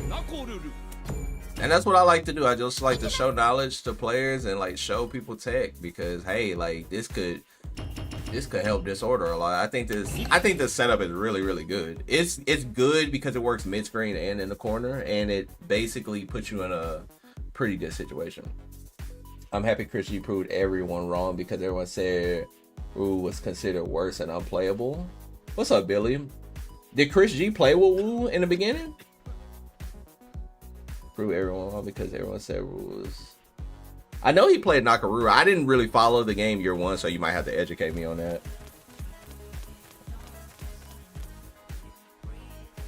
But basically this is the setup right here. So I'm gonna put her, just to show you proof of concept. I always like to show proof of concept. So that is a 668 frame 1, right? So of course you already know if I do this frame 1, she's gonna always punish me no matter what, right? So, oh damn, I didn't know that, Billy. I'm gonna have to look that up. But yeah, like Wu, like I said, my opinion on Wu is gonna be different from other people because other people have been playing the game for years. A lot of people think she's bad. I don't think she's necessarily bad. I think she's bad compared to everybody else because a lot of characters are strong in this game. But I think that she has some really good tools that can be utilized in a tournament setting that are good. Okay, so this is the setup. Hold up. Because she's gonna do that on Wake Up. I just need her to do this on guard. And then I need her to all guard. Okay, so everything is right. Basically, Disorder, this setup right here.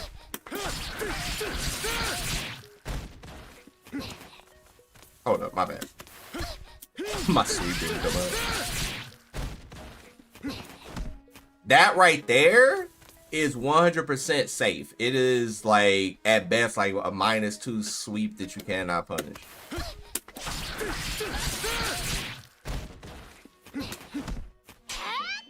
Completely safe, right? So this setup is good because you cannot throw him because you are not in throw range, and it's completely safe, and it's auto time. So anytime you have somebody in the corner, you can always do this. Like this is auto time. You just hold up forward and then backdash, and it's always auto time. And of course, yeah, exactly. I'm using the late active frames, and because of that, of course, you can do that because if a person does especially think that it's unsafe, they'll probably swing.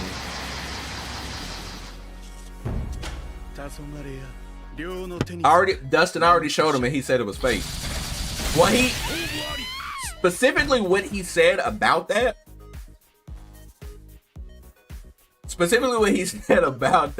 he said that the sweep wasn't safe, and it is safe. It's 1000% safe. He didn't say it was like necessarily fake, but he said that they could throw reversal and they can't throw reversal. You can't throw reversal it. Like if you throw reversal it, nah, I know you throw. They throw reversal it, it's like you're cooked because Disorder. This is how it looks when you throw reversal. Boom, boom, boom, boom. You just whip. You see what I mean? So it's like it's really good, and it stops for a roll, right? Now, the question, of course, chat would be like, okay, well, what if they don't pour a roll? Well, if they don't pour a roll, that's fine as well, because guess what? I backdash and then nothing happens and I got you in the corner as Ukyo, and that's where he wants you. On top of you can throw. That was 6-6D sometimes, but hard to time, so I don't always get it right. Also, just be built like me and OS it. Oh, OS the roll. Yeah, see, now you will go crazy with this tech. I want, actually, Dustin, I want the next time we play, maybe you pick him again, because I know you picked him that one time on me. Maybe you pick him again, start using that tech too, and do your tech chase, because I know you know how to tech chase very well. That shit would actually go crazy. I promise you this. This shit is actually really, really good, because here's the thing about this setup. If sweep ever hits, it's auto-timed as well. Like, another jump is auto time. So if you do, like, if I sweep you and I hold up forward and I backdash, it's always auto time to give you another meaty sweep. Like right here, it's always auto time. They're all meaty sweeps. You can't punish it. I tried it after you told me and I could not do that shit.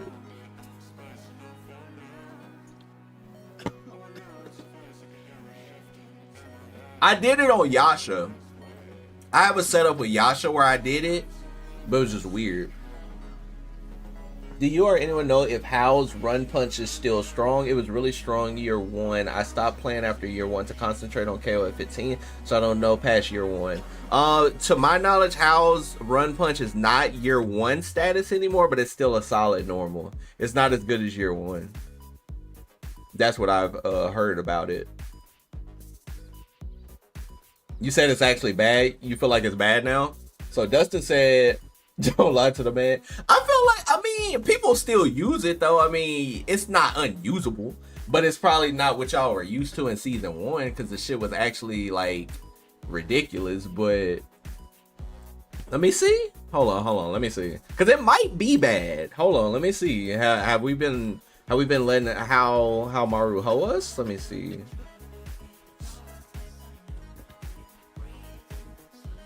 Let me see.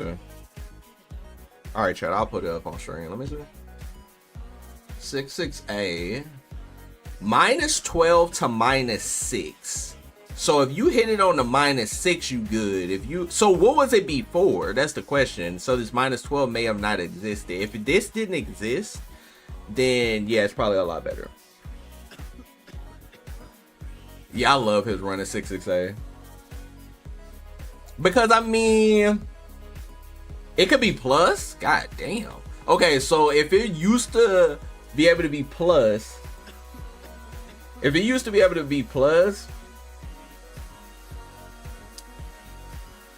yo, no problem, Rendit. What's good? You know, I love sharing the tech. That's my whole stream vibe. So I'm glad you're here and I'm glad you're enjoying the vibes. So yeah, if it went from it used to be potentially plus to minus, I wouldn't say that is still bad though, right? Because if you space it, you gotta be a spacing guy, because not many characters are gonna be able to like actually hurt you.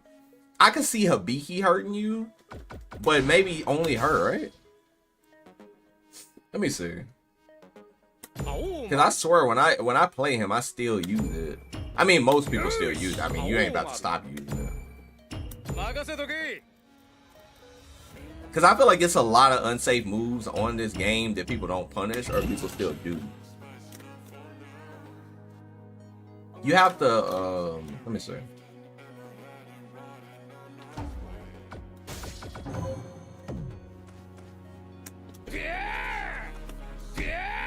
So like right there, right?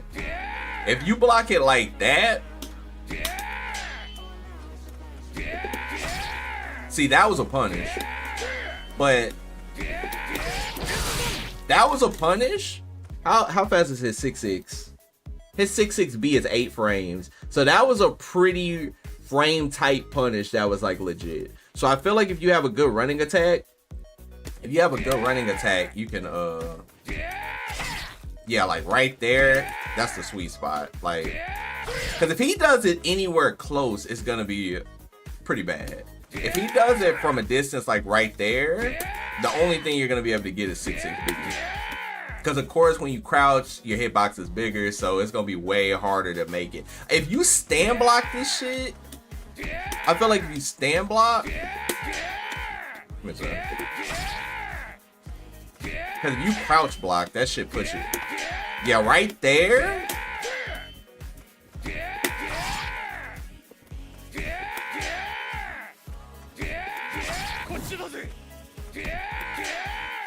You have to hit that shit super late.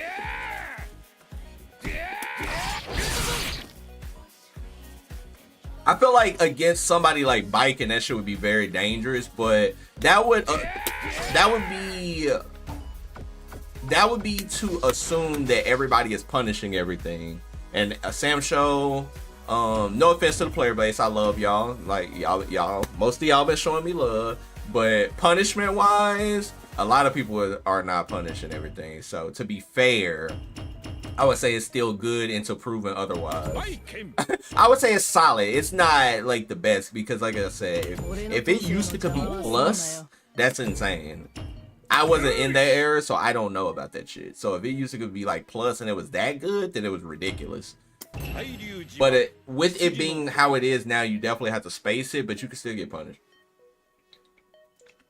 So let's agree to disagree that it's good in certain matchups. I think that it's still good in certain matchups because if you do it against like a Kyoshiro, what is he gonna do? You see what I mean? But if you do it against her, you do it against this character. I swear, this stage, I do not like this stage. I love this stage, but I don't like it. Drops frames. I feel like it drops frames.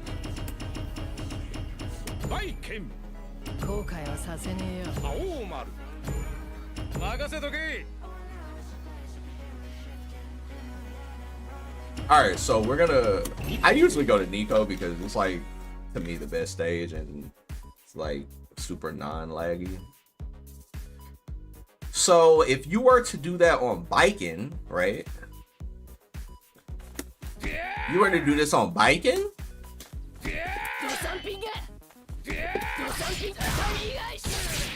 You see what I mean? Like the risk for reward of you doing that shit on Biking is just... it's not in your favor. Especially if she gets it right. Like if she actually punishes you. I mean, from the look of it, she could just almost stand beat it. I mean, she could 6-6-A. She could always 6-6-A punish and go into... how is that? Yeah, she could always 6-6-A punish.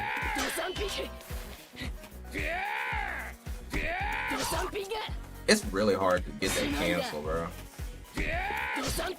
There it goes. She can always get that. In your opinion, Infiltration, when he won Capcom Cup SFXT and most of his success, he at the time rarely played online and only practiced it with Lav. You think this method can work today? Yes, you can. So here's the thing about a training partner in fighting games, right? You can get successful and become one of the best in the world with one training partner.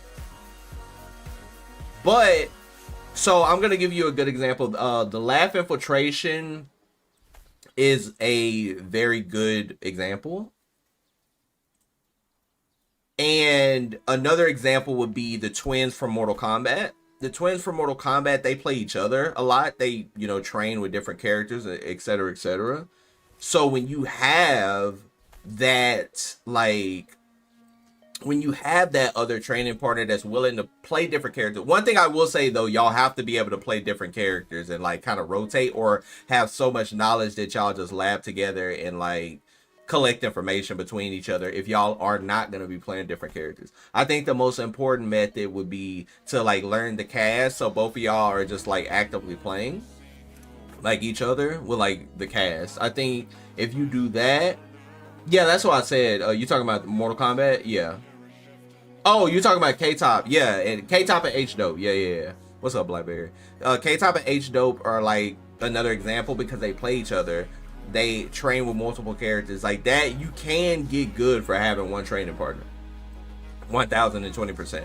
It's actually more valuable, and this might ruffle a couple of feathers, but it's more valuable to have that one training partner that will rotate characters and like actually provide information with you where y'all can go back and forth with information than literally trying to play, you know, 9 of the top players and you can't get games with this one because he doesn't want to play you, etc., or just playing ranked all day. Those things can actually hinder your progress versus you just playing with your trainer partner. 1000%. So it's more important to have a smaller group of players that plays the game. Like if you have like let's say you got 4 friends that play the game at a pretty damn good level and y'all are all trying to get better, you would do much better in that group versus trying to like get games with this top player but he won't play you, then trying to get games with this dude but he thinks he's better than, like ego trip. All that shit is just not good. I would do better playing one player to 2 different players versus playing a large group of players. You can get better much faster playing at a smaller group. They ain't run this game at Evo because Infiltration won, the only one. Are you serious? That's crazy.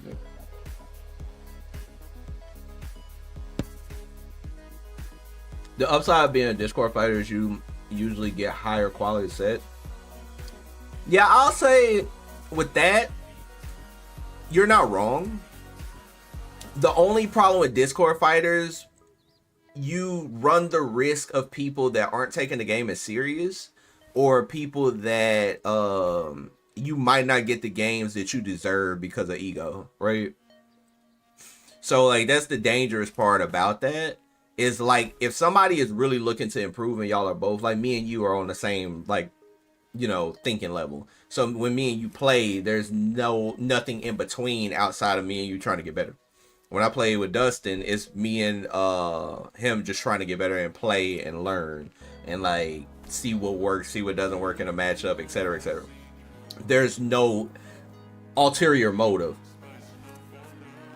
A lot of it sometimes a player wants to see if they can beat you because it will feed their ego. And while some people might say, well, does that matter if we're both trying to get better? It does matter, because quality of games change when somebody wants to beat you. Like for ego purposes. Like if both players are not really on that same play style of trying to get better, games do change. So and I'll give you an example, right? So if somebody says, yo, bro, let's play. And you're like, bet. And you play a long set with them, right? And, you know, you win majority of the set. And you like, GG's. They like, GG. Okay. And then you come back a week later. And they're like, yeah, I've been waiting to play you again. Let's go. And then this time they run even with you. And then they're like, yeah, this time I shut down all your jumping and all your like little gimmicks and tricks. Yeah, it was way more even this time. That player that said all of that shit had an ulterior motive. They wanted to beat you because they felt like the way you play is like bad or like not good.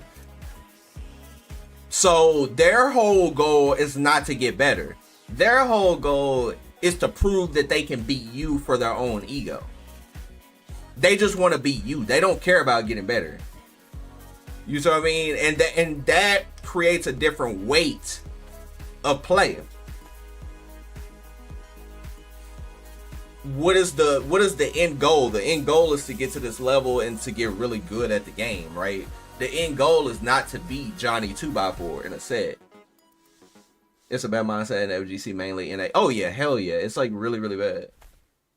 Don't really like online play, but I do have a friend who play, but his knowledge isn't as vast compared to mine since he hasn't played as long as I have. So Billy, the suggestion I would give you is the knowledge that you have, build your friend up. Like if he's willing, like some friends aren't willing to learn or listen, right? Build your friend up and then he'll have the same knowledge as you and he'll be a dangerous training partner so both of y'all can get better together. That's how you do the training partner art. If you have a training partner and he's not as good as you, like let's say you're an A plus player and your training partner is a B plus player. So what you need to do is you need to train them up to become an A plus player. If they're willing. Everybody's not willing to learn and get good and become an A+ player. So once you get him to A+ and y'all are actively going even, then y'all both strive to become S+ players and y'all can push each other with that. How that happens, you get better and you start beating him again. Now you go from A+ to S. And then with him, if he really wants it and he's hungry, he starts going even again with you. Now y'all are both S players. Now that S, both of y'all are S, now y'all are dangerous. Now y'all are a threat. That's how that works. And that's only if the other person is willing to do it. Not everybody's going to be willing to do it.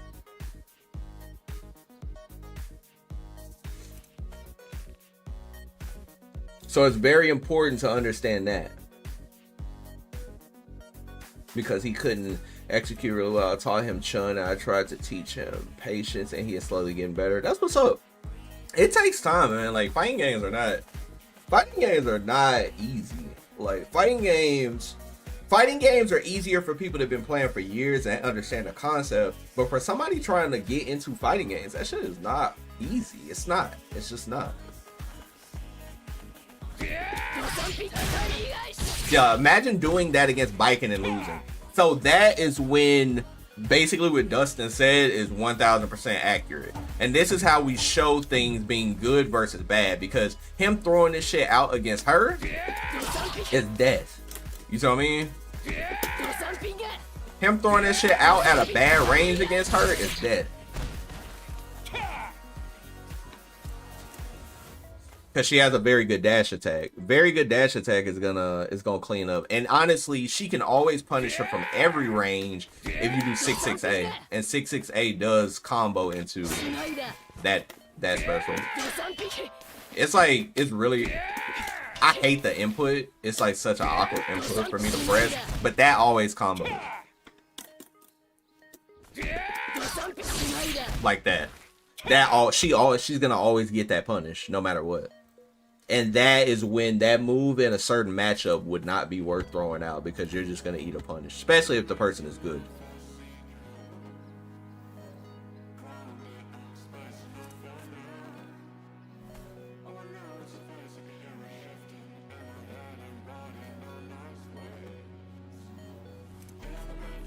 Yeah, exactly. A day, a month, a year, yeah, you just can't get it that fast. You have to like 1000% like take your time and like really like get your mold. Once you get that like core, then you got it. But yes, to answer your question, because we went on a long rant. So how Maru's 6-6A, definitely not season 1-esque, but you would have to do it in certain matchups and see how you thrive, because in every matchup it's not going to be good. That's the beauty of this game. Certain moves are good in matchups. Certain moves are not good in other matchups. Like how Maru versus Baiken, him throwing out 6-6A and getting hit by 6-6B into Tatami is not a good look. So, because even if he were to do it against her, like, he's going to get cooked.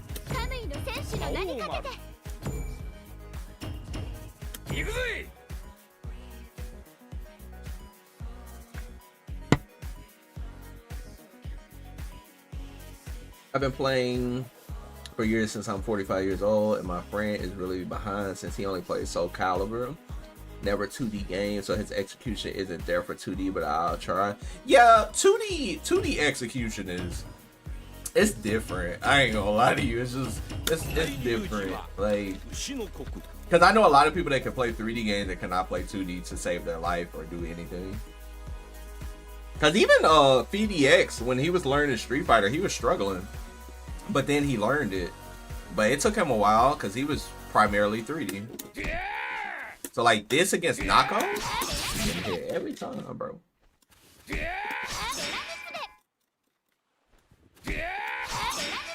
Bro, I'm trying to do the other special move is so awkward to do, because it's like back down, and that input is so nasty to me. like that. Hold on. I think I can do a trick. I can do a trick. You can do like a half circle, like not a half circle, but almost like an SPD motion. Okay, that's probably how people do that shit so consistent. They do like an SPD, damn near. So if he does this against her, and your punishment is on point, yeah, they really did. Yeah, it's definitely not.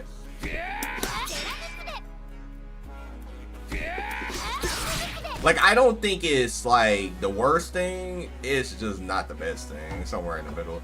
You just, like I said, you would have to pick a matchup where you can do it. You would have to pick a matchup where you really can do it. Because, I mean, she has a 4-frame running attack. And, of course, like, she has a 5-frame running attack. So, you do it against her, you're going to get hit.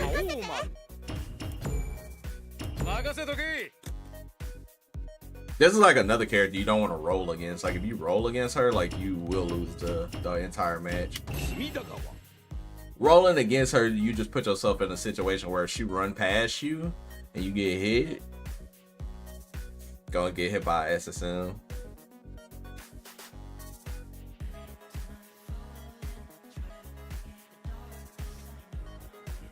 Yo, P1, what's goody? Watch this. You see what I mean? But she got a 5-frame. Hers is 5. Like, you run into situations like that. So it's like. And like, you see how he blocked? Like, in a real match, like, a person might not block that. I did have a good Christmas. Hope you had a good holidays as well. Christmas was really good. Y'all see that?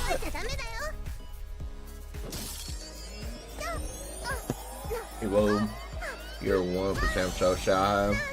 Z was wrecking everyone with How's One Punch. Altercation was wrecking everyone with Genjuro. I gotta go back and watch that in time, for real.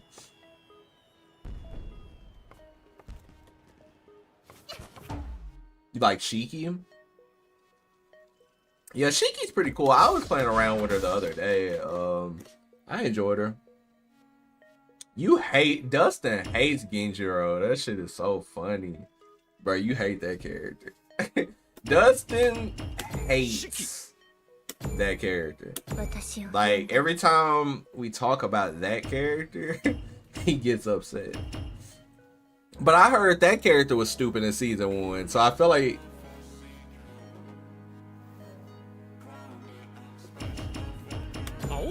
Dustin he hates Shiki too, but I'm actually, in my opinion, I'm a believer in Shiki. I don't care what nobody says. I'm a believer in Shiki. I don't think she's bad. I'm actually a believer in her. Bruh, Dustin. Now that's one where we'll just have to disagree. I'm a believer in her, Dustin. I don't know.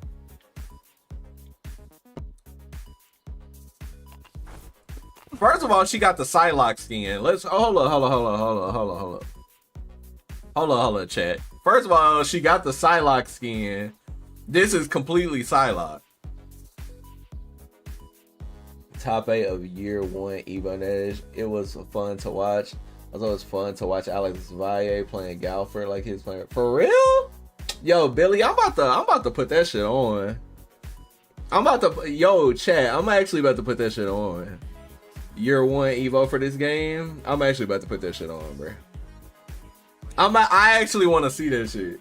I've never seen it. I really want to see it. I want to relive some history. But for real, you didn't like it?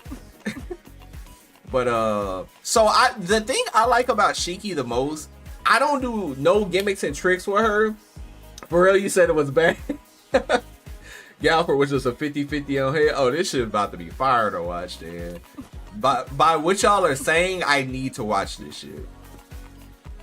Okay, so one thing I like about Shiki, like I said, I don't do none of the gimmicks and tricks with her. I literally just play footsies and neutral, and that's really what she's good at. Because it's like, you're not jumping at her at all. She has an uppercut, so like, I like that. I 1000% like that. She can uppercut you very easily out of there. That's beautiful. Stand B being cancelable is still really good. Dustin said her uppercut is terrible, but you're not about to jump at me. I'm gonna hit you. Me and you gonna run a set. I'm gonna play Shiki later, and you gonna try to jump at me. And I'm literally gonna AA you. 90% of the time, you gonna be like, damn, okay. Then you gonna start trying to play Nooch, and you gonna whip. And I'm like, oh, you whip? I'm gonna be like, right here. Oh, shit. You gotta wait, because you will get an upper. You will get... Dustin is funny, bro. That's the homie, though. He funny, though. Oh, that was that? Yeah, where you couldn't pick up your weapon. That's what I heard about Gongsun Lee, that she was broken because it would be off screen and you couldn't get it back. Yo, high key, they should have kept that shit, bro. Don't lose your weapon. No, I'm just playing. I'm just playing. I'm just playing. I'm just playing. I'm just playing.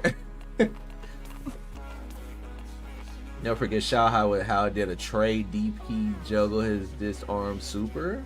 For real? Damn. Oh, you were there? Purdue?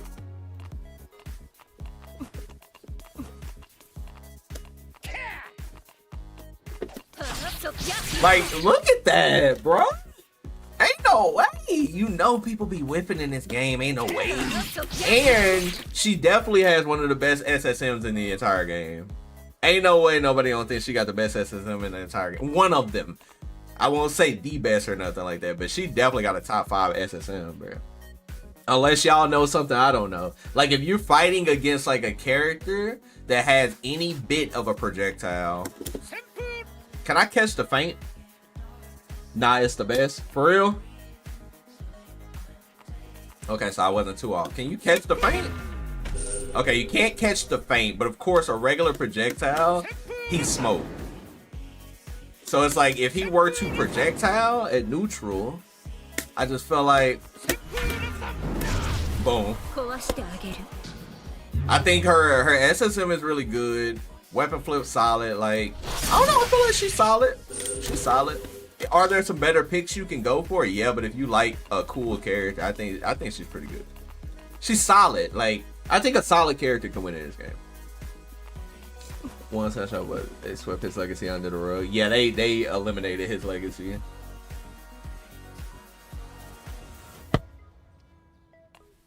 I didn't even know he played Sam Show until y'all told me. I forgot, actually.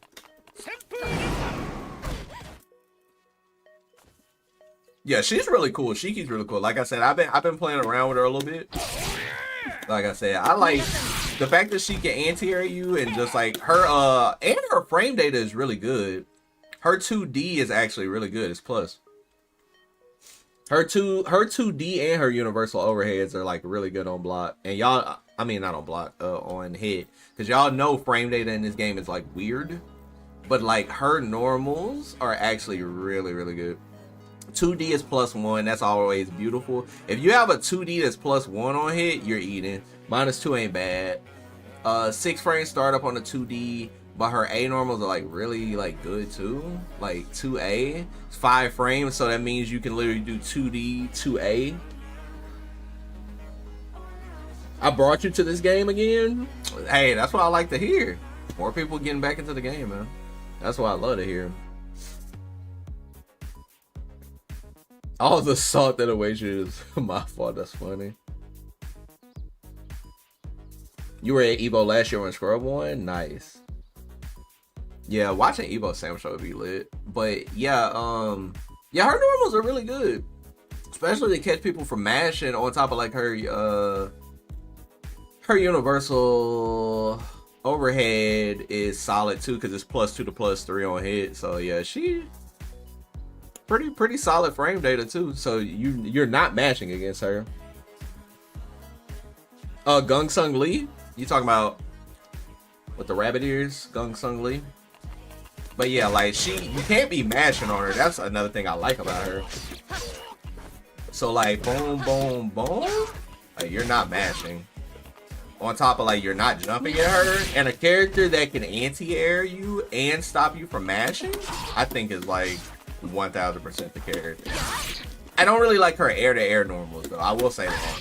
Cross up JC is pretty good. She can get it off of how was I doing it? I was doing it off of this. Like that. She can get it off of that. But her running dash attack is like good as a whiff punish if somebody just like clearly whiffs and you're waiting. Like stuff like that is like super good. 3. So standard throw is 3 frames, back throw is 5 frames. So if you do that, that's a 3 frame. That's a 5 frame throw.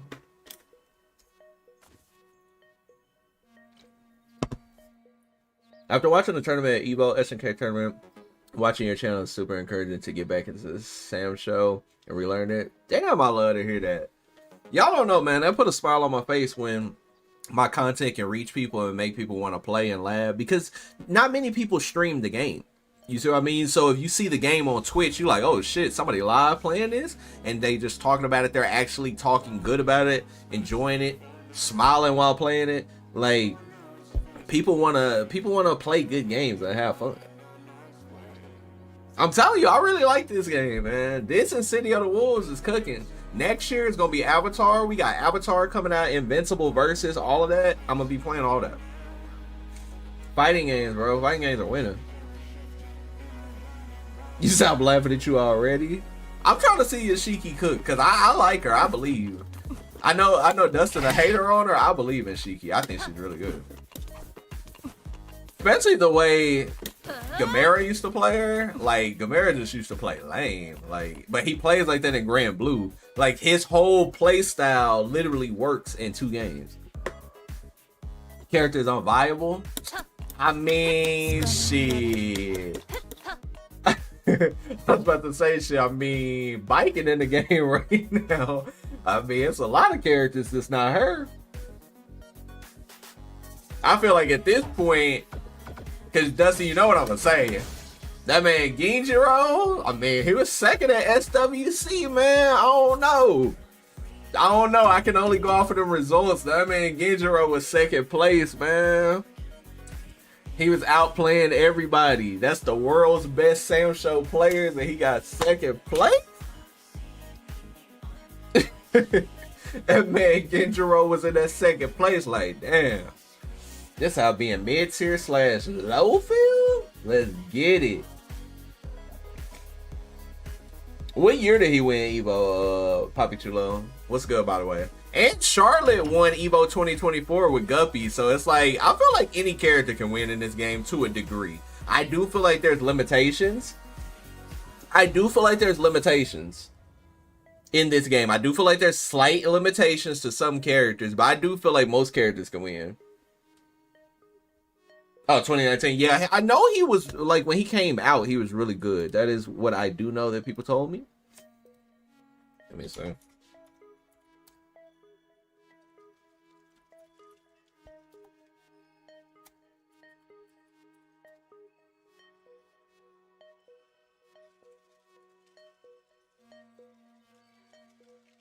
No way I found the video, chat.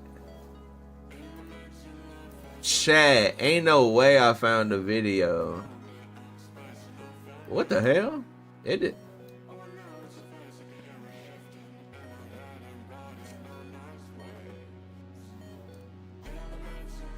Let's get it.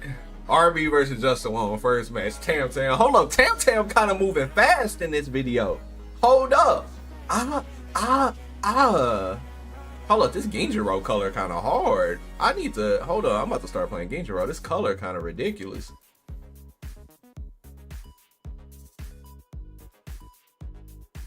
Bro, that's why I could tell he was faster, bro. Look at the, boom, yup. That's stand B, yup, jump back C. Nope, baited that deflect. Boy, is it's playing neutral. Do you see this shit? Nope. Oh my god, he double deflected. And didn't deflect have less recovery, right, chat? Because I heard they nerfed deflect to put more recovery on deflect. Was this deflect meta where you could just deflect?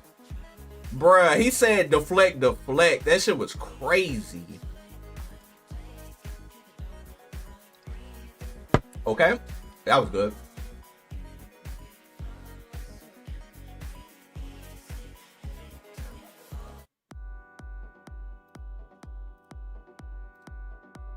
Yo, this game is moving crazy. Deflect, boys. Hold up. Deflect used to be the meta, bro. This shit looking like Dragon Ball FighterZ. But you not getting TOD because you whiffed the reflect.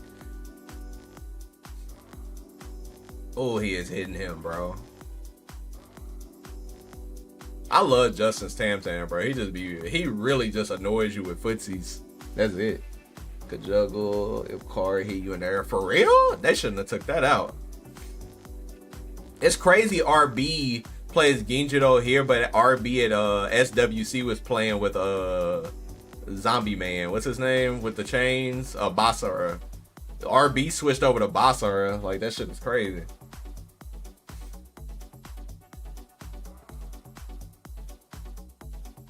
Oh boy, this person. See, I actually like Tam Tam's buttons. I really do like Tam Tam's buttons. I actually like the way Tam Tam plays. I would never play a character that looks like him, but I do like the way he plays.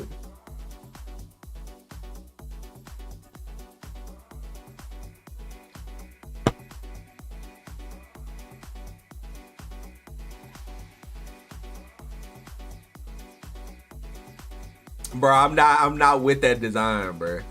That like what would I say? Like, he just looks like he comes from the prehistoric era with dinosaurs and shit, like almost like a caveman design. I'm not with that shit. I'm not with that shit. Ancient Aztec knowledge. I ain't with that shit. You know, I rarely play characters that look like that. If I do play a male character, they just have to be a really sick male character. Because generally I do play female characters, but I will play a male character if they're sick. Like, I like Kim, and I like, Troubleshooter and DNF, and I played JP in Street Fighter 6 when I played. Like, you really have to have like a lot of swag as a guy. Boom. Did he miss weapon flip? Oh no, he ain't got. Hold on. What's going on? Chat, hold up.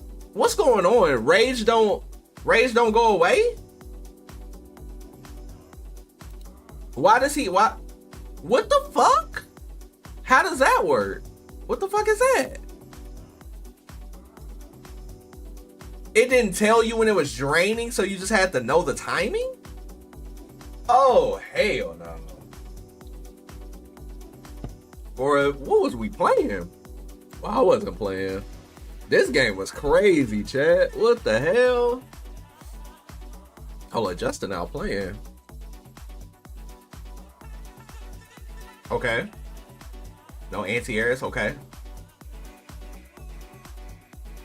He said, Muda. Bro, he is hitting him. This man is hitting him. He didn't want to swing back because of the deflect. Damn. Ooh, ran up and tried to do command grab? Hello? That must have been an input error. Boom. Yeah, this is... Justin in this game is problematic. He said he's going to grind next year for 2026, chat. That's what he told me. He said he's going to grind. He's going to have more time to grind these games, and he said he's gonna play Sam Show again, and he said he's gonna train with me. That's what he told me. So we'll see if Jay will pull up and we can get some games together.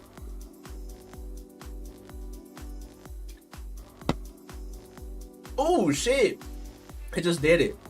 Okay, what you do right here? What you do, bro? Ain't no way RB he dropped his input.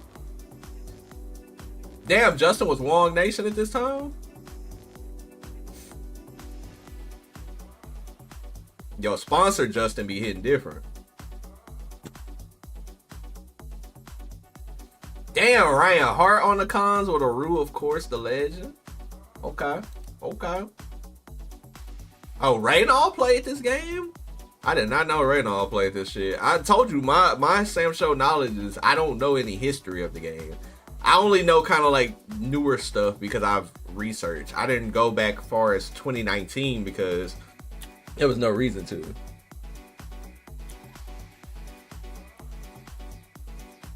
Raynor playing this shit. Boys on Hitbox and shit. I didn't even know Kazunoko played this shit. What's up, non-factor? B-boy been begging me to play this game, bro. I'm so bad at it. Nah, bro. We gotta lock in. Let's get it. We gotta lock in. I've been getting a lot better playing all the communities, so yeah, bro, we gotta lock in. For real, Yashimaru was bad.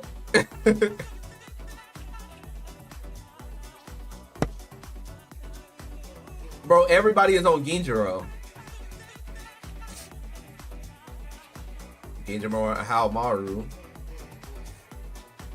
Damn, was his card faster? Boys is throwing it out like it's a goddamn actual projectile.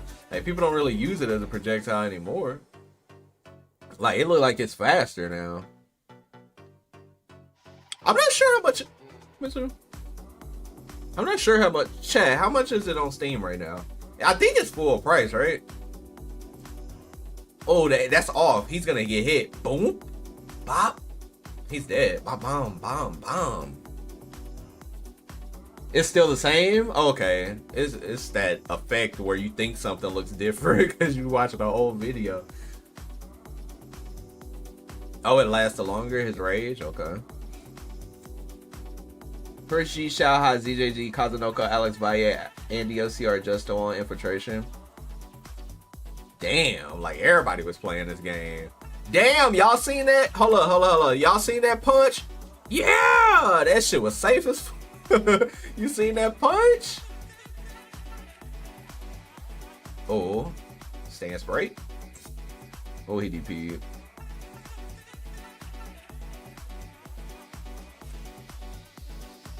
Oh, what uppercut? He said stop jumping.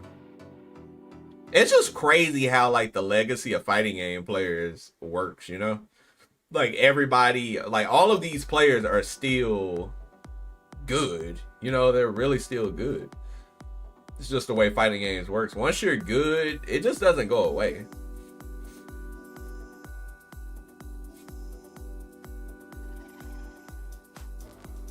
Oh. My man did double jump. Bro, we was just talking about that shit too. I was just talking about Kaz on my stream. I was literally just talking about this shit a couple days ago. I was like, bro, you can't get mad if somebody calls out somebody else's playstyle when Kazunoko is one of the best players in the world, and that man, he do not care, bro. Kaz does not care in any fighting game, and he's still one of the best players to ever do it. So, like, somebody caring about somebody saying something about your playstyle, that's just a weird activity. Like, who cares? If somebody think you play random, it don't matter. Fuck that. Win the game. If you're winning, it doesn't matter.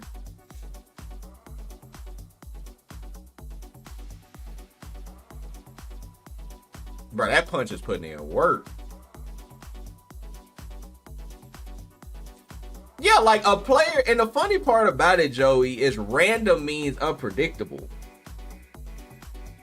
You feel me? Like random just means unpredictable, and that's fine. I feel like when people like put too much emphasis on what random really means, people fall into this category. It's like, bro, unpredictability is the whole nature of fighting games. So if I run up to you and do a plus frame attack, and then I just run up to you and do a dash overhead, that was essentially random, but it was unpredictable, so that's good. And people really don't understand that. People be upset. Like they use random as a bad term here. I need somebody that speaks. Who in my chat speaks Japanese? Who in my chat speaks Japanese? Like when y'all watch these Japanese players, do they be saying people play random and shit? Chat, talk to me. Does the Japanese community be calling other players random and shit all the time, like NA? I just need to know. I need a confirmation for somebody to be speaking Japanese up in my chat if they know. Like how, like are, like, you know, cultural difference, regional difference, whatever you want to call it. Like, do they say the same things we be saying? They do, but how often? Like, how is it though? Because I mean, I'm pretty sure they do, but like, it can't be NA levels. There's no way. It can't be. You say you can't confirm. I just need like I would need some confirmation because it can't be NA levels. Cause NA, bro, if you literally press a button, you're random. You know what I mean? Who was a good Shiki? I mean, back in the day, Gamera played Shiki. But now I don't like. I know B-Boy plays some Shiki from time to time. B-Boy said there was I think a Japanese Shiki player. I can't remember the name though. Yo, Mo, what's good, fam? Mo, what you about to pull up to? You about to pull up to Genesis? You about to pull up to Frosties? What you pulling up to, bro? What's good to you? What are you pulling up to? Nemo, oh yeah, hell yeah. Nemo, now Nemo, okay, so Nemo definitely yes. That would be a confirmation. I could definitely, like, Nemo, yeah. Yeah.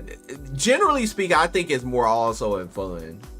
Frosty, Maximo, maybe Texas, CEO, Combo Breaker. Oh, hold on, he got the road map out. Hold up. Yeah, I'm about to be at a lot of events this year, bro. We about to pull up. It's time. It's our time. You feel me? Oh, that throw was crazy. Deleted, I fear.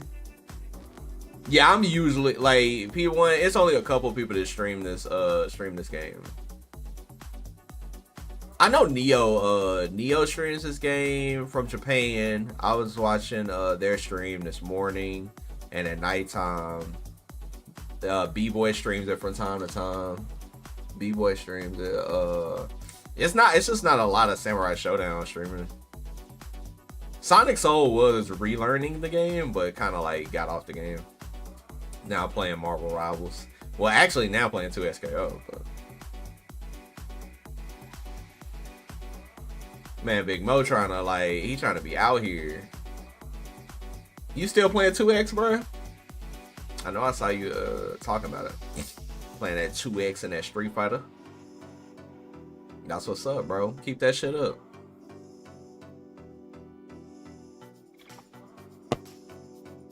Keep that shit up.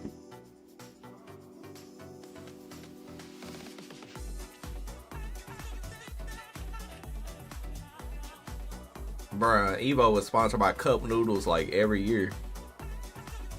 You gonna give it your all? I respect that, bro. Just put in that time, put in that work, and you definitely talented. You can do that shit. You just gotta believe in yourself, bro. When nobody else believe in you, believe in yourself, and all that other shit is noise, bro.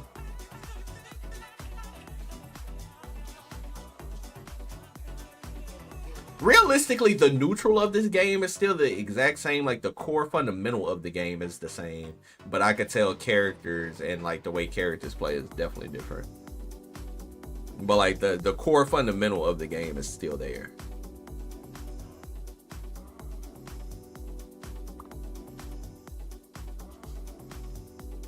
Oh, he didn't want to risk the deflect. That shouldn't have costed him his whole life bar. Yeah, deflect kind of looking crazy. You couldn't dodge SSM? For real? Because of the recovery? More balance patch and added crossplay to this. Oh, if they did one more balance patch and crossplay, that shit would be so ridiculous. Honestly, I think they should.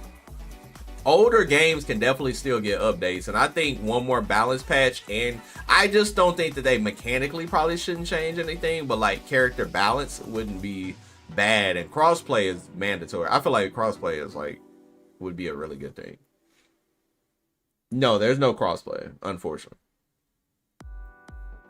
Damn, he just pressed that stand C. The most rewarding feeling with how Maru is hitting a stand C, like nothing else feels that rewarding. I love stand C.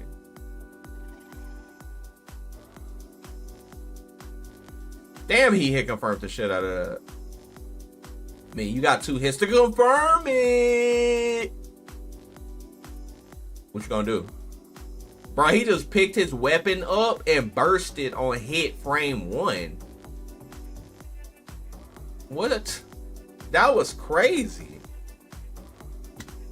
He picked his weapon up and bursted frame 1.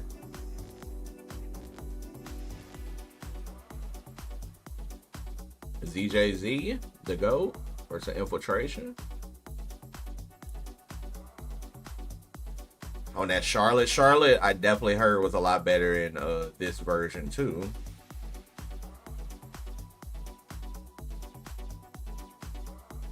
What?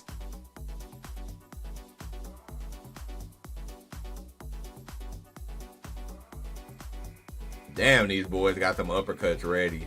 You can't even move in this meta. That's what, but see, the funny part about this video, it's proving my point, because the level of players of this level are anti-airing, and the level of players that are playing currently are not anti-airing consistently. So this actually proved my point from a couple days ago when I said that players aren't anti-airing as much as they should be. And I wasn't hating, I was just stating facts. Because when you look at these level of players who are world champions at multiple games, guess what they are doing? They are anti-airing. So when I say the level of play is a little different now compared to, like, Infiltration is literally sniping kids with DP. You can't even leave the ground or you're getting uppercutted. Like, that is a huge difference. Oh, you're SSM punish. Like, that's what I was getting at. So y'all see these players literally uppercutting every jump, damn near. And see ZJZ, he missed that. He did not anti-air right there. It's a little harder to anti-air with Charlotte because you really do have to. Her uppercut is slower, so you really have to use the B version high key to like anti-air like real consistent, and the B version you can trade with normal, so it's like.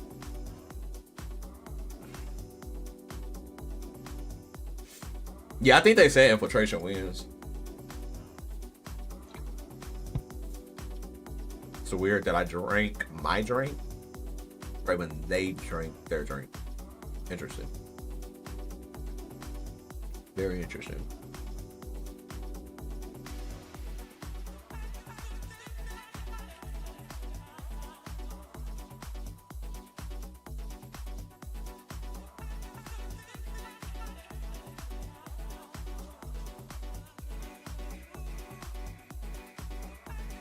Oh, see, ZJZ is not anti-airing, but Infiltration, you cannot jump on him. He is locked in. That was very unfortunate. Nice punish.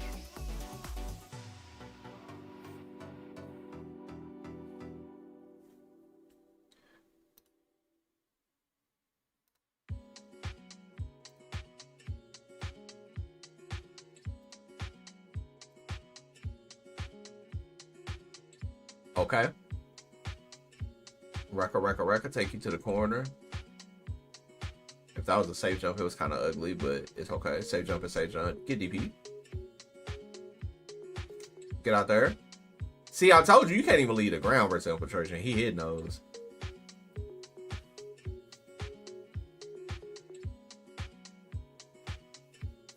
Bro, he hit that. That's what I'm saying. Like, nah. Nah, bruh. You can't even jump. At this level, you can't even jump. This is like that. This is what I'm talking about, chat. This level of play is different, bruh. You can't even jump here. I see Yoshitora would not survive right here. I don't care how good he was in this version compared to how he is now. Yoshitora would not survive against these level of players. He wouldn't, because Yoshitora players jump too much. Would literally get deleted off the screen.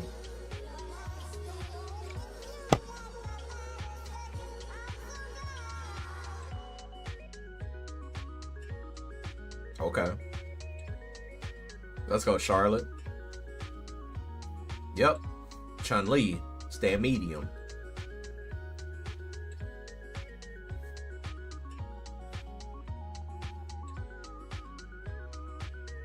God damn. Good jump. Uh-huh. Any jump that you can sneak in against infiltration is a good jump. But you see ZJZ, he afraid to jump because he already know he gonna get uppercutted. Oh, he jumping again, bro. I felt that jump. I felt that jump in my heart.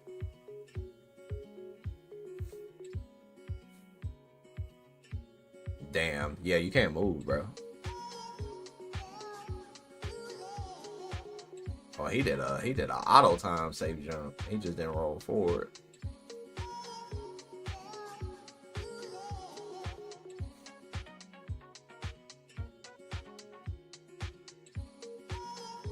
Damn, scoops.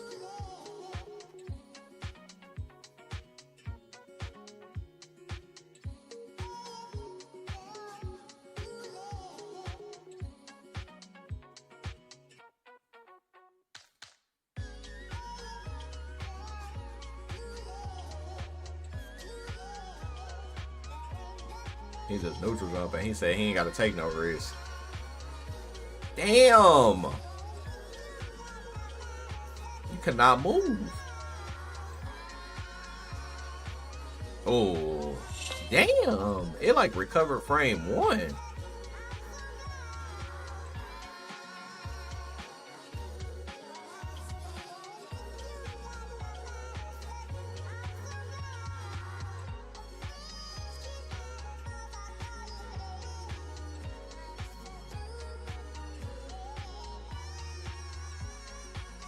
Oh, the trade though. That is a thing that does happen with her BGP.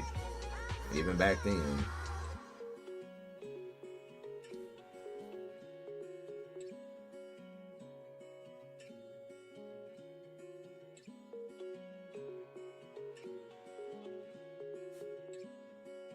I love it. These boys playing lame. You ain't gotta do nothing, ZJZ.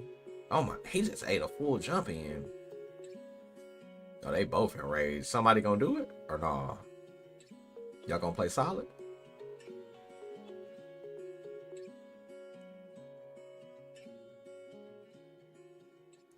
Bro, he had to do that because that's gonna beat the throw. Nice punish. These boys are playing neutral, bro.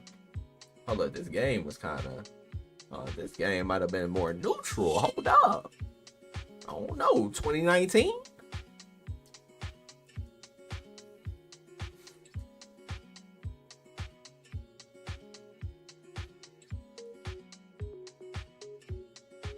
Yo, 2019?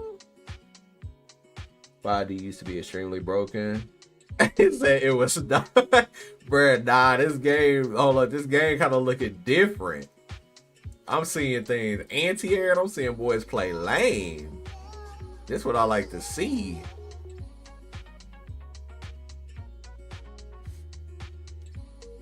Oh, he just did it. I'm trying to see all them Shizus in top like all them Leroys in top. I did watch that video. That shit was so funny. Oh, you couldn't guard break people back then? You know what? No guard break makes sense. That probably is the reason why this game is being played like it's played too. Because with guard break, you can't just sit there. That's actually why the game plays like it's playing right now. I just thought about that. Yo, they should have kept Charlotte's 5D. She needs it. She definitely needs it. Oh, he wanted the uppercut. That's why he stood up. Bro, you know he gonna jump. I knew he was gonna jump. Oh no. I mean, only way you can lose is brother.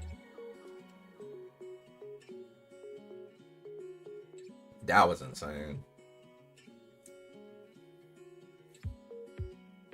And he threw the plate on the floor. Yeah, like guard break is like weird for even for me playing. Like I don't mind it because in a lot of fighting games now you can't just sit there and block. You will get punished. But I do feel like if it wasn't in the game, you could play real defensive against players. And I think that that would be good because I feel like you could play defensive in this game, but you get rewarded for playing like offensive. In this version, like you get rewarded for playing like both either defensive or offensive. But with guard break, it's gonna make you do something because then people with good recoil, like a Nakaruru, she can do a fierce cling on the Mamaha, and like you just ate a free fierce on block.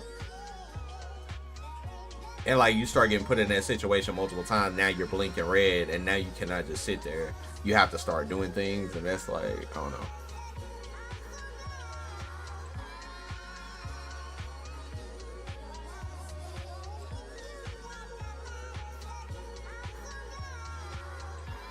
Yo, did someone send a fake violation thing to the YouTube stream? Just came over there and was confused.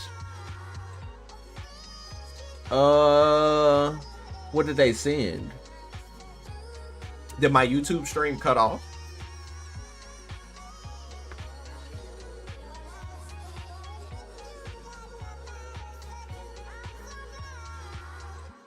The stream ended on YouTube? For real? The hell?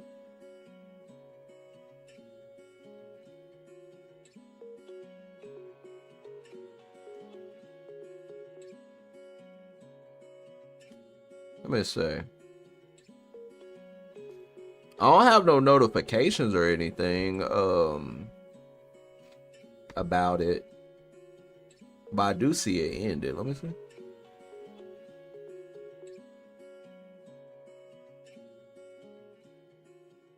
Yeah, I'm not sure. That's weird. I know sometimes like my stream will end just randomly, so maybe that happened.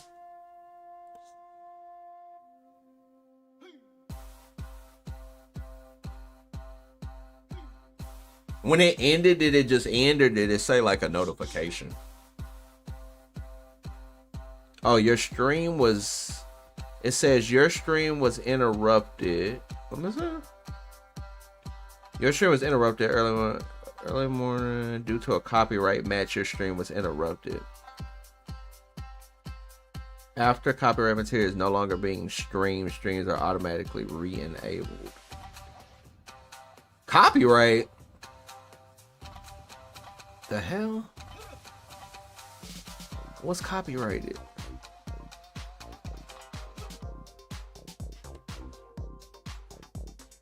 For real?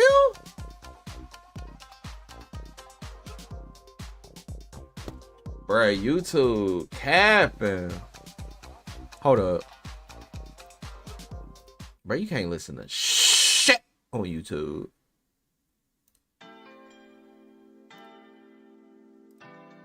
Let me see. It says stream suspended for policy violation.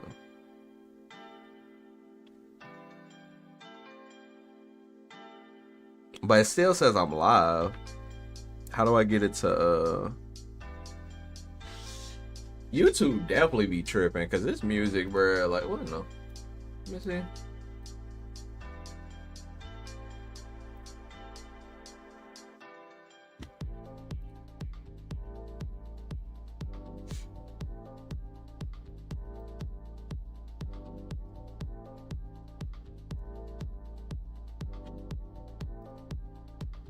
And the funny part, it says stream suspended for policy violations, but it says I'm still live.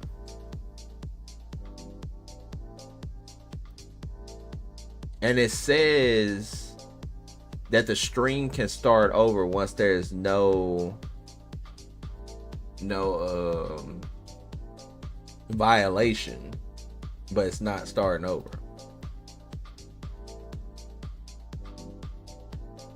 It's weird.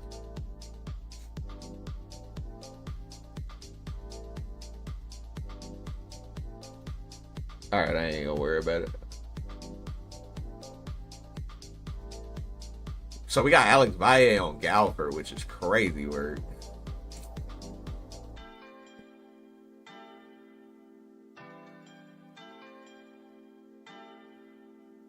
Oh, I like that. Hold up, Valle with the setup. Damn, DD was playing all the way back then. That's crazy.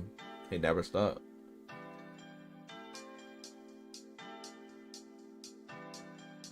Yeah, I don't like it's never, and I've listened to music on Spotify before, and it's never gave me that notification like I'm in violation. Like, what? Being in violation of YouTube is crazy.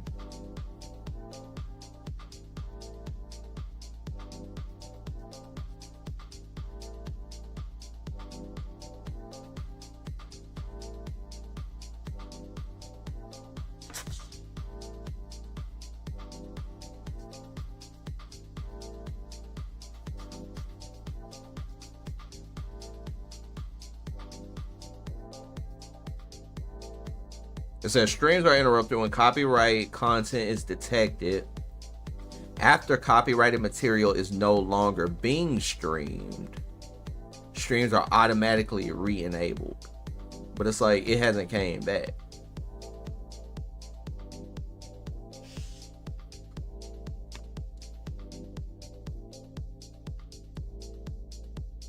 But I think all my people in here from Twitch anyway, so we lit. We lit. I appreciate y'all. It's crazy because I know a lot of streamers that stream like a lot of music and they stream on YouTube and Twitch.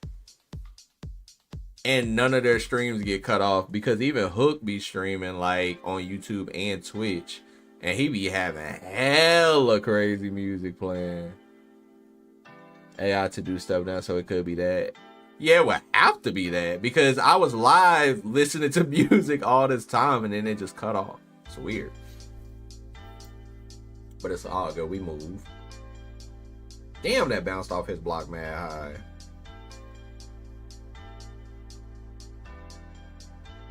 Shit, that shit done already got cut off, so I'm about to go right back to the track I was on. What track I was on? About to try this track.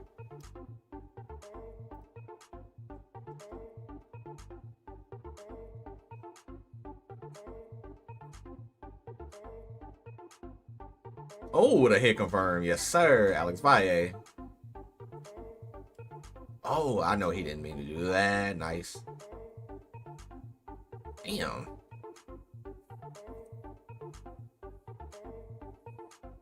Hold on. I kind of like that setup. Oh, no. That's literally pretty much all he could get. That was like max damage. Oh. Damn. Anybody just did it. I respect it. The amount of Genjiros, bro. People, it's funny because like this was the first year of Sam Show, and people be hating on the first year of City of the Wolves when City of the Wolves ain't even been out for a year, and the meta is kind of like a little spicy. But all I see is Genjiro players in top 8 here. You see what I mean? It's just like people forget history. Like when something is good, people will play it.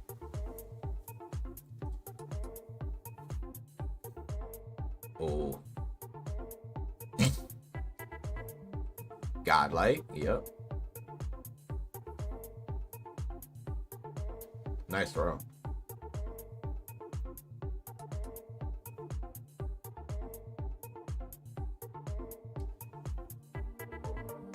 What you mean?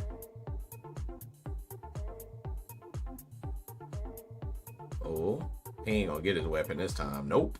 Thank you. No weapon for you.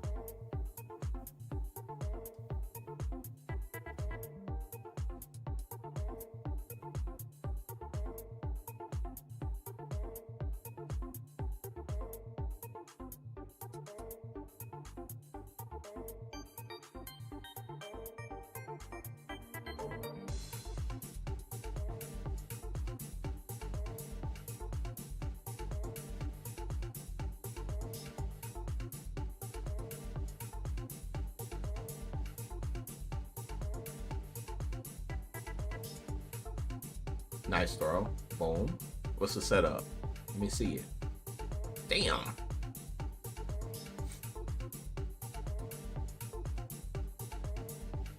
He wants that heavy so bad. Get away from me. I think I'd be a really good Galford player. I actually think I'd be ridiculous on this character. Simply because of like his space control is just really good. And you can pretty much read when people want to jump. It's like you can air throw, you can run under, you got mad options on top of it. You got a command grab and Poppy. Like, nah, I would cook on this character. Only reason I don't want to play the character is way too many Galfords here. Tao and Royal Psycho. I'm good. I do not need to be the third. I am 1000% good on that. If I was gonna do that, I would just play Hanzo. Because at that point, like, I like the way Hanzo controls neutral. Boom, boom. My man mashed that in between his Rekka, and he stopped the Rekka.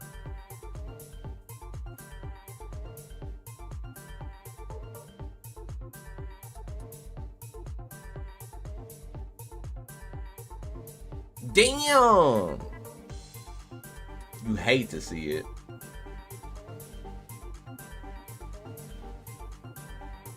Bro, you hate to see it. That was insane.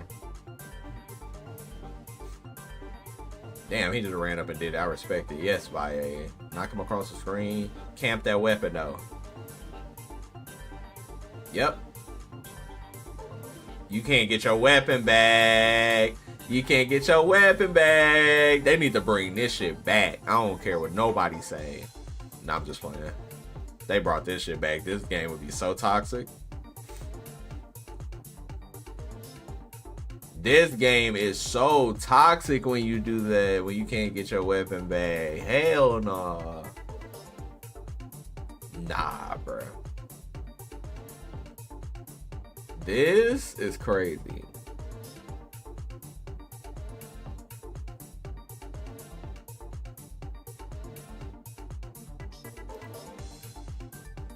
Raiden All versus Alex Valle.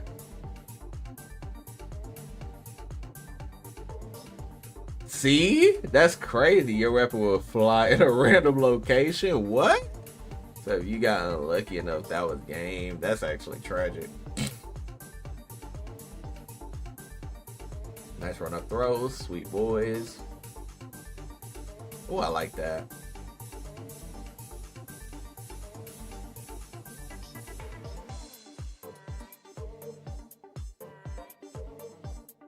Hold up, Galford looking like that dude in this version.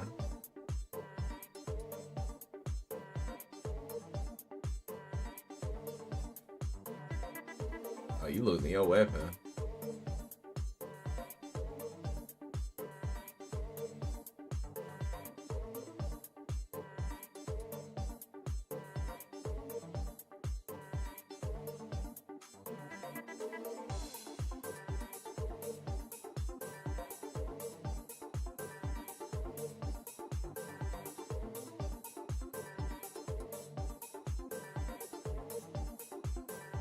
Nice stance break. Oh, went for the command grab and got hit by Stancy.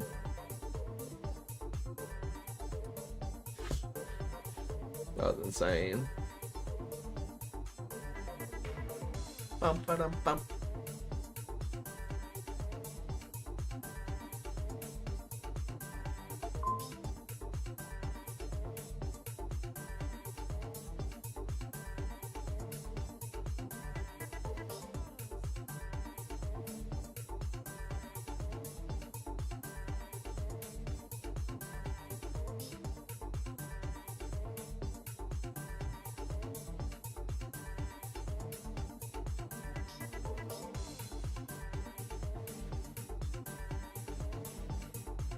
Oh, you getting boxed out this game though.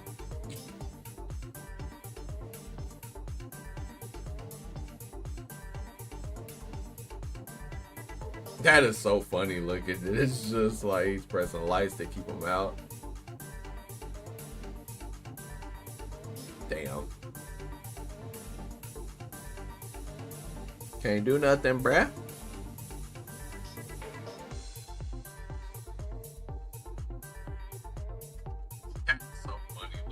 Okay, we back. So the copyright went away. They tried to get me on YouTube, but we back, baby. We back on YouTube. For all of y'all that were watching on YouTube, your boy is back on YouTube. I don't know why they tried to get me.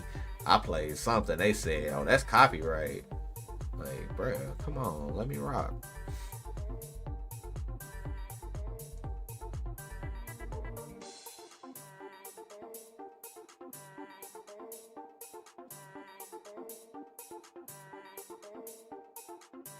School? I don't like how the rage meter isn't going down. I do not like that. That's one thing I could say, that this version was crazy. Because I don't like that.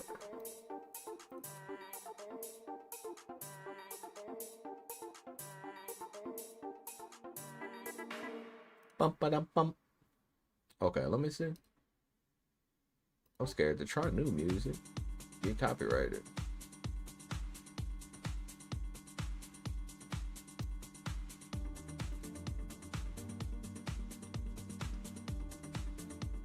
I love the ninja stand Bs. I love those moves.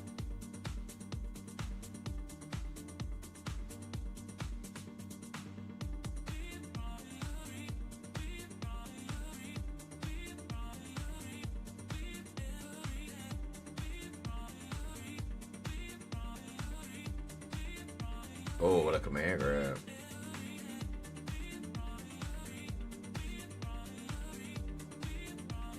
Cross a Rekka, and he is out of that. Like Hocus Pocus.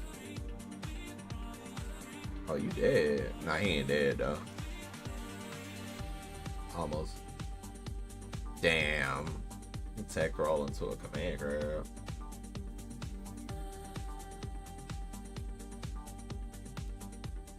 Alright, give me 1 second, chat.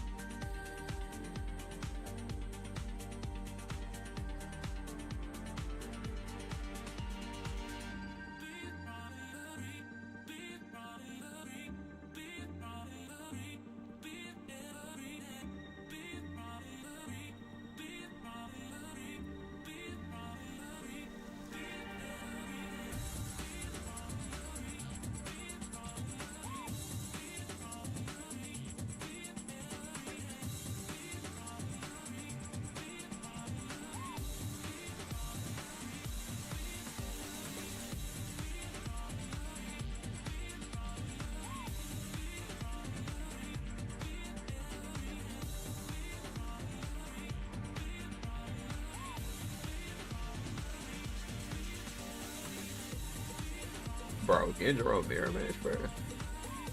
Sheesh. How's Earthquake? I'm not really sure. I've only seen one person play Earthquake. Me and Coates here. So I really don't have an opinion on Earthquake like that. I ain't gonna hold you.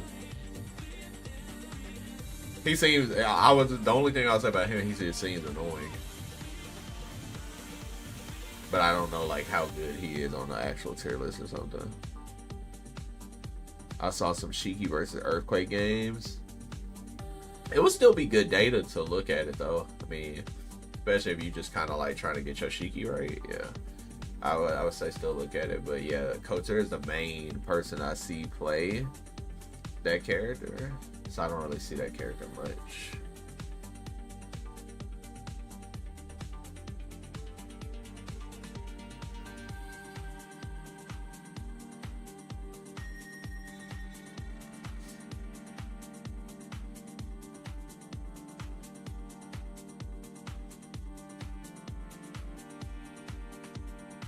Damn.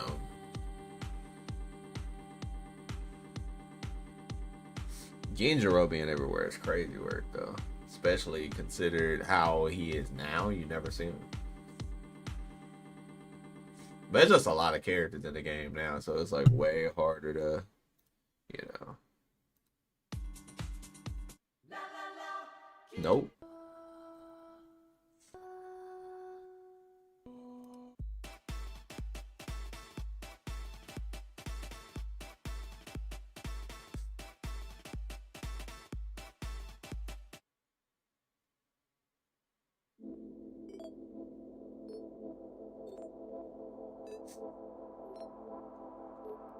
Damn.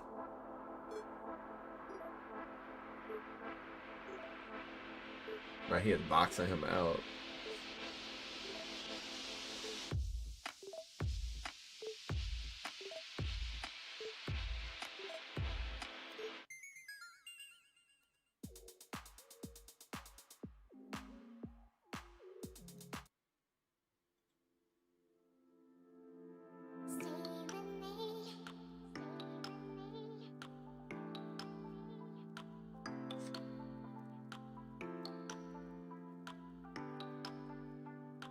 Bro, the meta in this game was so different back then. Back in the day. It's crazy.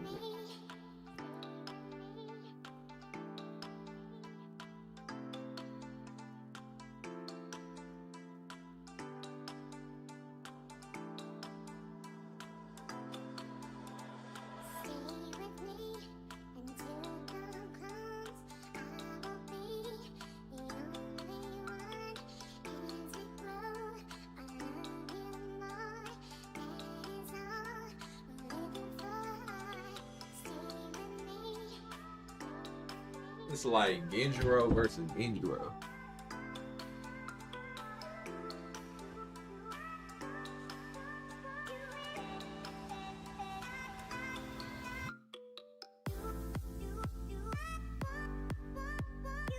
And just boys throwing cards.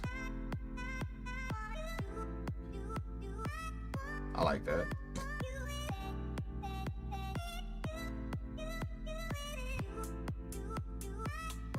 Oh, that's a big punish.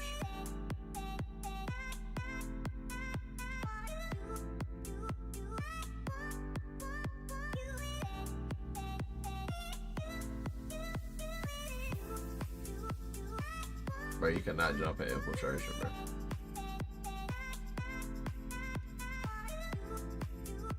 How much more of this video, bro? Chat, I ain't gonna lie to you. I don't think I can watch this whole thing. Boys running Haohmaru versus Haohmaru, Genjiro versus Genjiro.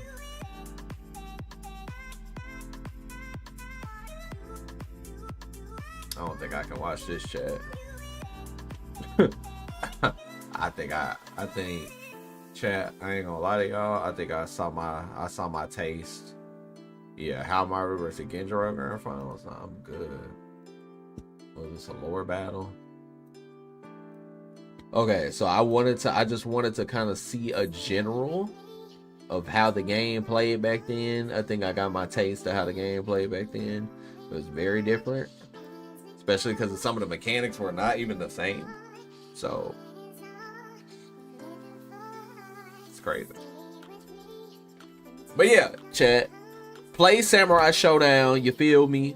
This game is litty. Definitely litty. But yeah, I think I'm gonna call it right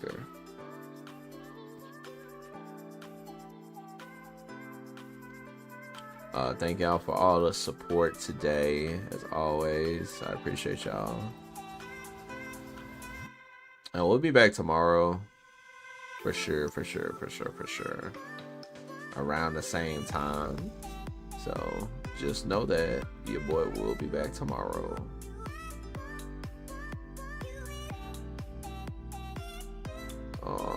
I'm gonna raid.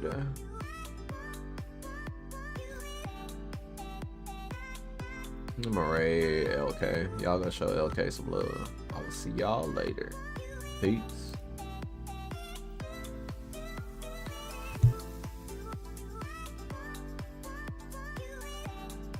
Oh, they got me again at the end? Okay, I think I know it. It must be this song.